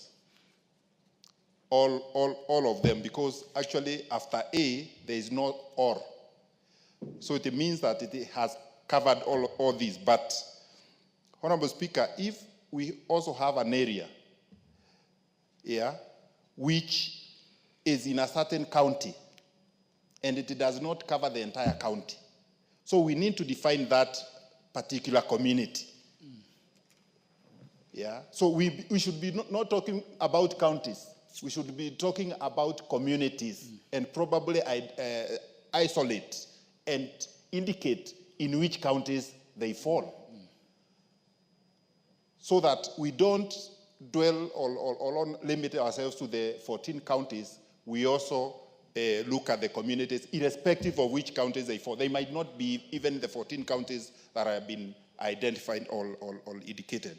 Honorable Speaker, as I finalize, I think 4 of my minutes have been eaten by the kind of the useful intervention to benefit from your legal knowledge.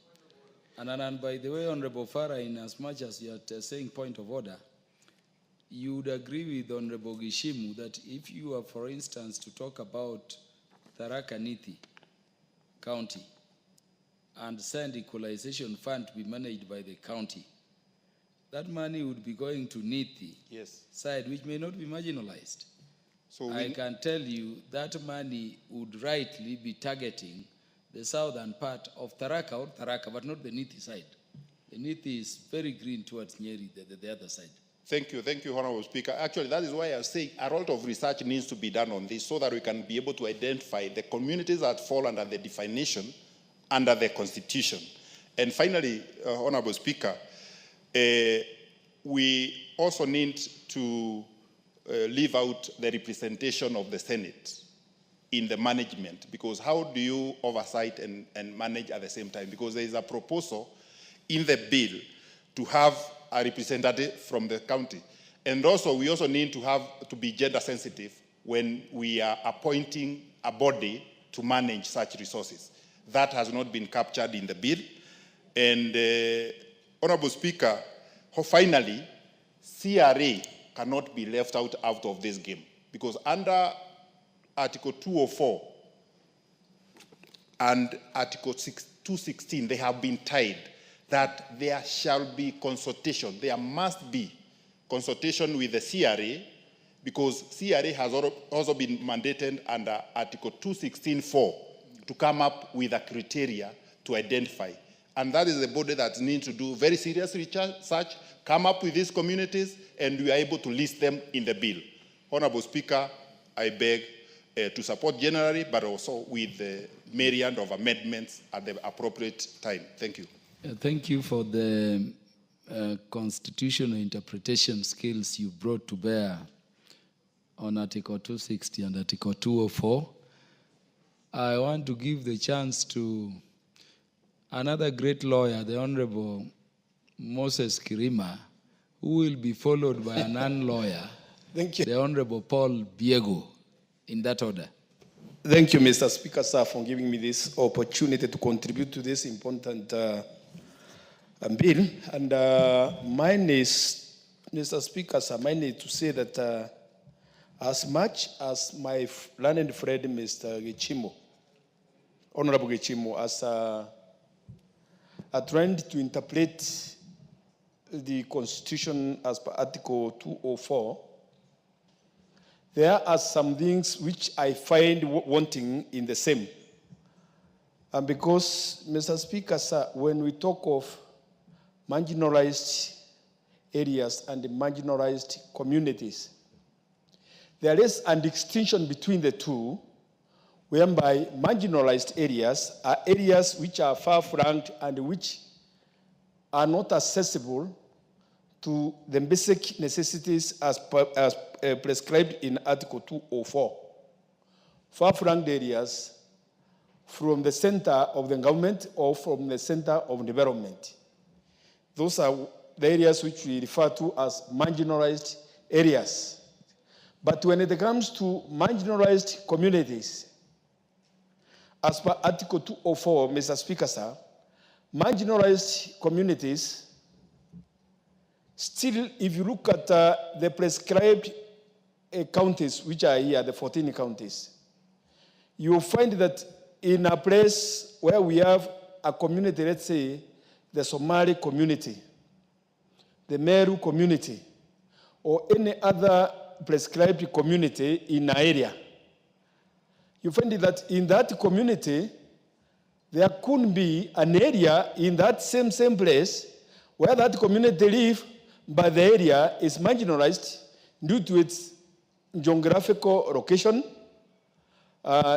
its existence or conditions which exist in that area, compared with the same community which is located favorably, geographically, or climatically. And you find that, let's take a place like Tharaka Nithi. Mr. Speaker, sir, if you look at Tharaka Nithi, which is not included in these counties which are defined as marginalized counties, you find that one section of Tharaka Nithi, one section of Meru County, it is in a favorable geographical location in all aspects. But to go to another section of Tharaka Nithi, you find that it's equivalent to Tana River. It's equivalent to Narok. It's equivalent to Kilifi or any other place. And the conditions are so bad to an extent that since I am neighboring that area, my constituency neighbors that area, our own division of Kiago, the one defined as Kiago. It is so much marginalized to an extent that a child is born, goes to school, the school has no teachers, because no teachers would like to go to a place which are not paid hardship allowance. The child grows, he does not see electricity, he does not see water unless the child travels for 20 kilometers to see water or to fetch water. And that child will only manage to see electricity when he goes to Form 1. And it happens that Form 1 must be very far from that area. So you find that it's Meru community. Yes, it's Meru County. And the people who are living in that area are Merus. But within that community, there is a section of that community which is purely marginalized. So I'm praying that when it comes to the people of to be established to vet or to see the areas which are defined as marginalized, they should not just strictly stick to the counties which are mentioned here. They should look at, go and behold what is described here and look at those areas which are really marginalized. Mr. Speaker, sir, as you may get an opportunity to fly over the areas of northern part of Meru, which is neighboring Samburu, Isiolo, Garissa, and the rest, because we neighbor Garissa in one or the other, and Isiolo. You'll find that there are places which has never been seen around of any nature, not tarmac, neither Maram Road, or any kind of development at all, but there are structures there. Vast structures, and the people living there are pastoralists. They move from one place to the other. And it's not included here. Among the pastoralists or among the communities which requires this kind of equalization fund, they are not defined here. So what I'm trying to say is that by the time this Article 204 was established, or it was put in our constitution, that time in one or the other has been overtaken by event. And as we speak now, it is somehow discriminatory to areas which are so much affected by the development or by lack of budget allocation for development.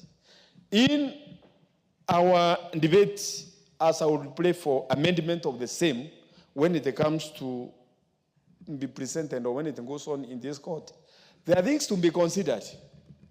When we are talking of equalization fund, we should be talking of affirmative action of areas which lack those basic necessities, both water, electricity, roads, health facilities, and the rest. Because we are just living in assumption.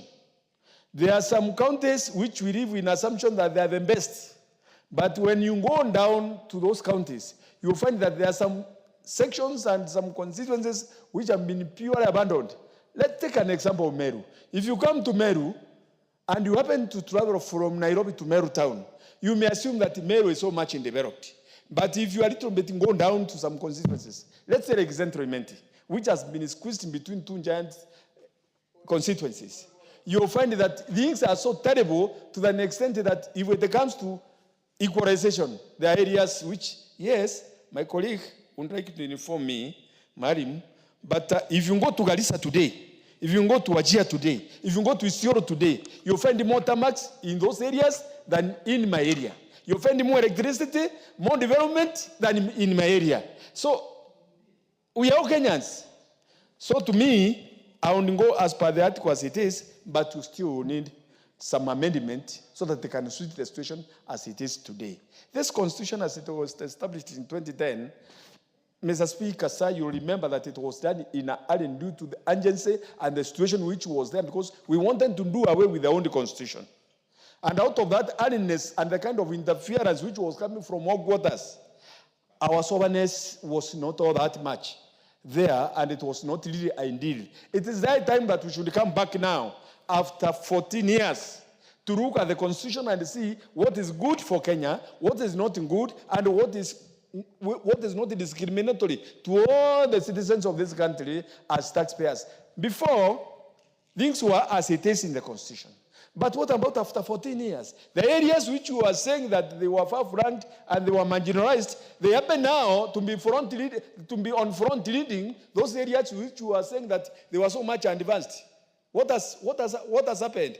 What has happened is that funds have been denied to the areas which were sent to be developed and just channeled to some areas which at present, those areas which were saying that were developed are now becoming marginalized areas. Things are changing. It is vice versa. And before I conclude, Mr. Speaker, sir, may I take this ample opportunity to send my condolences to our colleagues who have just passed. We were having Honorable Cheptumo before this house as our colleague last year. Last term, this term we and our colleague here, Honorable Maruru Njedu, was just sitting before me here, behind me here. And it is very unfortunate that we have lost these people. And I will not say that it is God's will, because there are some deaths which does not necessarily come from God. As a Christian, I know of a book called Job. In that book, Satan wanted to test a man of God called Job. And he told God that I want to take all his properties to see that if he can denounce you. God told him this: you can take all his properties, but don't touch his life. So we as Christians, we should not be saying that every death comes from God. It's not so. There are some deaths which come from Satan. And I believe it is Satan who has taken our colleagues, and we should condemn him as much as possible through the word of prayer and through the... Honorable Paul Biego.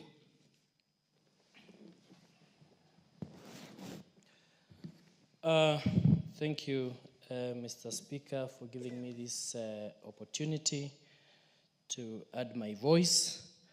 And before I do that, let me also take this opportunity to join my colleagues in mourning our colleagues,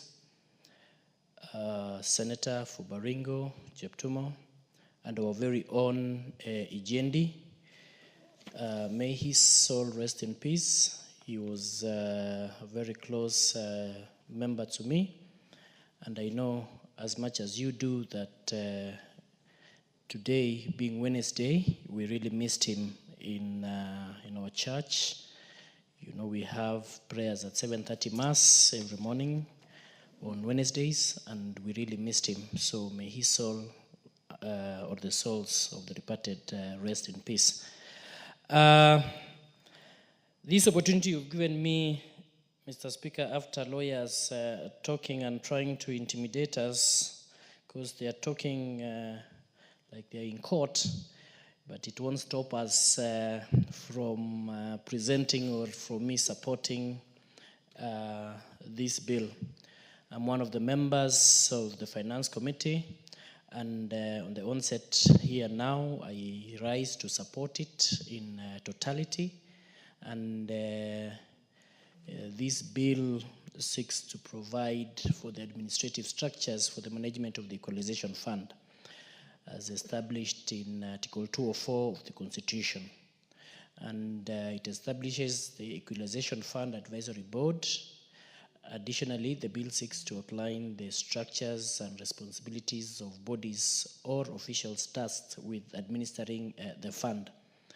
So I believe that this amendment which has been done would actually help and make Equalization Fund more visible. I've had many of my colleagues saying that they have not seen or they've not appreciated the Equalization Fund.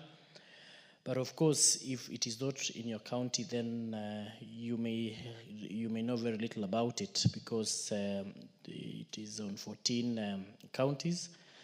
And for now, what we need to be actually discussing about is what amendments should we actually do, so that the monies that are given under Equalization Fund are well utilized. And of course, Mr. Speaker, the bill will help provide basic services, including water, roads, health, facilities, and electricity to the marginalized areas to the extent necessary to bring the quality of these services or the services to help those areas that are marginalized to actually enjoy the services that other counties or other areas which are not marginalized are.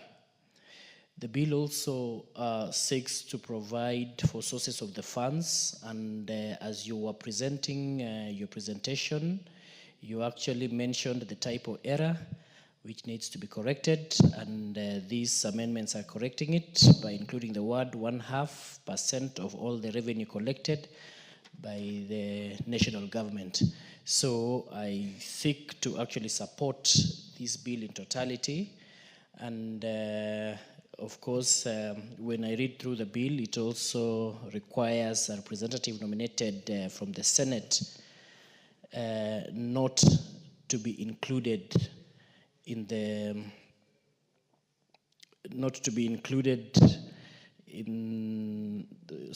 by replacing 3 other members from organizations working with the organization would make it better than actually having a representative from the Senate. So I think I also support that. And in those 3 people who the committee have proposed, the composition of those people, to me, I see is good, because at least there's a representative from the people living with disabilities, and like what was in the earlier bill, that there was no representation from that group. MP for Mwea, what is out of order? Thank you, Mr. Speaker. I rise on standing order number 35. This is a very important bill, and most members would like to contribute, including myself. And I'm concerned with the issue of quorum. Could you please guide us on quorum, Mr. Speaker? Thank you.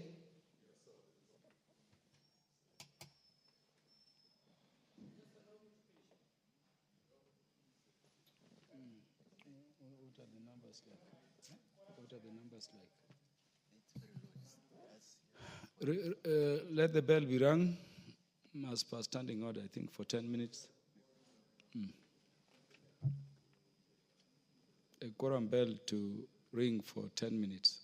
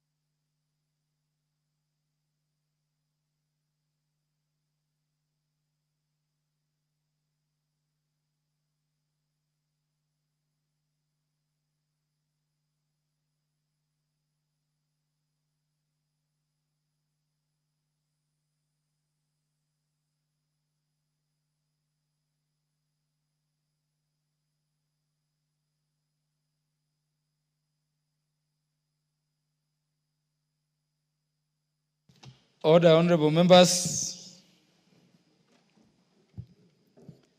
Honorable members, the time being 8:32 p.m., this House stands adjourned until Thursday, the 20th day of February 2025 at 2:30 p.m.